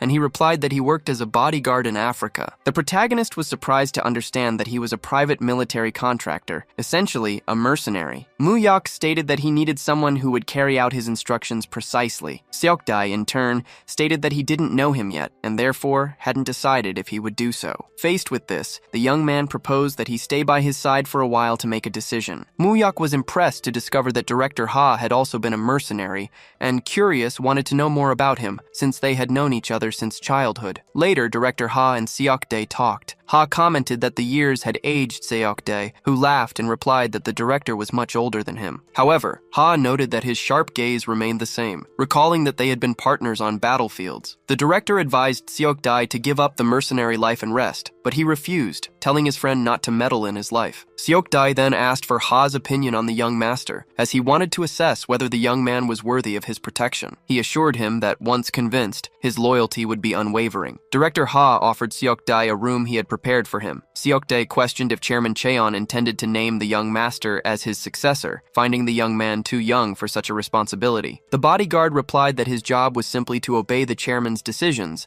and instructed Seok-dae to take care of the young master, describing him as someone surprising. The comment intrigued Seok-dae, as the only other person Ha had ever called extraordinary was Cheon Tae-san, the protagonist's grandfather. The scene shifts to their arrival at New York's International Airport. Someone called out Kang Muyok's name, and a man in a car enthusiastically welcomed them to the city, commenting that things were good and that Muyok's face looked fuller. The man in glasses, who was greeting them, introduced himself as Han Kyung-yong after Muyok introduced his personal secretary, manager Ma Seok-dae. Kyung-yong joked, telling Seok-dae that working for Muyok would be awful, as he was strict and had a difficult personality. The bodyguard took the joke in stride and asked where they were going. Next, they were taken to the World Trade Center, stopping in front of the Twin Towers before sitting down to do business. As he gazed at the imposing Twin Towers, the protagonist was struck that they were still standing, aware they would be destroyed in just 8 years. He decided to use this foreknowledge as an opportunity in the conversation that followed, asking his associate about the people he had requested him to investigate. The man confirmed he had found and invested in the indicated company, an internet browser startup called Netscape. Following the instructions,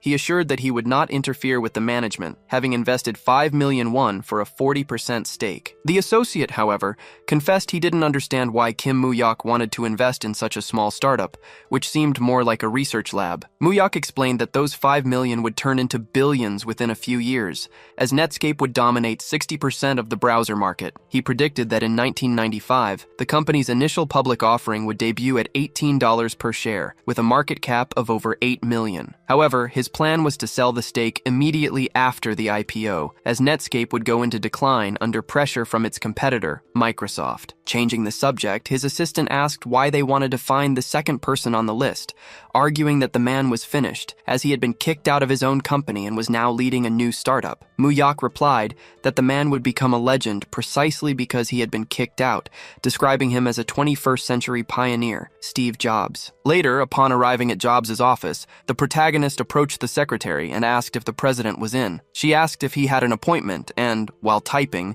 informed him that he would need to schedule one to come back. He, however, insisted that she simply tell her boss that the savior has come after crossing the ocean, assuring her that upon hearing this, the man would see him immediately. The secretary made the call and repeated the message. Once in the room, a man with glasses wanted to know why Muyok wanted to meet with him, mentioning that although he had been successful in the past, rumors on Wall Street said there was nothing special about him anymore. Muyok, on the other hand, believed the opposite, seeing the man as someone who would save the world. He formally introduced himself as Kim Muyok from Korea. The tech pioneer asked if they knew each other. Muyok knew that in the future, there wouldn't be a single person in the world who didn't know him, as he would change everyone's lives. However, in the present, Jobs had been ousted from the company he founded due to his authoritarian management style, founding a workstation company called Next and acquiring a then-unknown 3D 3D animation studio, Pixar. Muyak was aware that, at the moment, he had no major accomplishments and was only accumulating losses, but he also knew this was the only chance to invest in him. When Muyak mentioned he was from South Korea, Steve Jobs asked if he was from Samsung Electronics, recalling that he had visited the company to develop a product when he was still at Apple. Angrily, he commented that everything fell apart after he was kicked out, and demanded to know why Muyak considered himself his savior, warning that he could leave if he was just there to bother him. Showing he knew the situation, Muyak stated that he knew Jobs was trying to sell both Pixar and Next. Jobs denied it, saying he was mistaken. The Korean retorted, stating that he had already spent almost all the money he got from leaving Apple. Surprised, Jobs asked who he was and who had sent him. Muyak declared that Apple's decision to oust him was the biggest mistake in the company's history. Jobs shouted indignantly, saying that Apple was his company and that it made no sense to be kicked out of the house he himself had built. Kim Muyak predicted that Apple would soon ask for his return, but stated that he would solve his immediate problem. He proposed investing the same amount Jobs had put into his two companies, $50 million, in exchange for half of the future earnings of both. Jobs refused, declaring he had no intention of selling them. The protagonist, however, noticed that his body language said otherwise and continued with his offer. He clarified that he had no interest in management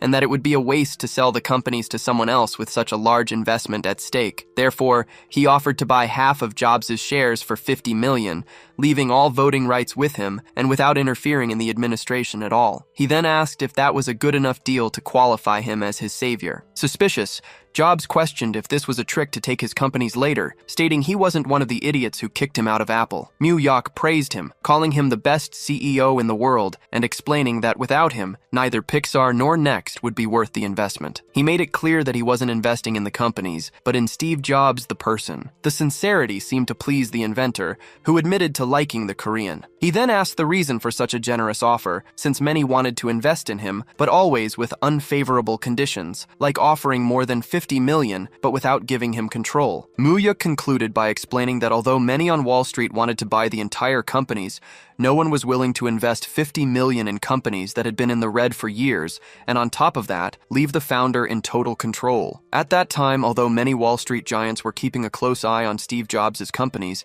he refused to sell them. If he had chosen to sell and step away from the business, he might have avoided greater financial losses. However, his persistence would prove to be the right choice, as 2 years later, Pixar would achieve global success with its 3D animations, a triumph that would become the foundation for Next's merger with Apple and Jobs' subsequent return as CEO. During the negotiation, the tech pioneer admitted that despite the interest, no one had made an offer like that. He questioned what the Korean would do if the investment in a money-losing company went to waste. Kim, in turn, saw it as an opportunity to build a good relationship. Internally, he knew the invested money would return hundreds of times over, as he had knowledge of the future. Jobs, pondering, suggested that $50 million for half of the shares was not enough. Kim was concise, stating that he would not increase the amount and would waive all management and voting rights if the company went public or sold its shares. He pointed out that he was the first to make such a proposal and that no other investor would offer such favorable terms. The protagonist also mentioned that he could invest more if necessary, although he knew that the exact amount Jobs needed was $50 million. When Jobs tried to raise another objection, Kim stood firm on his offer, repeating it, which made the American burst out laughing. They finally closed the deal for $50 million for half of the shares and sealed it with a handshake. After the deal, Kim introduced James Han, his partner from Korea, explaining that he would remain in the United States to maintain closer contact with Jobs. The American, curious, asked if the sole purpose of Kim's trip to the United States was to invest in his companies. Kim replied that he had also invested in Netscape, even though it was a small startup. Impressed, Steve Jobs commented that the two of them seemed to be on the same wavelength, as he also believed that the internet, especially the World Wide Web, would completely change the world. The conversation about the future deepened. Jobs picked up an old telephone and declared that this type of device represented the future of humanity. He described his vision of adding audio features, allowing people to make calls and listen to music on the same device. This would eliminate the need to go to stores to buy music, which could be accessed online anytime, anywhere. Kim found the idea incredible and suggested that the same concept could be applied to books, movies, and games,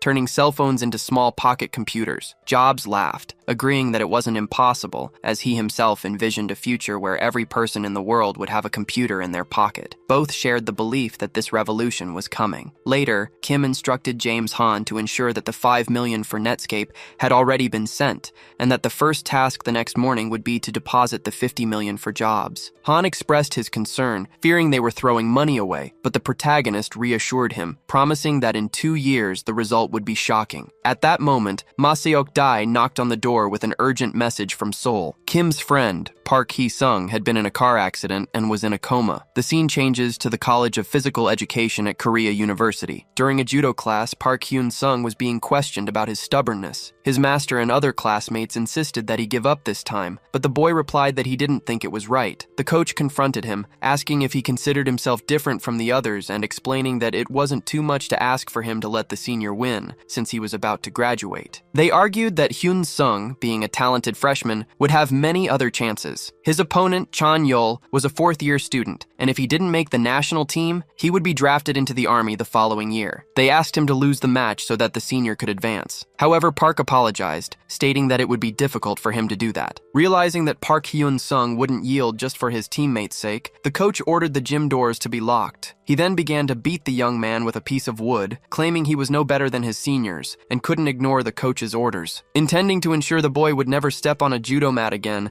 he broke the stick on his back. One of the students asked the coach to stop, as he was severely injuring the boy, but the man just complained that young people today had no respect, unlike in his day, when the coach's word was law. He asked Park Hyun-sung if his answer was still the same. The judoka's silence confirmed his refusal to give up. The coach then threatened him, saying that if he kept this up, he would disappear, and asked him if he knew who Chan-yeol's father was. He insisted that he stop being stubborn, as giving up this one time would be good for both him and the school. After the incident, one of the judokas suggested to Mr. Kim that he cancel practice for the day, while a friend of Park's advised him to go to the hospital immediately due to the severity of the assault he had suffered. Outside, Chan-yeol approached Park and asked him not to take the coach's words seriously, explaining that the man was just trying to help him and apologizing for the situation. They agreed to settle the matter fairly in the selection match, with Chan-yeol warning him not to let his guard down, as he had also been training hard and wouldn't go easy on him. Park shook his hand in gratitude, and before they parted ways, Chan-yeol reinforced his advice that he should go to a hospital. While riding his bike home, Park noticed a truck speeding toward him. He tried to pedal faster but was inevitably hit. With his bike destroyed, he was thrown to the side of the road. In an act of deliberate cruelty, the truck reversed and crushed his leg. Then, the vehicle moved forward again, running over the boy, who was agonizing on the ground in a terrible accident. As soon as he returned to the United States, Moo-yok rushed to the hospital. There, he found his uncle and asked what had happened to Hyun-sung. His uncle explained that he had been found unconscious on the street and had only survived because someone saw him and called for help. His bones were all broken, and he had suffered a severe head injury. The tire marks indicated that the vehicle had run over him several times, clearly marking it as an attempted murder. Unfortunately, there were no witnesses, and the driver had fled the scene. His uncle, being a police officer, felt helpless for not being able to get justice for his nephew. The doctors informed them that after 3 days in a coma, the best they could do was wait. If he were to wake up, he would never be able to play sports again, and simply walking would be considered a miracle. Moo-yok then remembered a call from Hyun-sung on a weekday,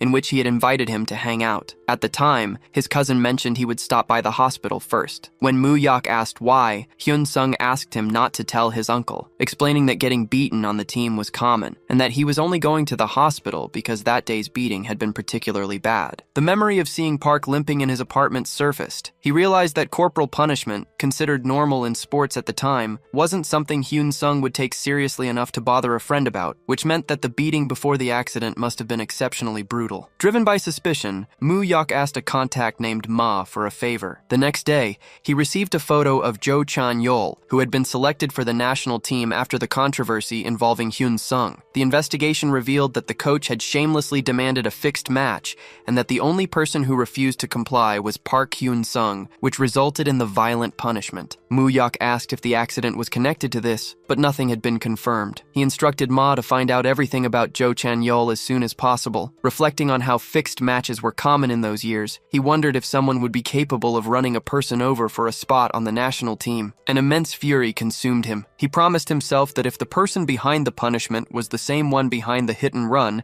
they would pay dearly for what they did. At that moment, the national team lost all importance. His only concern was whether his friend would ever walk again, feeling a deep frustration for all the training they had done together for a promise that was now destroyed. The hero didn't remember the promise they had made in college. The original idea came from Myung-soo and Hyun-sung, who dreamed of achieving something great in Seoul at any cost. However, Hyun-sung felt he couldn't do it alone and wanted his friend's support, planning for them to work hard so they could go to the capital together. The hero's cousin never understood why they needed his help, but Hyun-sung insisted that to be useful, he first had to become worthy. It was with this mindset that he trained exhaustively, claiming he needed to at least win an Olympic medal to feel up to the task. In truth, the hero just wanted Hyun-sung by his side as a completely trustworthy partner. Someone like manager Ma, who was quiet and always efficient. He never wanted his friend to achieve a grand title like becoming a national team athlete. It was this misunderstanding that, in his view, had ultimately led to the current situation. The revelation that connected the dots came from manager Ma. He explained that Jo Chan-yeol was the son of Jo Hyung-gu,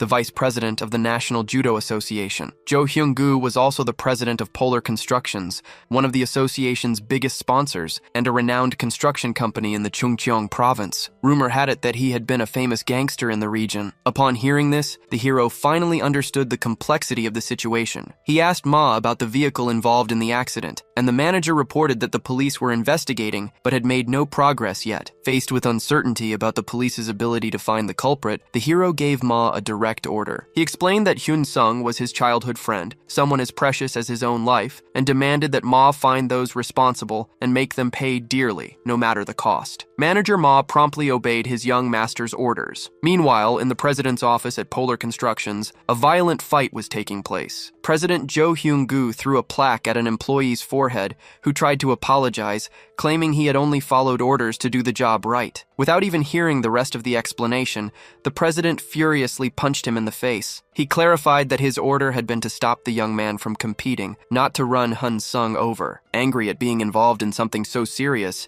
he assaulted the employee, Bae Won-chung, calling him incompetent and reminding him that they were no longer thugs from Chungcheong. Jo Hyung-gu asked if any evidence had been left behind that could link them to the crime. He ordered Won-chung to clean up the whole mess by himself and, if caught, to never mention his name. Under pressure, the man in the red suit agreed. He reported that the men who carried out the job had been sent to Gangneung and that they knew nothing, assuring him that if they were captured, they would take all the blame. The president lamented how long it had taken to get rid of his gangster reputation, recalling that it took them 10 years to leave the life of crime and establish themselves with respect. He then handed a large sum of money to Won-chung, telling him to go to the sauna and take care of the boys. Won-chung thanked him, calling him Hyung-nim, which only increased the president's irritation with the mess the employee had created. At night, manager Ma met with an informant in a dark place. After handing over an envelope, he asked him to find the hit-and-run vehicle. The informant revealed that the tire marks indicated a 1-ton truck and that the victim had been run over several times before the driver fled. He commented that he heard Ma was working for Chairman Cheon's family and acting like a detective, a job that didn't seem to suit him. Ma simply replied that it was an important matter for his boss, and the man promised to get in touch with more information by the next day. A short time later, the hero went to a warehouse in Chungcheong, where he found manager Ma with 3 men. He asked who they were, and Ma explained they were the thugs they had captured. They confessed that the attack was disguised as a traffic accident, and that the target was indeed Park Hyun-sung. The hero realized his bad premonitions never failed him. The 3 thugs, too young to have planned something like this, were badly beaten. Terrified, they begged for their lives to be spared, promising to tell him everything. The hero warned them not to make him repeat the question. Immediately, they confessed that Bae Won-chung had given them the order, specifying that they should completely crush the victim's legs. The hero, however, had no idea who Bae Won-chung was. The thugs explained that the mastermind was a businessman named Bae Won-chung, the managing director of Polar Constructions. They confessed that the man had paid them to commit the hit and run and then disappear from Gangneung. The hero questioned them about the amount they received, but faced with their reluctance, manager Ma threateningly raised a crowbar, which made them talk. Even after confessing,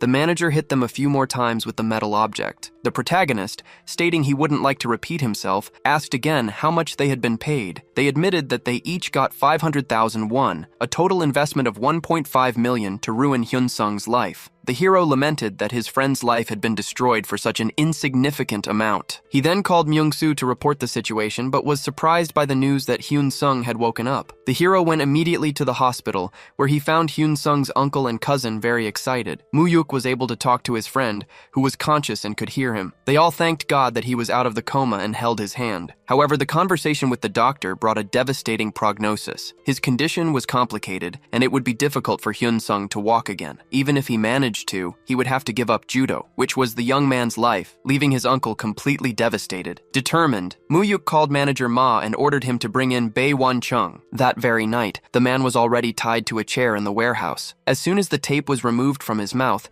he started spewing curses, questioning if they knew who they were dealing with, and claiming to be from the Polar gang of Cheongju. The hero, however, already knew he was from Polar Constructions and realized he was an experienced gangster, different from the previous day's thugs, with a determined look in his eyes. Bae Won-chung continued to insult him, but the protagonist warned him to use his head and have some shame, as his identity didn't matter at that moment. Faced with another curse, manager Ma kicked him, and Hyung grabbed him by the shirt, forcing him back into the chair. The hero then directly asked who had ordered Park Hyun-sung's hit and run. Upon hearing the victim's name, Bae Won-chung was visibly shocked. The protagonist commented that he had guts, but no common sense, and suggested he put his loyalty aside. To make it easier, he laid out his theory. Jo Hyung-uk had given the order because Park Hyun-sung refused to throw a match, and then Bae Won-chung had hired the attackers. The hero asked him to just nod if the assumption was correct, and the theory was confirmed. With the truth revealed, he ordered the thugs to be crippled and sent to a salt mine on an island. He then left the place, leaving manager Ma in charge of finishing the job. A while later, manager Ma reported that he had followed the instructions. Moo-yuk then gave him a new task, to find out everything about Polar Constructions, including its projects, financial situation, and shareholders, an order that was promptly carried out. Next, the hero met with Park Dong-soo and Kim Moo-moo. Park Dong-soo thanked them for coming and asked if the job in Busan was finished. The man confirmed, saying he didn't want to look bad in front of the protagonist. With that settled, he wanted to know what the next step would be, as the expansion plan for Seoul was being moved up. Moo-yuk asked Park Dong-soo if he knew Jo Hyung-gu, the director of Polar Constructions. His friend said he did,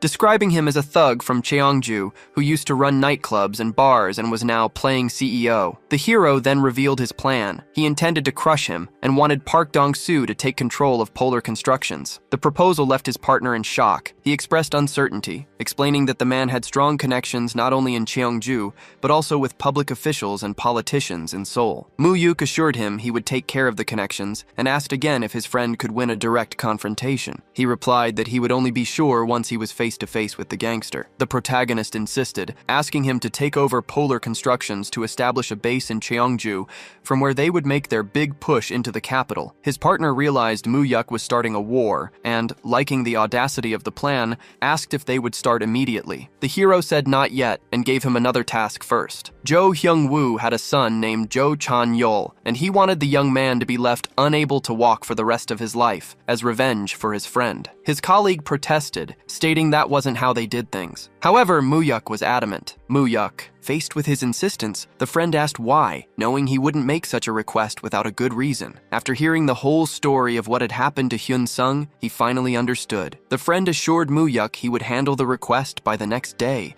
as he considered Moo-yuk's brothers his own. In his world, anyone who messed with family didn't walk away unscathed. Meanwhile, the investigation into the target, Jo Hyung-gu, revealed details about his company, Polar Constructions. As it was a privately held company, most of the shares belonged to Jo Hyung-gu, his family, and a few mid-level executives. An associate reported that Assemblyman Kim Se-young, a childhood friend of the company's president and a member of the ruling party, had been financing his political activities. The company's influence was notable, as it was responsible for nearly all public construction projects in Cheongju. Moo-yuk explained that if they could secure the transfer of shares, they would take control of Polar Constructions. His bodyguards confirmed that the target was riddled with corruption, with a simple search revealing all his dirty secrets. The situation was so serious that if the public prosecutor's office took the case seriously, his arrest would be inevitable. Moo-yuk's friend asked if he would need help from people like him, offering to find the right men for the job. Moo-yuk, however, replied that in a war, you use weapons suited to the enemy, and that the more resources they had, the better. A manager, overhearing the conversation, asked if he was preparing for a war, and Moo-yuk confirmed it was a conflict that couldn't be avoided. In a meeting with the chief prosecutor, one of the attendees found it strange that Chairman Chiang was targeting a relatively small company like Polar Constructions. Moo-yuk clarified that the order hadn't come from the chairman, as this was a personal matter, and that he intended to take down Jo Hyung-gu on his own. The chief prosecutor hesitated, aware of the difficulty of the request. He explained that to dismantle Jo Hyung-gu's operation, he would need help from the Central Prosecutor's Office, as Assemblyman Kim Se-young likely had the support of public officials in Seoul. The case had the potential to become a major political scandal. Moo-yuk pointed out that if the operation were handled well, the chief prosecutor himself would benefit. At the prospect of exposing a high-level corruption scheme, the prosecutor agreed to issue an arrest warrant and promised to put those involved behind bars within a week. Before the warrant was issued, Moo-yuk asked the prosecutor to leak information about the investigation to Assemblyman Kim. When asked why, he simply insisted, saying he didn't want it all to end with a simple arrest. That same night, Jo Hyung-gu's son, Jo Chan-yeol, was drinking at a nightclub with an escort. She reminded him that he had an important match for the national team the next day, but he arrogantly replied that with his talent, he'd make the team with his eyes closed. He boasted that the outcome was already decided, since the man who had rebelled against them was completely finished, and concluded that those who don't know their place in the world are the ones who suffer. As Jo Chan-yeol was heading to his car, he was approached by 3 gangster-like men in suits, who ordered him to follow them quietly. He tried to react with a judo throw when one of them touched him, but the man held his ground and remarked that for a national team candidate, he was pretty weak. The assailant warned that his initial intention was to do this the easy way, but that was no longer an option. Then they took out a sledgehammer and began to beat him. Shortly after, a call was made to Moo-yuk to confirm that the job was done. With the first part of his revenge complete, Moo-yuk would now focus on taking down Jo Hyung-gu and seizing control of Seoul. Jo Hyung-gu found his son crying and desperately asked what had happened to his leg and who was responsible. The young man, however, had no answers. His father pressed him, asking if he remembered any of the attackers' faces, but the young man said he had never seen them before. The head of Polar Constructions then realized that one of his men, Won Chung, had also disappeared. He began to connect the dots, realizing the attack was revenge for what had happened to the other young man. Jo Hyung-gu's corruption network was so vast, including connections to several disappearance cases, that it was surprising he hadn't been caught yet. One of his subordinates advised him to forget about Assemblyman Kim Se-young, as not even the chairman could save him. His arrest was inevitable once he was caught. Moo-yuk then called a man known as Chairman Park, informing him that prosecutors would be raiding Polar Constructions the next day, and that Jo Hyung-gu would likely try to flee that night. He asked for help to locate the businessman's hideout before he escaped. When a colleague learned that Moo-yuk was going to the capture himself, he asked if it was due to a lack of trust in the team. Moo-yuk replied that he actually wanted to witness the man's downfall with his own eyes. A short time later, Jo Hyung-gu's phone rang. On the other end of the line, a voice warned him that all was lost. The prosecutors had raided his office, and an arrest warrant had been issued in his name. On the way, Moo-yuk ordered the driver to change course, and the scene shifted to a mansion in Taeyeon, Cheongnam. Upon arriving, he noticed about 10 people inside and instructed his companion to deal with all of them. The man put out his cigarette and told Moo-yuk to enter only after 10 minutes,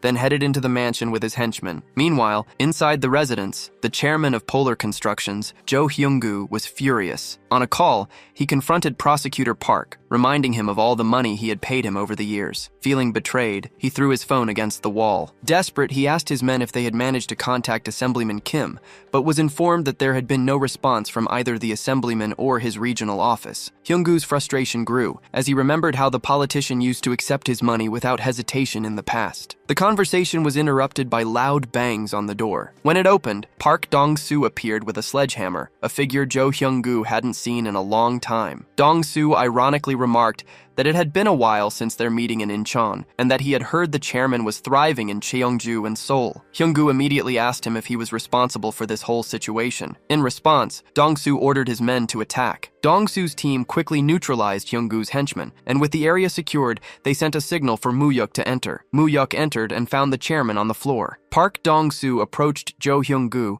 and demanded the transfer of all shares of Polar Constructions. In return, he offered him the chance to turn himself into the prosecutors, pressuring him to seal the deal with his thumbprint on a file folder. Outraged, Hyung-gu asked if Dong-soo was crazy, accusing him of having broken his son's leg and now demanding his shares. Dong-soo coldly replied that he had left the other leg intact, but that he could break it too, revealing that his men were positioned in front of the hospital, ready to harm his son again. Desperate, the chairman begged him not to do it, Dong-soo insisted, saying he was still treating him with respect and that he should sign while he had the chance, asking how he would live with the humiliation of being beaten by younger men. With no other option to protect his son, Jo Hyung-gu finally gave in and pressed his thumb onto the document. After the transfer, Dong-soo took a phone from his assistant, Sang-jung, and gave Hyung-gu one last warning. He shouldn't make the stupid mistake of saying anything to the prosecutors, because if he did, his home would no longer be safe. Dong-soo stated that he would go after the remaining shares next, which were in the names of his wife and relatives. With his objective completed, he left, noticing Moo-yuk watching the scene from a distance. As soon as Dong-soo left, Moo-yuk approached the fallen chairman, delivered a vicious kick to his face, and declared that this was payback for what he had done to his friend. As his bodyguard lifted him from the ground, the president of Polar Constructions asked how Moo-yuk dared to do such a thing and called him Dong-soo's puppy. The bodyguard remarked that the young man was very brave. In response, Moo-yuk warned the president to give up on Kim Seong, as he would only find him in prison now. He described how Joe felt like he was in heaven, believing that the police, prosecutors, and congressmen were protecting him, but stated that everything around him would disappear and he would be the only one to blame. When the president asked who he was, Moo-yuk replied that he was the friend of the man whose life he had destroyed, and then delivered a powerful punch to his face, continuing to attack him with fury. The man begged to be spared, apologizing and pleading for his life, but the memory of what that wretch had done to Hyun-sung only fueled Moo-yuk's anger. At that moment, the police stormed the place. The president tried to claim he had been assaulted, but was interrupted by the arrival of prosecutor Choi Pil-soo from the Central District Prosecutor's office. The prosecutor said he had received a call from the chief prosecutor and expressed that it was a pleasure to meet Moo-yuk. Shortly after, the police officers began to arrest the president of Polar Constructions, who was dragged away in handcuffs while he tried in vain to explain the situation. In the following days, the newspapers relentlessly reported on the case of Jo Hyung-woo and Kim Seong. The scandal sparked a heated political debate, with the opposition party accusing the presidential office of involvement, while the ruling party insisted it was an isolated case of corruption. The chief prosecutor gained a reputation as someone who wouldn't bow to pressure, although the most powerful people knew that no congressman would be arrested without the president's authorization. After that, Moo-yuk went to visit his friend in the hospital. He asked if his friend had heard about Jo Chan-yeol and told him that someone had destroyed his Achilles tendon, completely ruining his career. His friend wanted to know if Moo-yuk was responsible and what the reason was. Moo-yuk explained that his friend had been injured because of Chan-yeol and that anyone who hurt him would suffer 100 times more. The young man said he had received a call from the judo team and that everything was in chaos. Chan-yeol was incapacitated for life. The coach had been arrested for bribery and rigging the national team selection, and the assistants were resigning. His friend expressed that he thought Moo-yuk had gone too far, but he retorted that a gentle conversation wouldn't erase what they had done. Faced with this, his friend confessed that he was afraid of him. Moo-yuk asked if he was afraid he would do the same to him if they ever fought, but his friend denied it, explaining that he just felt that Moo-yuk had changed a lot. Moo-yuk stated that they lived in a world where you were either the hunter or the prey. His friend couldn't understand why he had started to think that way. Realizing the young man was still too young, Moo-yuk concluded that he might need more time before he could stand by his side. He stood up, told his friend to rest until he was discharged, and left the room, while the young man kept calling his name. Meanwhile, the old chairman was commenting that Moo-yuk had used the opportunity given by Yoon Chang-go to take down a small construction company and arrest dangerous men. Even so, his grandfather considered him too soft, thinking he should have finished them off. An assistant reported that he had kept everyone involved locked in a room, ensuring no one could escape. The old man replied that they deserved a fate worse than death, as taking their company and destroying their son wasn't enough revenge. The assistant suggested that times had changed, but the old man insisted that one thing never changes: an enemy will always remain a threat. Therefore, it was necessary to instill true fear, a lesson Moo-yuk had not yet fully understood. In prison, the president of Polar Constructions was talking to his lawyer, who explained that the political climate was terrible and it would be difficult to resolve the situation quickly, perhaps only managing to get a pardon next year. He also reported that Chan-yeol had been discharged but would never walk again. The president swore he would never forgive Park Dong-soo and his gang. It was then that the lawyer revealed the result of his investigation into Kim Moo-yuk. He was the grandson of the king of loan sharks. The man was in complete shock to discover that Moo-yuk was the grandson of Chairman Cheol Tai-san of Myeongdong. He finally realized he had messed with the wrong person. It all started because he attacked a simple judo kid, never imagining it would connect him to such a powerful figure. It was this mistake that destroyed his life and put him behind bars. Even so, he vowed that when he got out out of prison, he would eliminate all of them. The promise of revenge extended to everyone, including the king of loan sharks. Suddenly, a police officer stopped in front of the cell, and right after, an inmate approached the president. Without any warning, the inmate began to beat him brutally, causing him to lose a lot of blood until he collapsed on the floor. It became clear that the attack had been orchestrated by the grandson. Satisfied, Cheon Tae-san laughed and commented that his grandson had acted very well. His assistant, however, expressed concern, questioning if the young master wasn't getting too deeply involved. The grandfather replied that Moo-yuk needed to become even more ruthless, to the point of spreading terror to everyone around him, as that was the only way to survive in the Azure Wind Society. The king of loan sharks observed that Cheon's grandson was now indebted to someone, and admitted that he was learning a lot from watching Moo-yuk, as the boy made him imagine possibilities he had never considered. He then asked if Cheon had come just to brag about his grandson, or if there was another reason. Cheon admitted that he did, in fact, want to brag a little. His old friend found it strange that a heartless man like him would act that way in his old age,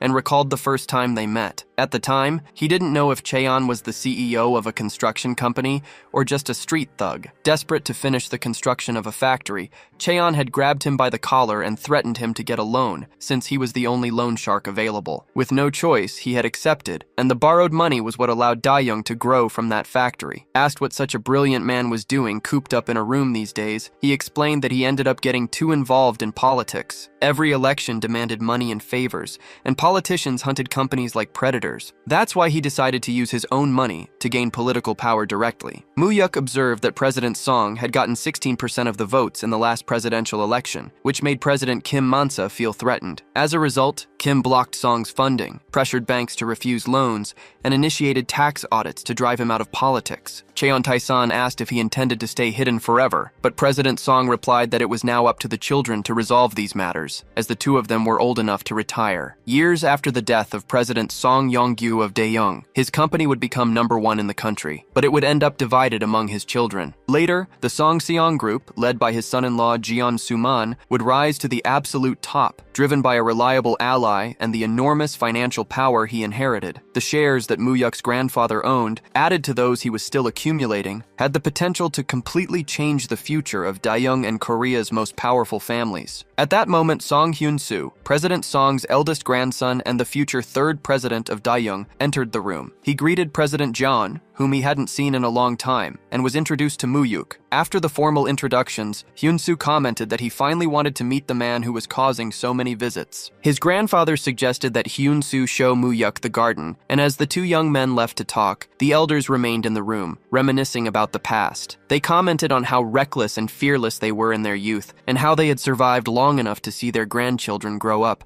noting that time had passed quickly. Song then pressed Cheon, asking why he was hesitating, since he had always been direct. Cheon admitted he couldn't hide anything from him and revealed his plan to hand over all his shares to his grandson soon, including those in almost all of Daejeon's affiliates. Song realized that the rumors from Myeongdong were true and that Cheon was really preparing Moo-yuk to be his heir. However, he questioned whether Suman and Suam, Cheon's sons, would accept it easily, warning that going over their heads could cause a bloody war in the family, especially since Moo-yuk was his daughter's son, not a direct grandson through the male line. Cheon explained that as long as he was alive, he just wanted the boy to have a life similar to his own, leaving the dirty business of loan sharking to his sons and teaching Moo-yuk to live an upright life. Despite the explanation, Song thought it was too soon to hand everything over to someone who was only 20 years old. Cheon, however, stated that Moo-yuk was no ordinary child. He described his grandson as someone capable of seeing things no one else saw, who absorbed his teachings quickly and made decisions with absolute confidence. He pointed out that, in all these years, Moo-yuk had never broken a promise and had always exceeded expectations, questioning how his own sons could possibly compare to him. Song commented that he never imagined seeing President Cheon like this, asking for help to protect someone. It was then that Cheon finally revealed the main topic, the Azure Wind Society. Meanwhile, in the garden, Song Hyun-soo was talking with Moo-yuk. He mentioned having seen the interview video and said that reporters had started hounding him because of it, causing him to spend the whole year being the butt of jokes for saying that studying was the easiest part. He noted noted they were only 3 years apart, and knowing that Muyuk was studying law at Korea University, asked if he planned to become a prosecutor or a judge. Muyuk replied that he first wanted to pass the bar exam and would then decide which path to take. Hyun-soo, in turn, said he was studying management, but his grades would never be good enough to get into the same university. Since he was about to graduate, he planned to study abroad to embellish his resume, following the typical path of chaebol children and doing as much as he could for his grandfather. In his previous life, Muyuk had only seen Hyun-soo briefly at Song's funeral, and now he found it hard to imagine that this charismatic young man would become the powerful man of the future. Hyun-soo asked what Muyuk thought of President Song, since many people considered him too intense. Muyuk replied that he lived with the most authoritarian grandfather in the world, and that, if he could, he would love to have President Song as his second grandfather. The two laughed together, having a light-hearted conversation for the first time. Back in the room, Cheon continued his plea, stating that Suhang and Suman were no match for Muyuk, and that when he died, the entire city and the Azure Wind would make their move. Therefore, he asked that if anything happened to him, President Song protect Muyuk, promising that in return he would protect Dae-young. The promise extended to mutual protection, with Cheon guaranteeing he would defend Dae-young from Ion. Decades earlier, President Song had regretted not allying with the Azure Wind Society during a crisis, as he realized he couldn't get his business off the ground without their support. All his attempts to expand overseas were thwarted without the organization's intervention. However, the Azure Wind Society used this influence to make countless demands. Song always tried to resist or break free from their control, but he faced ruthless retaliation. Taezan argued that the Azure Wind Society was a problem for everyone, not just him, which was why he had sought out President Song, asking him to protect Muyuk. In the car on the ride back, Taezan asked Muyuk if he and Song's grandson had spoken informally. Muyuk replied that the young man was a surprisingly humble and pure Hyung, without any arrogance. His grandfather advised him to stay in frequent contact with Song's grandson, stating that this connection would be a great help in the future, and Muyuk agreed. Reflecting on it, they concluded that the Azure Wind Society ended up passing its sins down to the next generations, and the moneylenders lamented their failure to erase this stain in their own time. At college, a friend expressed concern for Muyuk, asking if he was studying for the bar exam, since his absence from class had been noticed by everyone, who all seemed confident in their own preparation. Muyuk assured him that he was always ready for anything. Shortly after, a woman in a suit approached him, identifying herself as his sister. She commented that she'd heard he'd been busy with trips to the United States and meetings with President Song, and remarked that their grandfather seemed to adore him, to the point that he hadn't reached out to her or Ji-won. Worried, she asked if everything was going according to plan and reminded him not to forget they were allies before she left. Later, Muyuk answered a call from Dong-soo, who told him he'd found the person they were looking for, the man linked to his parents' murder. When he arrived at the location, an employee tried to kick him out, saying the place wasn't open yet and that a kid like him shouldn't be there. However, the employee was reprimanded and told to let Muyuk in, as Dong-soo was expecting him. When asked about the visitor's identity, they explained that he was Dong-soo's protege, and the employee finally understood. Inside, Dong-soo showed a photo of a man named Choi Sung-man and introduced an ex-convict who had spent about 3 years in prison with him. The man said that Sung-man had a good sense of humor and had looked out for him a bit. One day when he asked why Sung-man was in prison, Sung-man confessed his involvement in the death of a young couple who were found with multiple stab wounds after a car crash. The ex-convict explained that, according to Sung-man himself, he hadn't committed the murders. He had just driven the car. He took the job without a second thought when strangers offered him 500,000 won, a sum that in 1974 was equivalent to 2 months' salary. Later, the same people offered him 10 million won to take the fall, assuring him he would only get 3 years in prison and receive another 10 million when he got out. Sung-man bragged about this in prison as if it were a great achievement. Muyuk wanted to know Choi Sung-man's current location, but was informed that he had died in a car accident shortly after getting out of prison. The strangeness of the situation was evident. A sentence of only 3 years for a case that resulted in 2 deaths was already suspicious, and his death in another accident right after his release confirmed that something was wrong. Muyuk felt his only hope vanish. Dong-soo, however, insisted that if the men who offered the money were the real culprits, they had to go after them. The ex-convict then revealed that Sung-man was smart and remembered overhearing the two men's conversation in the back seat. Pressured by Muyuk and Dongsu, who offered him 500 won for the truth, the man, named Hyung-nin, finally revealed that the passengers had told Sungmen not to worry, because if anything happened, the Azure Wind Society would take care of it. Hearing the organization's name, Muyuk was surprised, though he had already suspected a connection after the conversation between his grandfather and Cheon Suman. His parents' death was, in fact, linked to the Azure Wind Society. He asked if any specific names had been mentioned. After hesitating, and with Dongsu threatening he would only help if he told him everything, Hyung-nin added one last crucial detail that Sungman hadn't been sure he'd heard correctly. He mentioned that the targeted woman had supposedly gotten involved with the wrong family and that, because of the old man, they were trying to eliminate their own younger sister, whose surname was Tion. The revelation made Muyuk immediately connect the dots between his two uncles and the Azure Wind Society. Muyuk figured his uncles had eliminated his parents. He believed that if Tion Suman was truly behind his mother's death, the motive could only be money. For him, there was no other explanation. The two Tion brothers must have tried to get rid of their sister to keep all of their grandfather's fortune, using the Azure Wind Society to carry out the plan. However, something didn't add up. He knew his grandfather wouldn't let a conspiracy like that go unnoticed. From the conversation they had, Muyuk suspected that his grandfather might have known about the Azure Wind Society's involvement. This led him to question what his grandfather's connection to the organization was, and whether he knew about Tion Suman's participation in the crime. The doubt consumed him. Had his grandfather abandoned his own daughter, doing nothing after her death? Or did he know everything and decide to cover it up? There were so many questions that his head started to hurt. Tormented by his thoughts, he asked manager Ma to take him to his home in Busan. Upon arriving, his grandmother welcomed him happily, relieved to see he was okay, and asked about college and his grandfather. Without answering, Muyuk just said he was hungry, and she promptly began to set the table with a wide variety of dishes for her grandson. He devoured the food, commenting that he didn't like the food in Seoul, which made his grandmother happy to be able to offer him a real home-cooked meal. In his mind, he imagined telling her that he had discovered his parents' killers. He thought about declaring that he would hunt down those responsible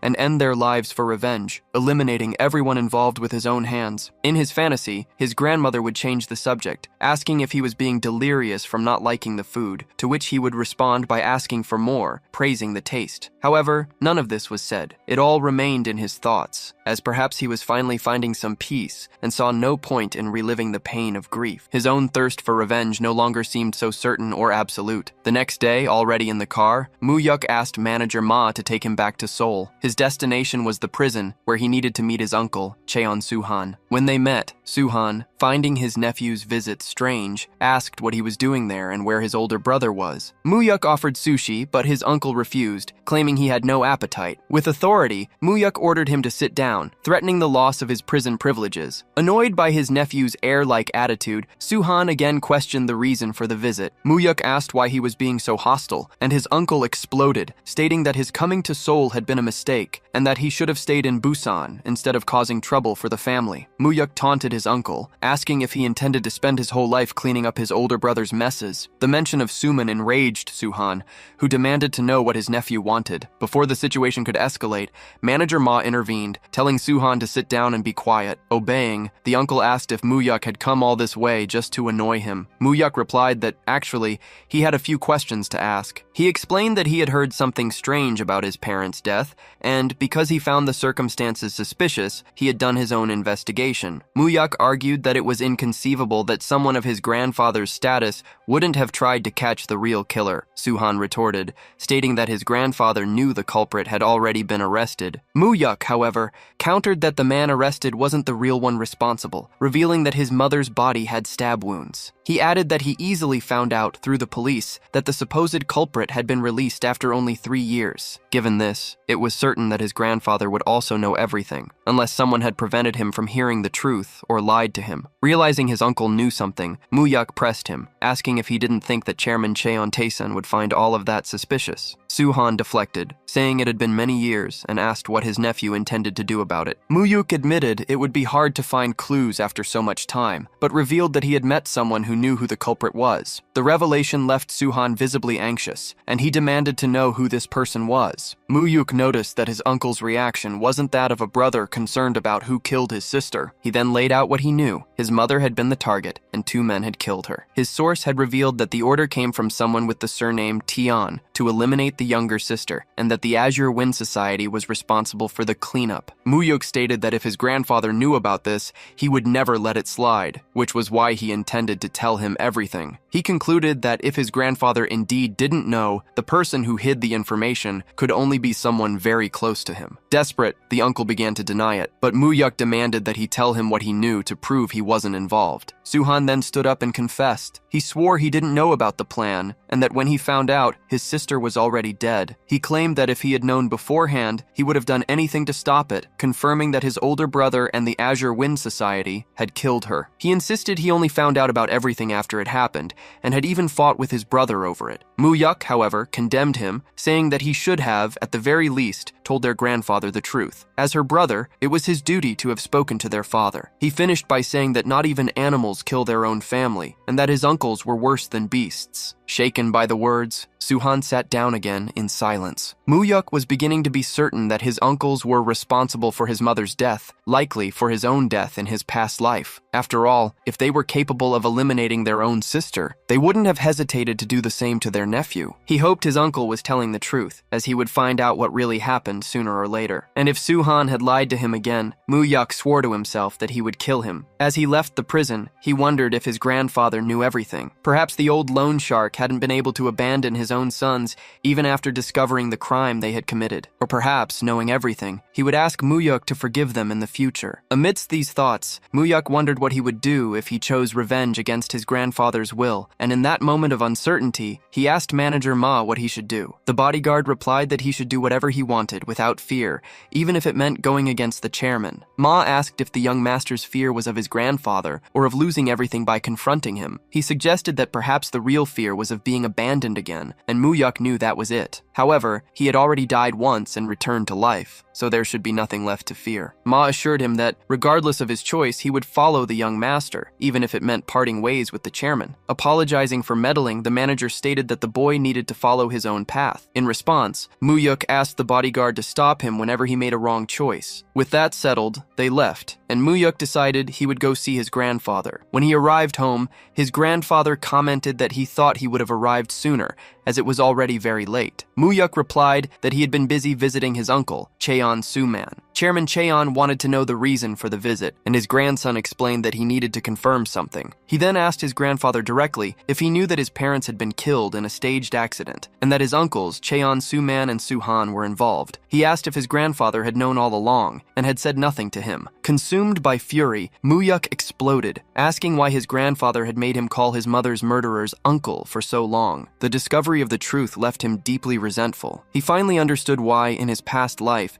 he had never distanced himself from his grandfather, despite being disapproved of. It was out of guilt toward his mother, and the fear of handing everything over to the brothers who had killed her. However, his grandfather died before he could resolve the situation, and he himself ended up being killed at the hands of his uncles. The king of loan sharks asked how much his grandson knew about the case. Muyuk replied that he heard his uncle had joined a group called the Blue Wind Society to eliminate his mother, and that his father had ended up dying in the process. He demanded to know what this society was, why they wanted his mother dead, and what had happened to Mizuki. His grandfather confessed that it was all his fault. He explained that the Blue Wind Society was a powerful organization that secretly controlled politics and business. Even in the loan shark business, he had no choice but to rely on their power to expand his connections and grow his business. At a certain point, however, the group's demands went too far, and he refused to keep giving them money. They warned him that this would make things difficult, reminding him of his promise to help them whenever they asked. Cheon stated that they had already taken too much from him, and that he wanted no more connection with the society, telling them never to return. That day they left, stating that the chairman would regret his choice. A short time later, Mizuki was murdered as a warning. Muyuk couldn't imagine that the Blue Wind Society was powerful enough to threaten his grandfather. The chairman continued, saying that after his daughter's death, he agreed to cooperate with them again,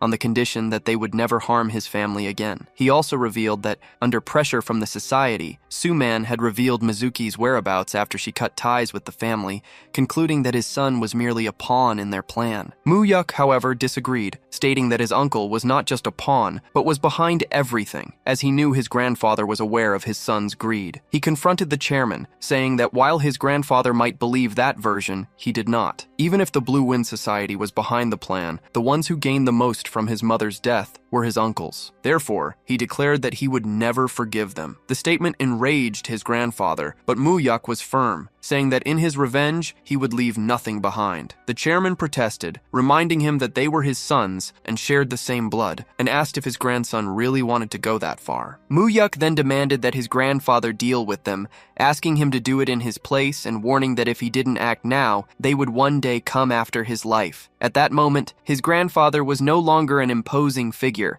but just an old, frail, and lonely man like his grandmother. Cheon admitted that he was not capable of killing his own sons. Faced with this, Muyuk asked that he at least get them out of his sight by sending them somewhere far away. He demanded that his grandfather strip them of everything so they would realize the mistake they had made. If he did that, Muyuk promised not to kill them. He made it clear that he could eliminate both of them right then if he wanted to, but he was only holding back to spare his grandfather the pain of losing another family member. After giving his ultimatum, he stood up. Before leaving, he declared that he would only return when he had amassed enough power to destroy his uncles. Then, he bowed in gratitude to his grandfather and left. Shortly after his departure, Cheon Taezan changed his mind and decided to accept his grandson's proposal, stating that he would do exactly what he had asked. Meanwhile, Muyuk knocked on a friend's door and asked if he had anything to drink. Sitting down, the young man began to drink straight soju and soon broke down in tears. Worried, his friend asked what had happened in Busan, and Muyuk confessed the overwhelming pain he felt in his heart over his parents' death. Far away, old Cheon Taezan regretted having done nothing about his own daughter's death, even though he knew Suman and the Azure Wind Society were behind it. He figured his grandson also resented him, as he had treated Mizuki like a true sister. Recalling his granddaughter's sadness, the chairman asked for Myung-hun's opinion, questioning if they stood a chance of defeating the Azure Wind Society if they started a war right then, as it was clear one of the two sides would have to be eliminated. Myung-hun reasoned that,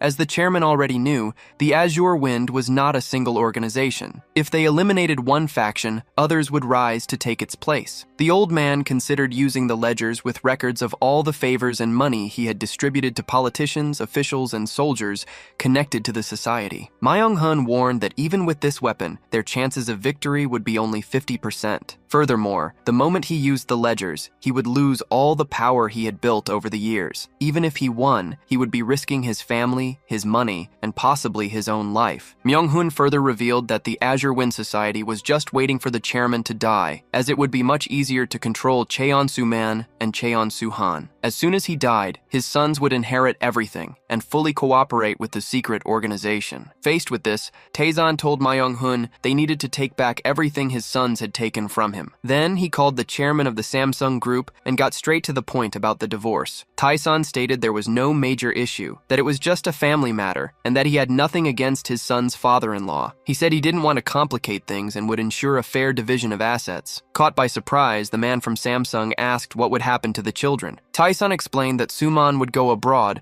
while he himself would look after the grandchildren and their assets, assuring him that he didn't need to worry. He informed him that Myung-hun would pay a visit and ordered him to call Hui-kyung to stamp the paperwork. The commanding tone was the same one Taesan had always used, and the Samsung chairman's life had always revolved around obeying him. Desperate, the man questioned why he was being forced to comply with orders without any explanation. Taesan asked him not to misunderstand, as he wasn't looking down on his position, but insisted it was a family matter and that he hoped for his understanding. He advised him not to ignore his opinion, subtly reminding him that he could now ally with his older brother, Seo Maeng-gi-yeon, who had always coveted the chairman's position. Taesan claimed it wasn't a threat, but an appeal, and asked that his daughter sign the divorce papers quickly. After the call, the Samsung chairman threw the phone, furious with Cheon Taesan. He wondered how much longer he would have to accept everything without question, and understood that the divorce meant the breaking of the alliance between their families, suspecting that Taesan was plotting something with his brother. At that moment, his daughter Hui-kyung arrived, saying she had been shopping. Her father confronted her, demanding to know what she had done to make Cheon Taesan demand a divorce. Confused, she didn't understand why her father was talking about that. He explained that her father-in-law wanted the division of assets and the divorce papers signed,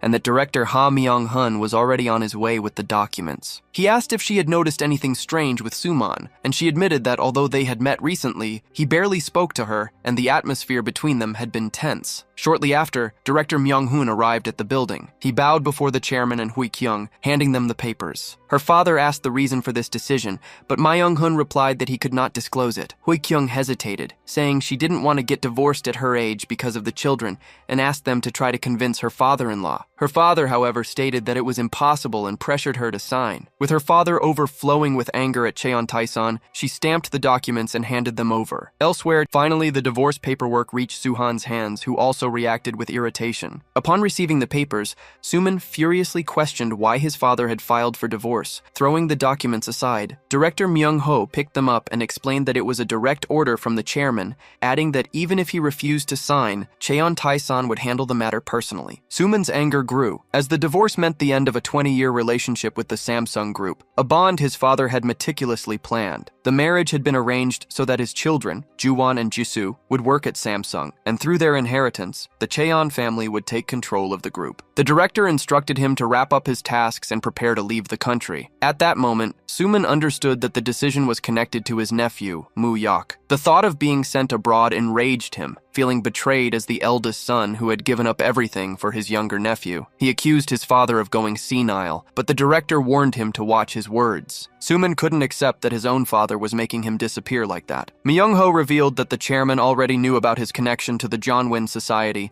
and that he should drop the matter. Soo-min then confronted the director, asking why he had done that to his own sister, Mizuki, just because she had turned her back on their father, refusing to inherit his dirty money. He argued that it didn't give the director the right to track her down and eliminate her. Myung-ho denied the accusations, claiming it was a misunderstanding and that he would never harm his younger sister. When Soo-man decided to go speak with his father to resolve the situation, the director stopped him, warning that the chairman did not want to see him and that a visit to his house would result in losing whatever affection was left. The orders were clear. He was to stamp the divorce papers, handle the liquidation of his assets, say goodbye to his family, and once everything was settled, leave for Australia. Soo-min rebelled, reminding the director that he was nothing more than an employee, but Myung-ho remained firm and insisted that he stamp the documents. Faced with Soo-min's refusal, the director relayed the chairman's final order. If necessary, they were to cut off his fingers and use his hand to stamp the papers. Trembling at the threat, he finally gave in and affixed his seal to the divorce documents. Myung-ho informed him that he would book the flight to Australia and that he was not to be late. Soo-min then realized that, as the eldest son of the Loan Shark King, he was being completely cast out. Immediately, he picked up the phone and, claiming an emergency, arranged a meeting with the president of the Blue Wind Society. At the meeting, Soo-min explained that he was being kicked out empty-handed, with no chance to succeed his father or gain control of the Samsung Group. The leader of the secret society realized that Soo-min's real request was for them to get rid of Moo-yok. Soo-min confirmed it, and the president commented on his cruelty, first for eliminating his own sister, and now for wanting to do the same to her son, concluding that Soo-min was more dangerous than he appeared. The leader pondered that,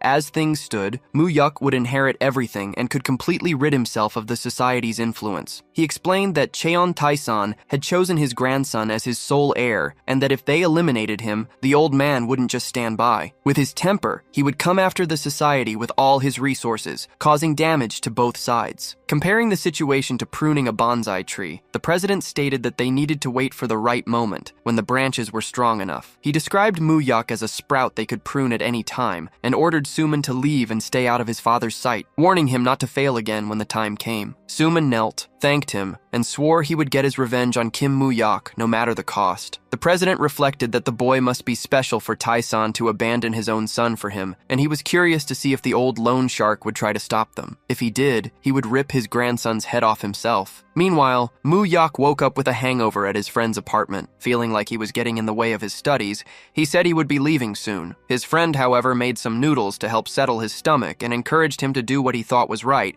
assuring him he would help in any way he could and telling him to cheer up. Moo-yok thanked him for the support and tried to lift his spirits. At the same time, director Myung-ho was informing Tae-san that his son, Soo-min, had left for Australia without much resistance. However, he recommended they keep an eye on him, as knowing his personality, he wasn't the type to accept the situation easily. He also reported that the other son, Soo-han, would be transferred to Yeongdungpo prison, losing his privileges. The chairman asked the director to ensure that Soo-min's family was provided for. Just then, Moo-yok arrived to speak with his grandfather. He announced that, after some time to think, he had decided to accept the offer to represent him. He explained that the fear of losing the rest of his family had motivated him to accept the responsibility. Kim Moo-yuk stated that he would do his best, and that his grandfather shouldn't feel the absence of his uncles. Tae-san thanked him for his concern and said he would take care of him. Moo-yuk declared that he would start working properly at once, asking to review all the loan documents in his grandfather's name. He needed to understand the exact state of the business to decide what to shut down and what to continue. He mentioned that with the new financial system, the world was changing, and they would ride that wave. His ultimate goal was, upon inheriting everything, to have built a golden, unshakable empire that no one could challenge. The grandfather called for Mayong-hun and asked him to bring the loan documents for Moo-yuk to analyze. After confirming there was nothing else, the grandson finally got what he wanted, leaving his grandfather curious to see the changes in the world he had mentioned. Moo-yuk in turn promised he would not disappoint him, but took the opportunity to make another request. He wanted to know everything about the Blue Wind Society. He questioned who the members of the organization were and how he could make them pay, expressing his disbelief that someone as powerful as his grandfather had never acted against them. After all, the society had murdered his daughter, and revenge would be a natural reaction. Moo-yuk recalled that Jung Soo-mong and his brother had allied with the Blue Wind Society to eliminate his mother and take her assets. This realization led him to a grim conclusion. It was highly likely they had also been responsible for his death in his past life, which only strengthened his determination not to leave them in peace, as he knew they would one day come after him again. The grandfather, however, pleaded with him not to try to find out who they were or confront them, stating that it was a karma that should end with his own generation. Moo-yuk argued that, by taking over the business and inheriting the position, a confrontation with these men would be inevitable. Besides, his motivation was personal, as they had killed his parents, a crime for which he would forgive no one. Faced with his grandson's insistence, the grandfather signaled to Director Rafa, who moved to open a secret compartment in the wall, revealing a safe. Moo-yuk recognized the hidden safe in the office. He remembered Tiun Tae-san telling him,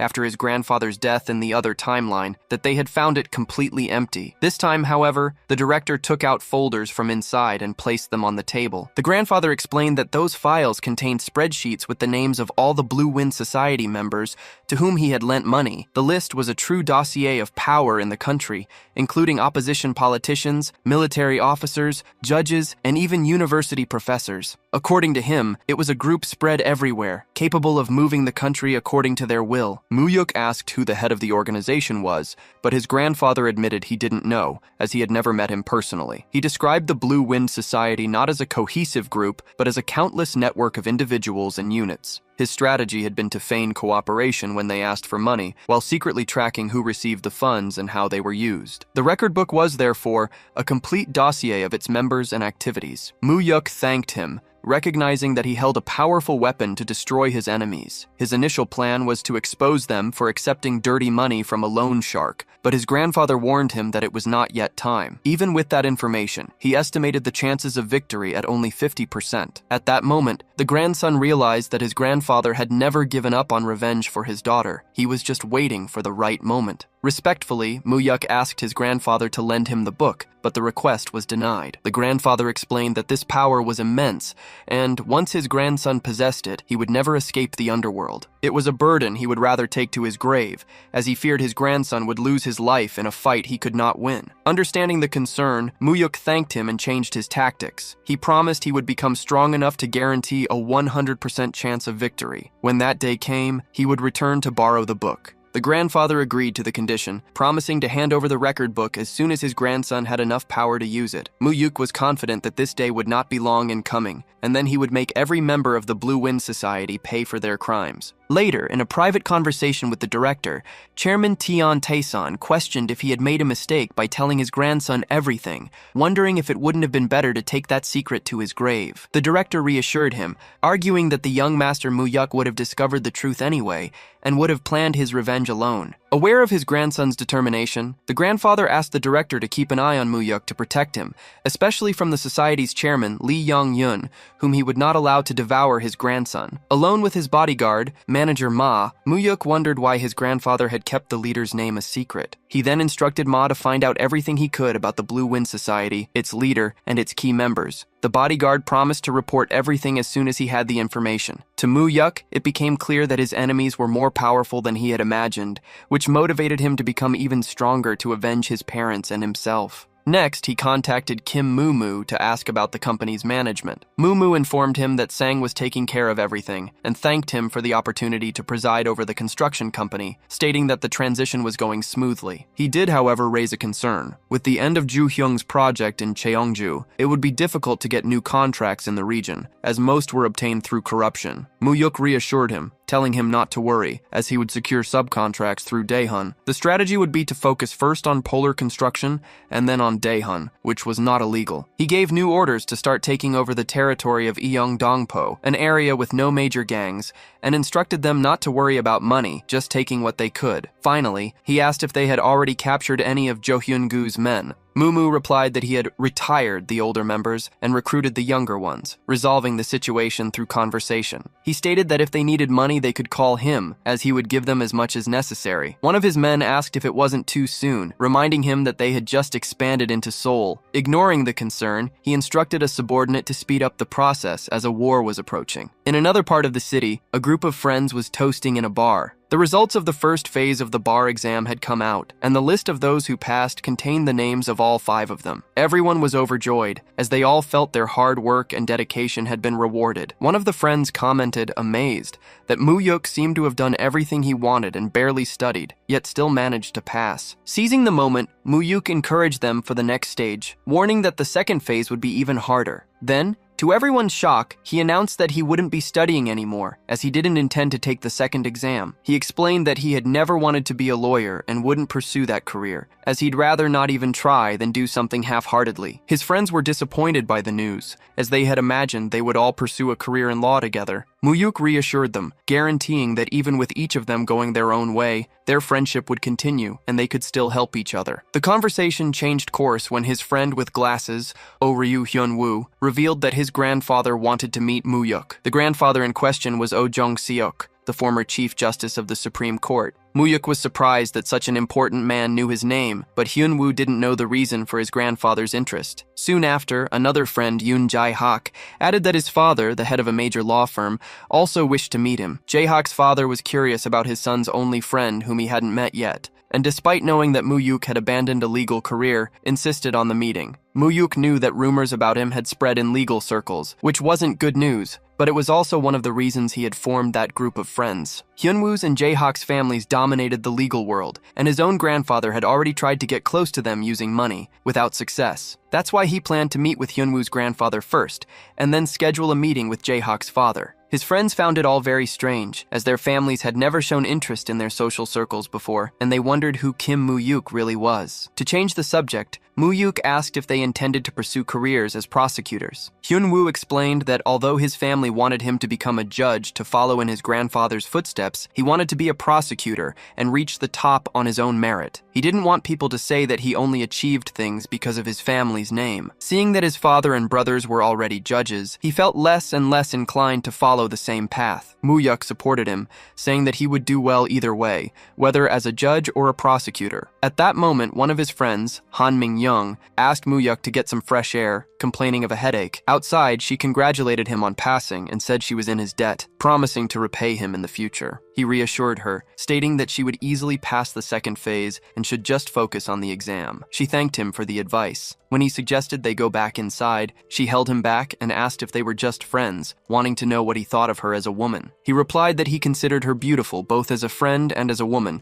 and that any man would be lucky to have her by his side. However, he was direct in stating that he wasn't in a place for relationships and had never thought about getting involved with her. In his thoughts, he knew that getting involved now would be a mistake. It could nullify the favor she owed him, and besides, he had already had enough women in his past life. Embarrassed, she blamed her words on the alcohol and asked him to forget what she had said. Right after, another friend showed up calling them back to drink, since this would be the group's last get-together before the second phase. That night, Moo-yuk seemed to get very drunk. The next morning, he went to his grandfather's mansion. He informed his grandfather that Oh Jun-seok, the former Chief Justice of the Supreme Court, and his friend's grandfather wanted to meet him. Moo-yuk supposed that the man already knew he was the grandson of the king of loan sharks, since whoever had found out about Sumong being sent abroad probably knew this as well. His plan was to win Jun-seok's goodwill. His grandfather warned him it would be difficult, as the former Chief Justice was at the pinnacle of the justice system, and not someone who was easily swayed. Even so, Muyuk was determined to face the challenge. After all, Junseok himself had suggested the meeting. His grandfather advised him not to try using money, and he understood. A week later, the meeting took place. Muyuk introduced himself at Oh Junseok's house as Hyun-woo's friend. The host, a man respected for having maintained his firmness and sense of justice even during the coup regime that had appointed him, welcomed the young man. After introducing himself, he asked his grandson to go find his grandmother, leaving them alone in the living room. Without beating around the bush, Junseok revealed that he knew he was the grandson of Chairman Jong from Pyeongchang-dong. The young man explained that Cheon Taeson was his grandfather on his mother's side and informed him that he was doing well, news that seemed to pique the host's curiosity. He realized the former judge was beating around the bush, testing him and making him a little tense. Finally, the older man asked what his intentions were with his grandson, Hyun-woo. At that moment, it became clear that the invitation hadn't been motivated by mere curiosity. Junseok suspected he had approached his grandson with ulterior motives. He replied that his friendship with Ryu Hyun-woo had started by chance, as they were taking the same course. Junseok pressed him, questioning if there wasn't some hidden interest. The young man defended himself, stating that his intentions were purely friendly and that while many sought connections for personal gain after college, he preferred to keep the genuine bonds that formed spontaneously. Still skeptical, Junseok asked if their meeting hadn't been calculated. The young man retorted, arguing that Hyun-woo's future and that of anyone else in the study club was not guaranteed, and he was too busy to invest his time in someone's uncertain future. Oh Junseok then revealed that he was aware of his recent activities, mentioning how he had pushed his own uncles out of the business without hesitation. He commented that he found it interesting how a 20-year-old grandson of Chairman Cheon, the head of the country's loan sharking business, had suddenly appeared and taken control. The young man noted, surprised, that the former Chief Justice of the Supreme Court was well informed about the financial underworld, concluding that he was no ordinary judge, and that this integrity likely explained why he had never yielded to his grandfather's financial influence in the past. Junseok changed the subject, mentioning that Hyun-woo didn't intend to pass the bar exam. The young man agreed internally, thinking that the judge's grandson indeed wouldn't make it past the second round, as taking the exam without any intention of practicing law was disrespectful to those who took it seriously. Seizing the opportunity, the host asked about his plans and if he intended to become the new king of the underground economy, like his grandfather. The young man found the title pompous, but imagined his grandfather would love it, briefly wondering if the family's businesses would have survived without him. The former judge clarified that he wasn't disparaging Chairman Cheon. As someone from that era, he understood the hardships he had faced, but he stressed that his methods had been excessively violent. The young man challenged him, asking if he knew anyone who hadn't been violent in those times, arguing that aggression was the norm in both politics and business. He stated that everything that existed today was what had survived that brutal era, and that everyone chose their own position in society. He expressed his belief that the new era would be different, to which Junseok observed that he seemed to be following in his grandfather's footsteps. The young man confirmed that was his goal, but with a fundamental difference. He didn't intend to remain in the underground. He explained that times had changed, and his goal was to evolve and bring the businesses into the light, without, however, completely abandoning the shadows, as even the legitimate world could become unstable without them. The judge stated that all he wanted was a safe friendship for his kind-hearted grandson, but admitted he found the young man more interesting than he had expected. The young man promised to visit him more often to hear his ideas, but Junseok deflected, claiming to be just a powerless old man. However, the young man realized that although Junseok wasn't greedy for money, he valued honor above all else, and his pride was immense. He understood that honor brought legitimacy, and that in turn generated power. He concluded that the judge was hungry for power, and with the support of many who shared his ideals, would be a powerful ally when the IMF crisis hit in 3 years and the world came crashing down. The next day, his grandfather asked about the meeting with former Chief Justice Jun Suk,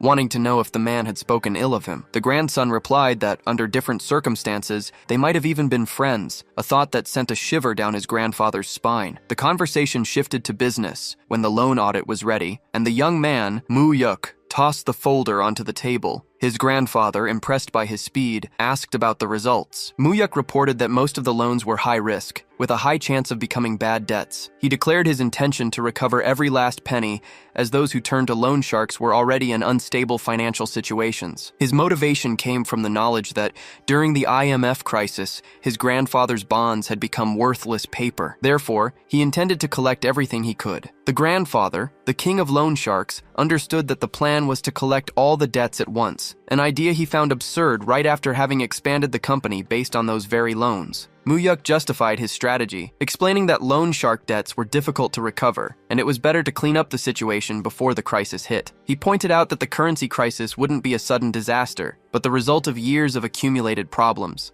The grandfather asked for Director Mario's opinion, who agreed that the young master had a point, but cautioned that their business didn't operate on documents alone and that they should proceed with the caution the loan sharking world required. The grandfather then gave his approval, offering Director Rafa's support if they needed it. After his grandson thanked him, the grandfather asked what he would do with the recovered capital. Without hesitation, Mu-yuk replied that he would lend it to reliable, well-known companies, abandoning the high-risk investments. Mu-yuk explained that after the IMF intervention, bondholders began to control the companies, and that was why he wanted to be in a position of power. He understood that the 1997 Asian crisis, which also affected Korea, didn't arise spontaneously, but had its fuse lit in Mexico in 1994. The scene unfolded in New York, in Han Kyung-yong's office at Dream High Invest, when he took a call from Mu-yuk. Kyung-yong asked how things were going, and Mu-yuk informed him that he had already hired the team and was settling in, attending parties on Wall Street to expand his network. Then, the conversation took a more serious turn. Mu-yuk questioned what would happen if Mexico decided to devalue the peso against the dollar. He knew that, at the end of 1994, the country had taken this measure to boost exports and strengthen its reserves. His friend, on the other end of the line, asked why anyone would do something so crazy. Mu-yuk insisted that the possibility was real,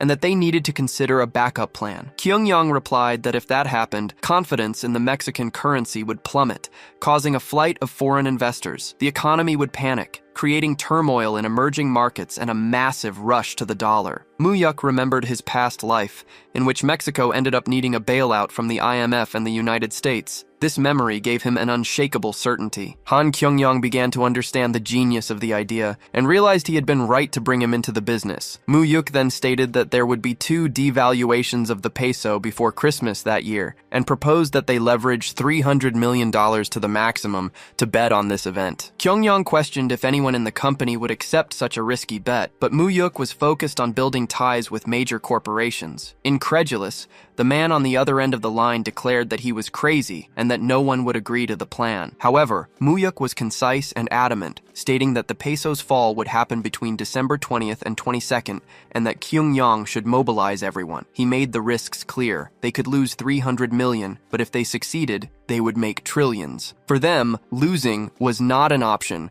as their goal was to amass a colossal fortune. Han Kyung-yong was shocked to learn the amount was $300 million, as it represented practically all his money, except for what he had invested in other companies with Steve Jobs. He realized that if they lost everything, all his businesses would be finished. Despite the risks, Mu-yuk insisted the operation had to be done as soon as possible, as the account needed to be settled by August. He explained that after the Mexican election that month, public perception would change. Kyung-yong agreed to proceed and look into the finances on the condition that he would notify Mu-yuk before any signing. However, Mu-yuk delegated the responsibility of signing to him, stating that Kyung-yong was the expert and that he had only provided the information. He declared that he trusted Kyung-yong and only needed that trust to be mutual. That operation would be a decisive test to evaluate Han Kyung-yong's abilities. If he couldn't profit from that information, he wouldn't deserve his position. With that sentence in mind, Kyung-yong grabbed a briefcase and headed to the Mangold Sack Company building, feeling he had no choice but to trust Mu-yuk. Upon arriving, he contacted Kim Mu-yuk,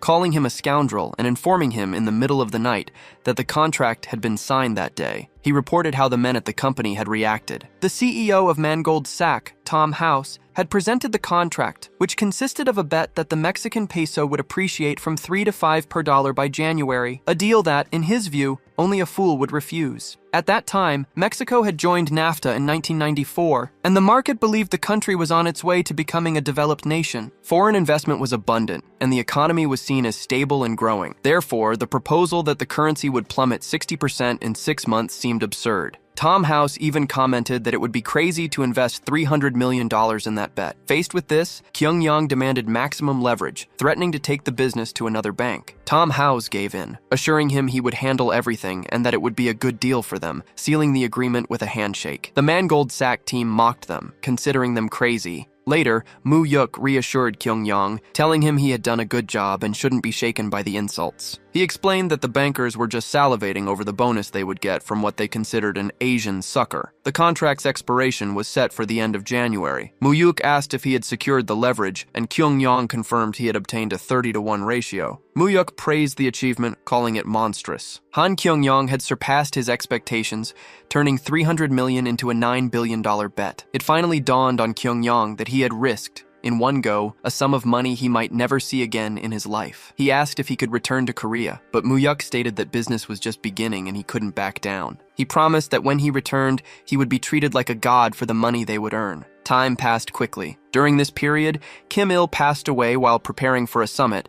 Chairman Song Yong-ju of Da-young stepped down from management, and Myong-soo and his group passed stages 2 and 3 of the bar exam, an unprecedented feat for 4 second-year students in the history of Korea's law school. Meanwhile, Moo-yuk's tension grew as December 20th approached. The peso had been slowly falling since June, and he reflected on how his bet could change the future. Kyung-yong, so anxious he could barely eat or sleep, called to ask if the December 20th date was certain. Moo-yuk simply told him to be calm and trust him. The situation in Mexico was chaotic, marked by the assassination of a presidential candidate and armed resistance from indigenous groups against NAFTA. These were tragic events for the country, but Moo-yuk was counting on them happening exactly that way. Despite the fear, there was no turning back. All he could do was trust his memory. The big day arrived on December 21st, 1994. Moo-yuk kept an eye on his phone all day, until it finally rang. It was Kyung-yong reporting that the Mexican government had just widened the peso's trading band against the dollar to 13%. Moo-yuk was right. The devaluation caused foreign investors to start fleeing Mexico,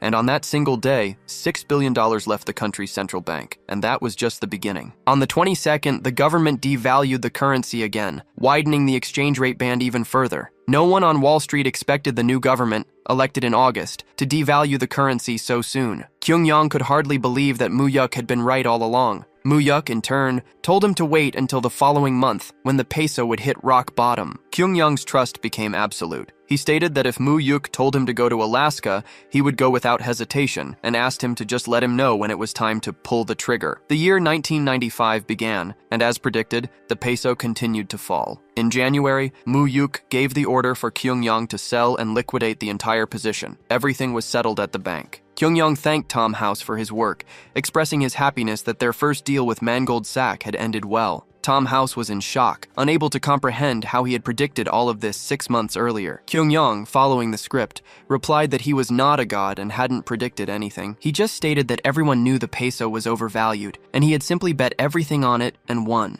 Meanwhile, the other employees in the office were stunned when the company's chairman called and fired the entire team that same day. Kyung-yong then called Moo-yuk to report that everything had been settled. The total return was $25 billion.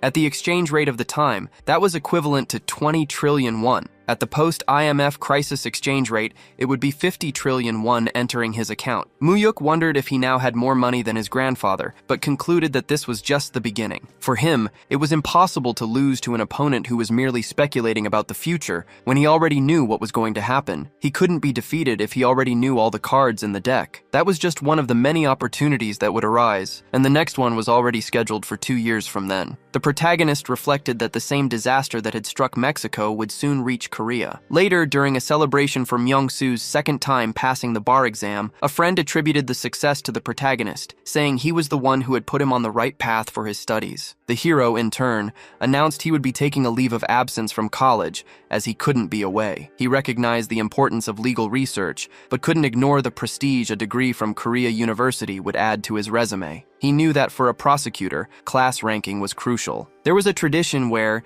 if someone from a junior class became prosecutor general, all the prosecutors from senior classes would request retirement. With this in mind, he had only formed a small group and given them some incentives to enter the class earlier. In his past life, they had all pursued legal careers, and he had no idea how this small change could create a butterfly effect in the future. During the celebration, Hyun-sung called to congratulate him. The protagonist replied that he would call him back as soon as he had gathered his thoughts. Hyun-sung had quit sports and moved to Busan after taking a leave of absence from college. They hadn't reached out to each other since the incident. A friend at the party mentioned he was going to Busan soon and asked if he wanted to come along. The protagonist declined, but asked his friend to visit his grandmother, imagining she must be lonely. It was then that the friend revealed that Hyun-sung stopped by her house every day to talk and have dinner, a piece of information that left him completely surprised. Meanwhile, a director was informing the chairman about the family's situation. Soo-han remained secluded in his house in Australia, barely went out, and drank excessively. The second brother had been quiet since being transferred to a regular prison and losing all his privileges. The chairman, known as the King of Loan Sharks, was informed that his granddaughters, Ji-won and Ji-soo, were angry with him for what had happened to their parents and, holding a grudge, hadn't called even once. The director also reported hearing that Ji-young, the other granddaughter, had returned to Korea with her employer the previous week. The grandfather expressed that he didn't want them to seek him out, as he imagined they were hurt by their husband's fate. At that moment, the protagonist presented himself to his grandfather, who dismissed him abruptly, stating that nothing had happened. Watching the scene, the grandson wondered if the old man regretted cutting ties with his own son, concluding that, in the end, the Iron Giant of Taesan was just a lonely old man. His cell phone rang, and he wondered who it could be at that hour. On the other end of the line, a young woman introduced herself as Cheol Ji-young. She was the only daughter of Soo-han and had gone to study abroad at a very young age, so the protagonist barely knew her. In his past life, they had only met at their grandfather's funeral, and unlike Ji-woo and Ji-soo, she had never shown any interest in the family business. Being 4 years younger, she was just starting high school. Ji-young asked if she could meet him the next day. The protagonist considered that if everything went as it had in his previous life, she wouldn't interfere with his plans. Still, he knew he couldn't let his guard down,